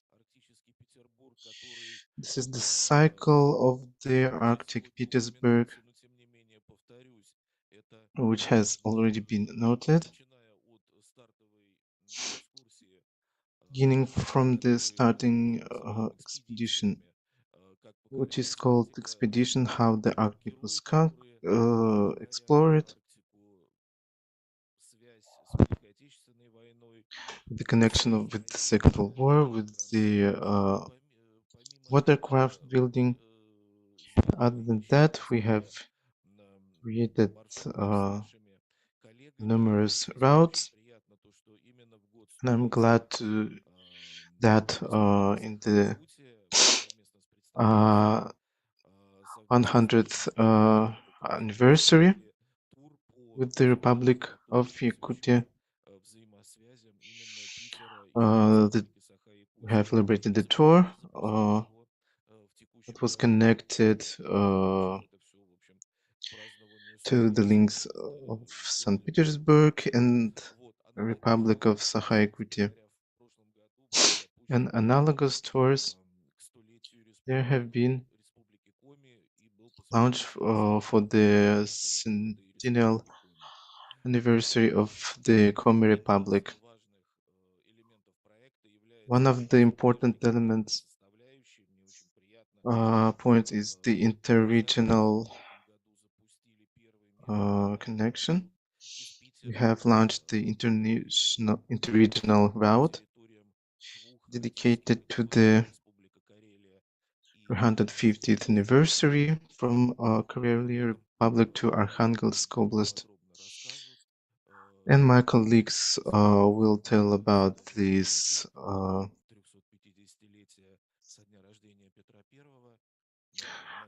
the tour was dedicated to the 215th anniversary, where we reached to Solovetsky Islands. About our future plans, we'll continue to create these Arctic regions throughout the Petersburg, dedicated for the to the regions and the links to. And we are ready to take part in the development of routes to other regions of the Arctic zone. And those are ideas that have been proposed by colleagues. I mean that it is necessary to do in a joint effort to do it in the sense that the Petersburg will be a hub, links to the as a link to the Arctic, and from which we can join other Arctic regions. And, thank you everyone for your attention. Thank you very much. We will discuss. We have different questions that have been proposed by our colleagues. One moment that I wanted to add.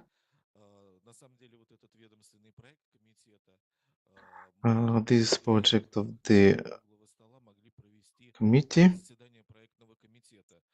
we could organize the meeting of a regional committee, because we have Tatiana Nikolaevna, Maria Dmitrievna, who is Sergey Evgenich. We could have organized the meeting, the committee, and to in the future we can realize this. Should have had Maria Dmitrievna.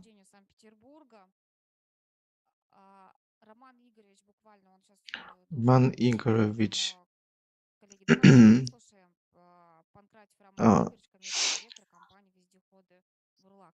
commercial director, the corporation Вездеходы.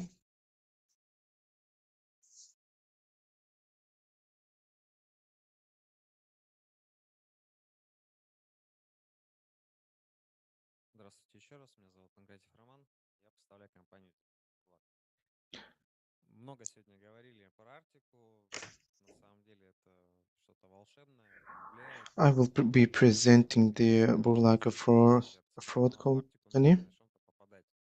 Мы производим колесные снегополотоходы повышенной грузоподъемности.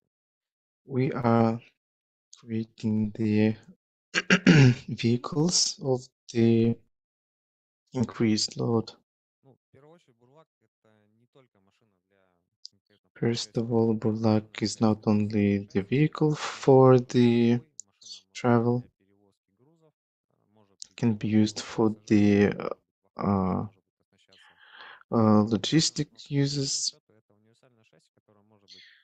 This is the universal chassis that can be completed with and can have these modifications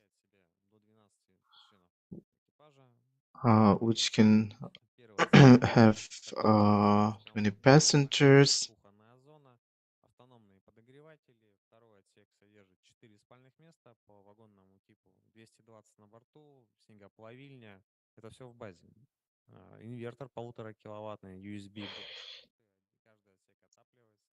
третий отсек может переоснащаться как грузовым, также он является теплым, может ставиться биотуалет, душ, баня. Это все те версии машин, которые мы делали. Машины эксплуатируются. The vehicles are exploited throughout the Arctic, from Chukotka, Kamchatsky region. Покажу.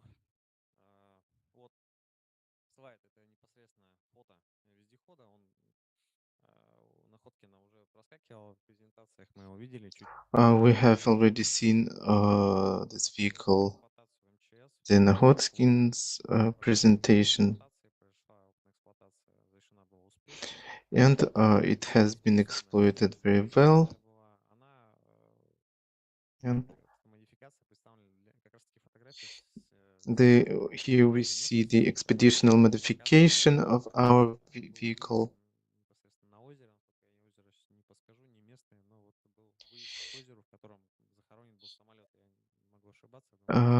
Here you can see the use for expedition lake where the remnants of the aircraft landed.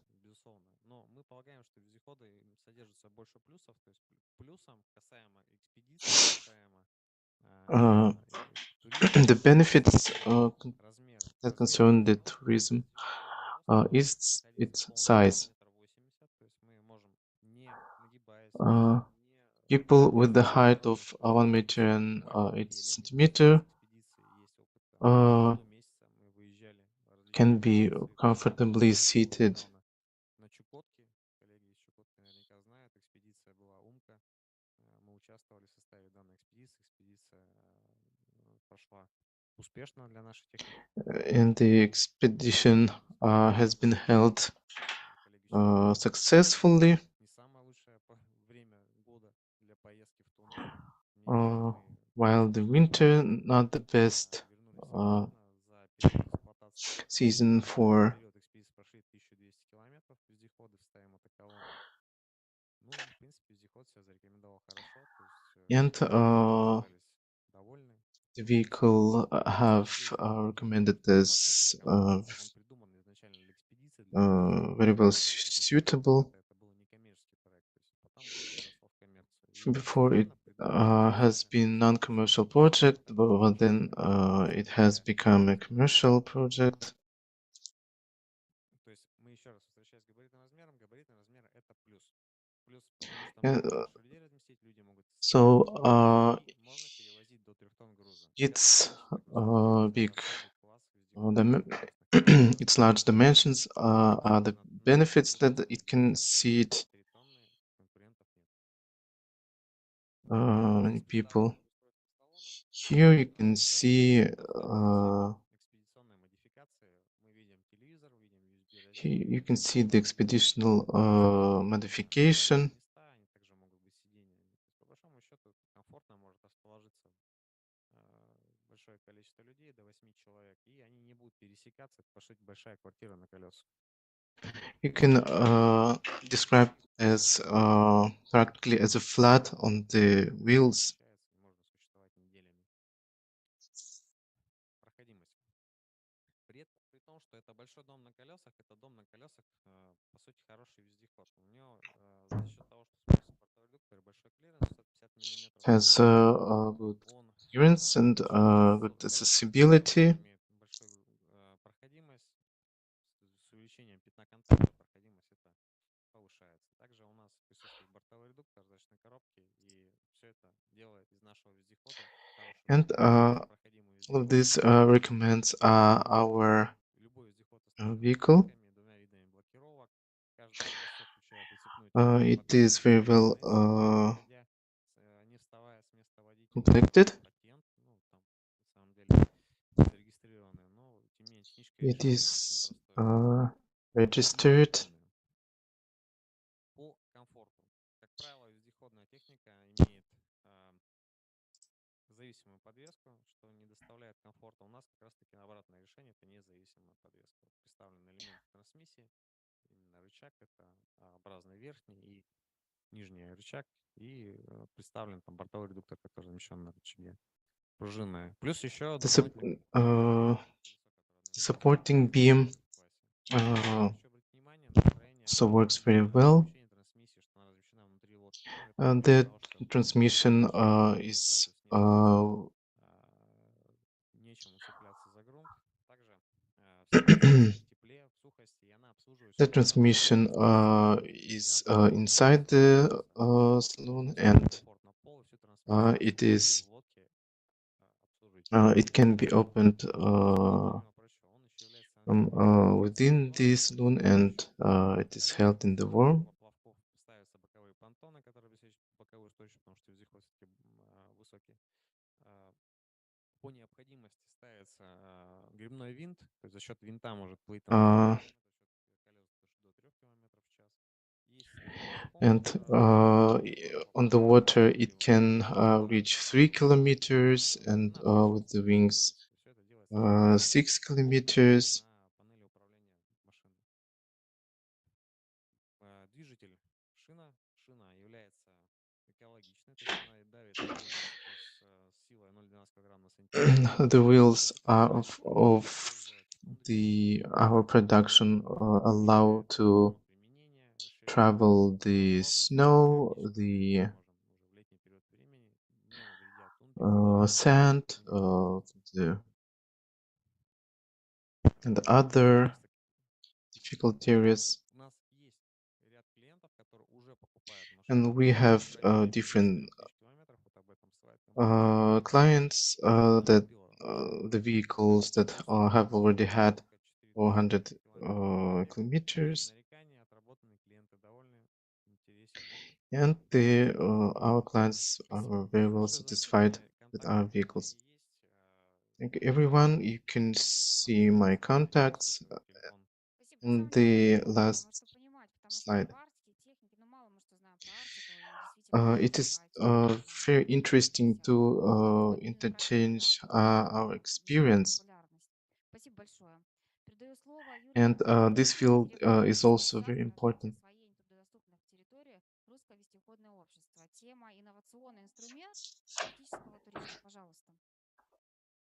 А можно презентацию поставить? У вас есть презентация? Вы передавали? Разумеется, я вам пересылала, да. Вы сказали, что Да, есть. Коллеги, поставьте презентацию. Maria Yurkina, Director of Russian Society for Non-Commercial Association of Development, Exploration, or How to Assess Tourism.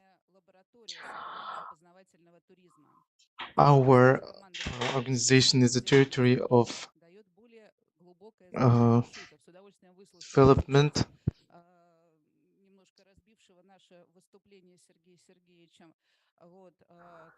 And our organization enters the alliance, the cross-country amphibia trucks. And it allows to project the expedition events in which the scientists can take place. And thanks to the innovational approach,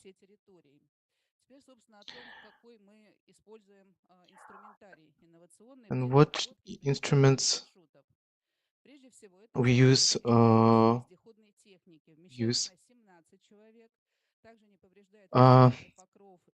we use the vehicles that can seat 70 people and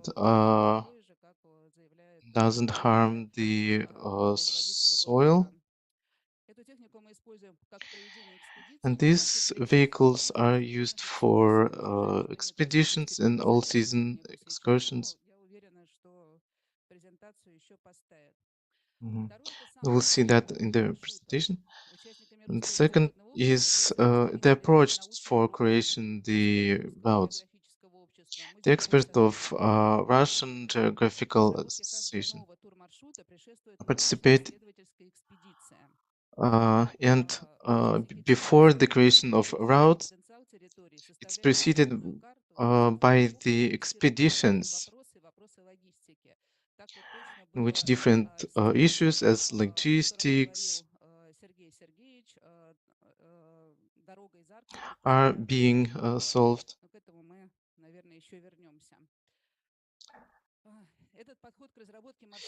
This approach is a symbiosis of competencies in marketing, in the development of study programs,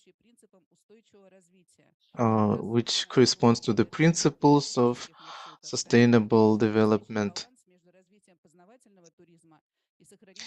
and educational tourism and preservation of areas and the safety for Arctic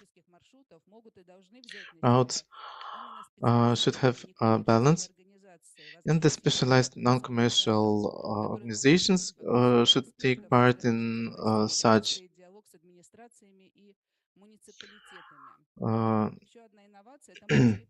innovations.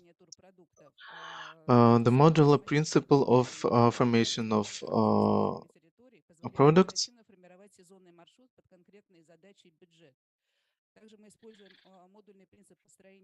we use the modular principle of creation of the programs, which touches upon the length of the route, of the experimental methods of modeling of our products. For example, we had a route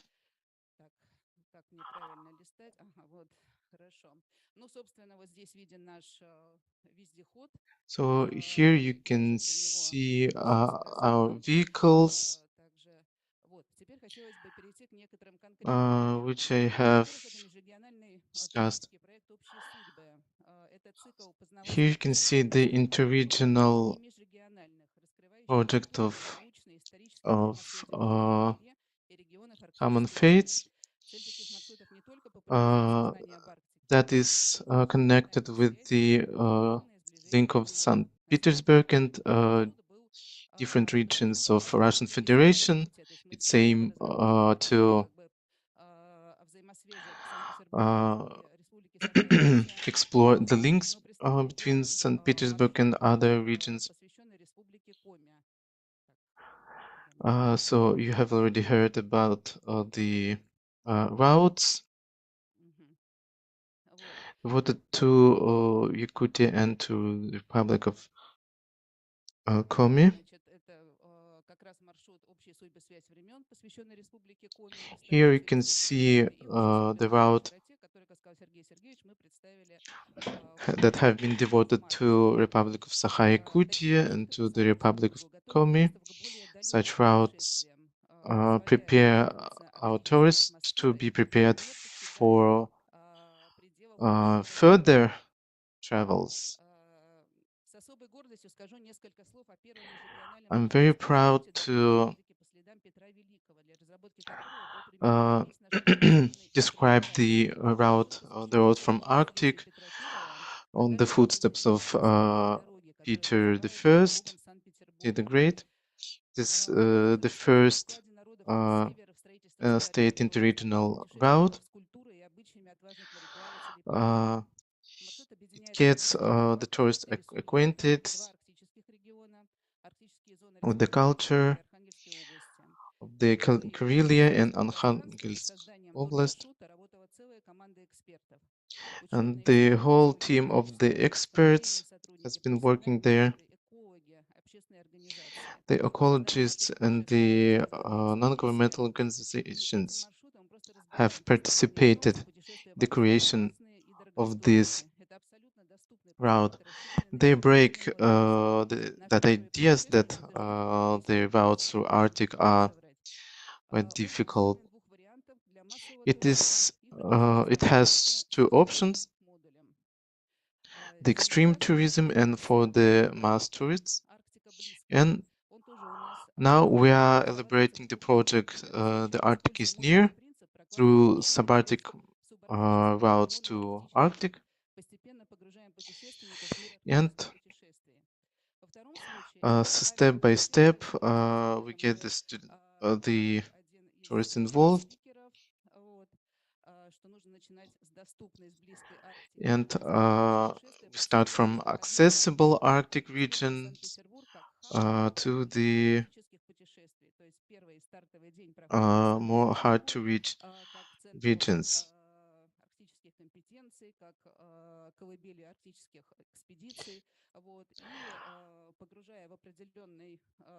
And the immersion to the culture, the descriptions of other regions, and after that, the tourists get to the more unique Arctic regions. Well, wanted to note that the project of the LGO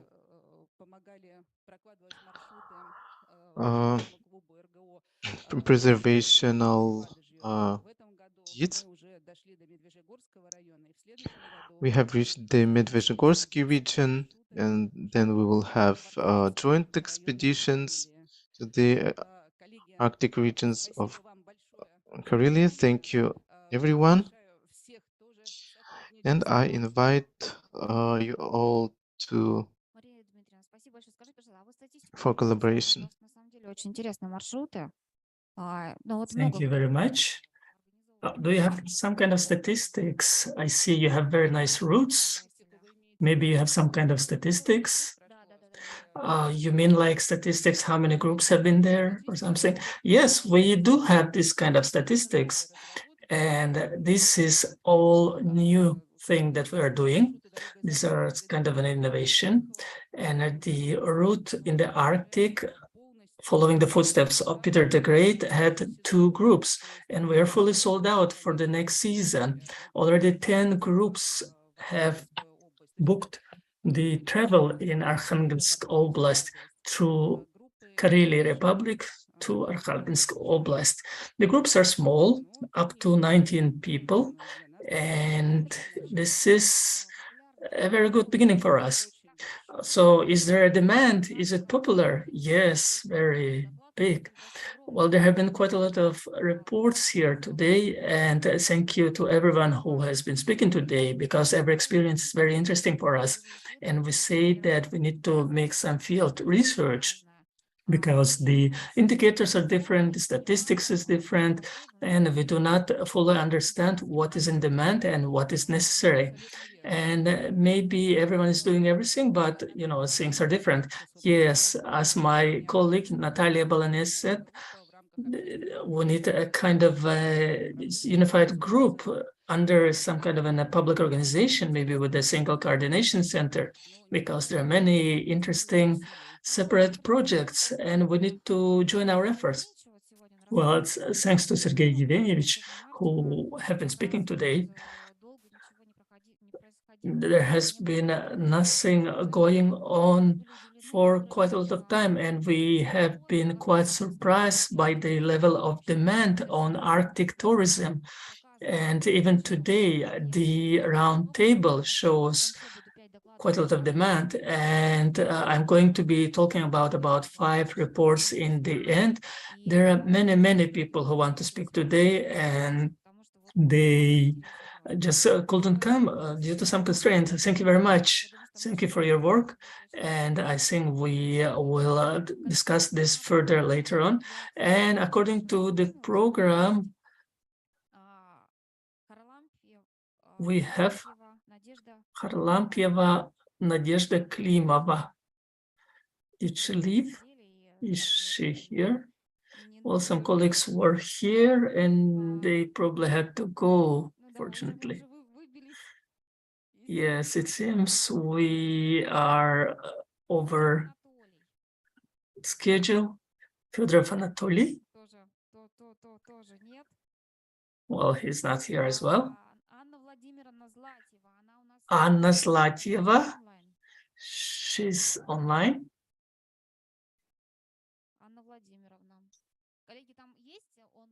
Anna Zlatieva. Do we have Anna Zlatieva online from Arkhangelsk or not?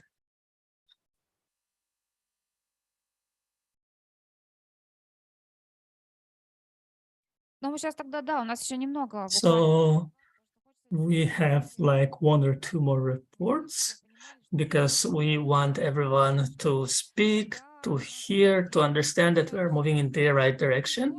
So the region from which Russia starts is Chukotka, and Valentin Lyutov is going to speak about Chukotka, unique Chukotka, and its cooperation prospects. Good evening. We represent the company in our territory, and tourism is a new theme for us because we have registered a new company which now has this equipment, which you can see on screen right now. 2 helicopters of a single type and an 18 meters long boat with a sauna and a room. It's very comfortable. And this, of course, was expensive. We didn't use any subsidies. It was all private investment, up to 500 million rubles. And at present, we are creating fishing areas for fishing tourism, amateur fishing tourism. And we are also looking at the issue of starting a hunting tourism, maybe to try and get access to a territory where we can build a base for hunting.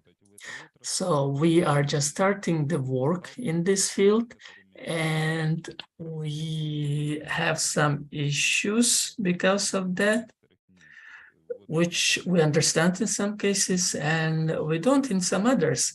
For example, right now we have been told that the fuel for our fleet, the air fleet, is going to increase by 40%. Nothing else in the country has changed. Even the manufacturer of fuel hasn't increased its prices, but the local people who are selling those that fuel have increased their price, and this is increasing to our increased expenses. And of course, the question is, why is our territory not taking part in such events, such as the subsidies for constructing bases, hotels, mini hotels? The program is not working there.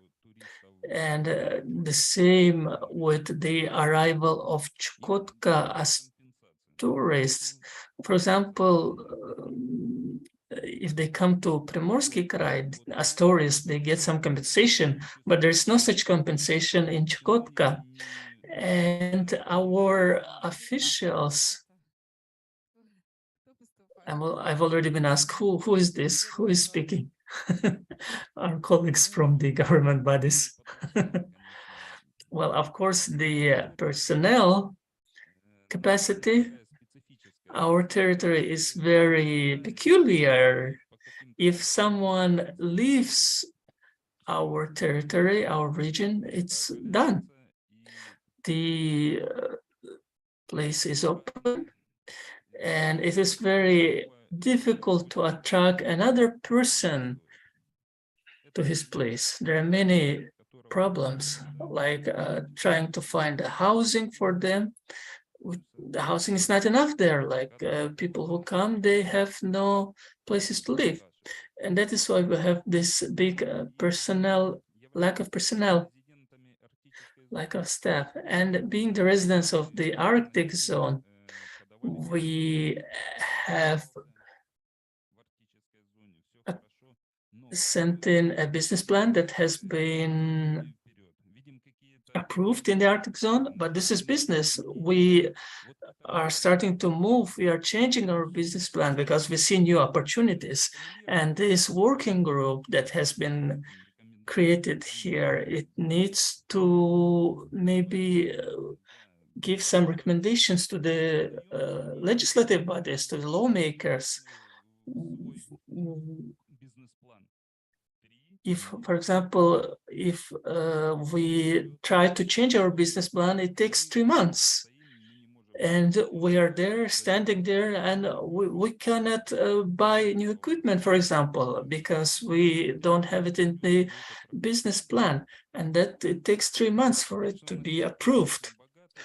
Our territory, of course, is very rich, but the transportation infrastructure is very bad. And that's why the people who come here, they cannot really get to those places which they are interested in seeing. Of course, we are ready to meet the tourists, to help them to get to those places, to show Chukotka how it is, and even more. Maybe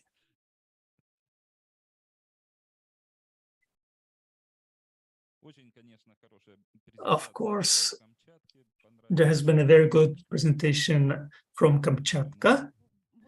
And, well, of course, we will try to make it so that Chukotka will have the similar one in a couple of years.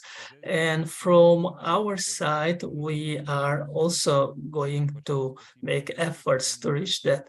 Thank you for your attention. Thank you very much, Valentin Viktorovich. This is feedback. This is the live example. When within the live dialogue, we can get information to the right people, to the concerned people, and the people who are interested in these issues. We are going to get your proposal to our colleagues. This is very important, and the result of this event that has been developed until the Bering Strait, and this is the feedback that we need. Yes, after this event, this is not just, we're not holding this event just for the sake of it. We have received real 3 orders after this event. Our territory has shown itself. It showed that what exists and so on, and people are, they like starting to get interested in it. Of course, our website is not the complete, but people are finding it and we're starting to work. So this is like a mini incubator that helps companies. And I also want to say a big thank you to Tatiana. Please look at industrial tourism.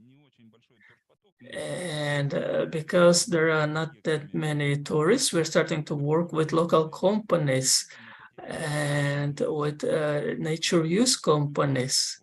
They are in many remote places only air transport can reach.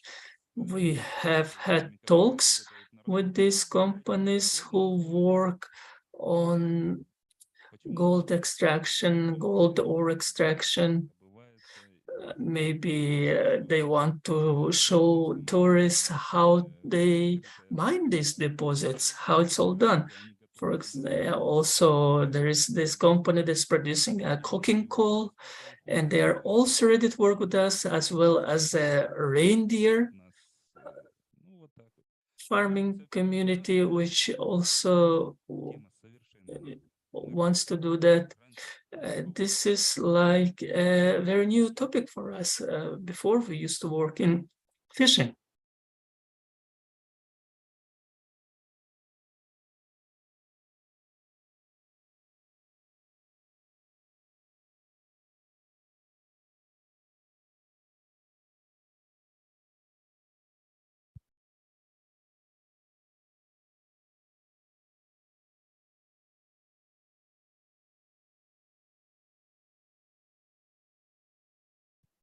Согласен. Почему мы...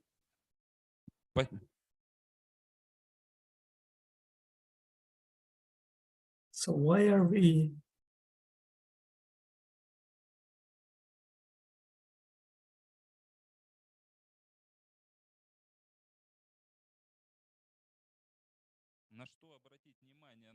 So what should we pay attention to us?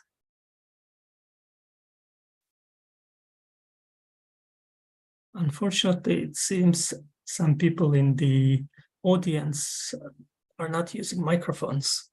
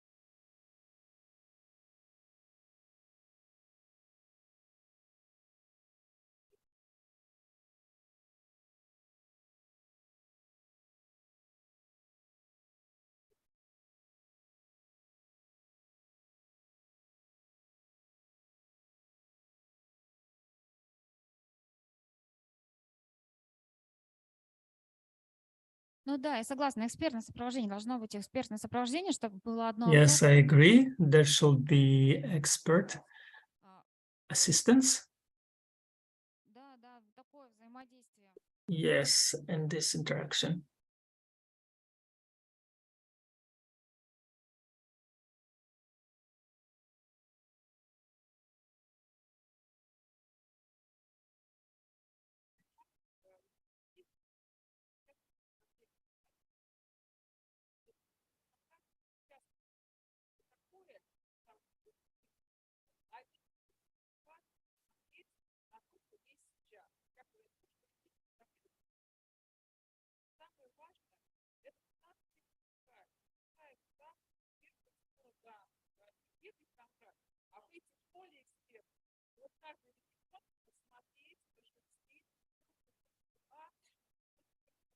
Коллеги пишут, не слышно, не слышно. Давайте тогда это, да, или микрофон, потому что нас слушают, пишут, не слышно, хотят обратной связи. Только очень кратко, потому что у нас еще три доклада. Я хотела бы кратко их озвучить. Yes, they can't hear us, so maybe we should use the microphone. Yes, and within the frames of what we discussed, of the idea, and I wanted to tell a little bit about the Arctic, about the support for regions. If there is an organization which takes up coordinating functions, and the most important thing is that the concept is the development. It's not against everything bad, but the concept is about a portfolio of implemented projects. And it is characterized by what, who is going to be doing this, what kind of budget we're going to have, what results are going to be, and for whom. And this is our approach. And once again, I'm going to say that we are leaving the stage of data collection, and it's very important for experts to go to each region and to have everything, like including all the pros and cons, so that we can look at this. We have our own data. We're not taking it from Rostat or from Sberbank or from Vkontakte. It is very important. That is why the stage should not be skipped. And the next question, we are research on the goals of business of the state, of government authorities, of tourists. And what is important is to formulate these goals, what we want to do. And when this is going to be our point B. And when we see why our point B is different from point A, we are going to see what's different. And when we find solutions to these problems, these solutions are going to be the portfolio of projects. They can be short-term, long-term, medium-term, and of course, the officials, they have their own things to do, yes, and the business is doing their own things as well, but there needs to be some kind of a bridge between them. Okay, so we have been asked to finish now, and colleagues, so I think that it's best thing to meet face-to-face because there's some kind of different effect. And if we're going to organize events, then we should do it face-to-face. And yes, maybe here or in spring. And we had some proposals. Elena Alexander planned to speak. He had a proposal, the Arctic Music Under the Open Sky. There's even a project decision on how it's possible to do something from garbage. And quite a lot of things, interesting things can be built from garbage. And maybe this can be used to alleviate the issues with garbage that we have, using some kind of art objects that are made from garbage. And that is why it's a good proposal, and we're going to include it into our general proposals. And the second proposal, Alexei Nesterenko, chair of Automobile Drivers Association, and he had this practical proposal within the DASAAF company frames to train Arctic soldiers, maybe. So basically to maybe create Arctic police, or tourist police or something like that, and to use all the equipment that is around. And maybe someone who is looking for solutions in this sphere, maybe someone is looking for partners in this regard. And those people can find what they're searching for. And so this is basically all.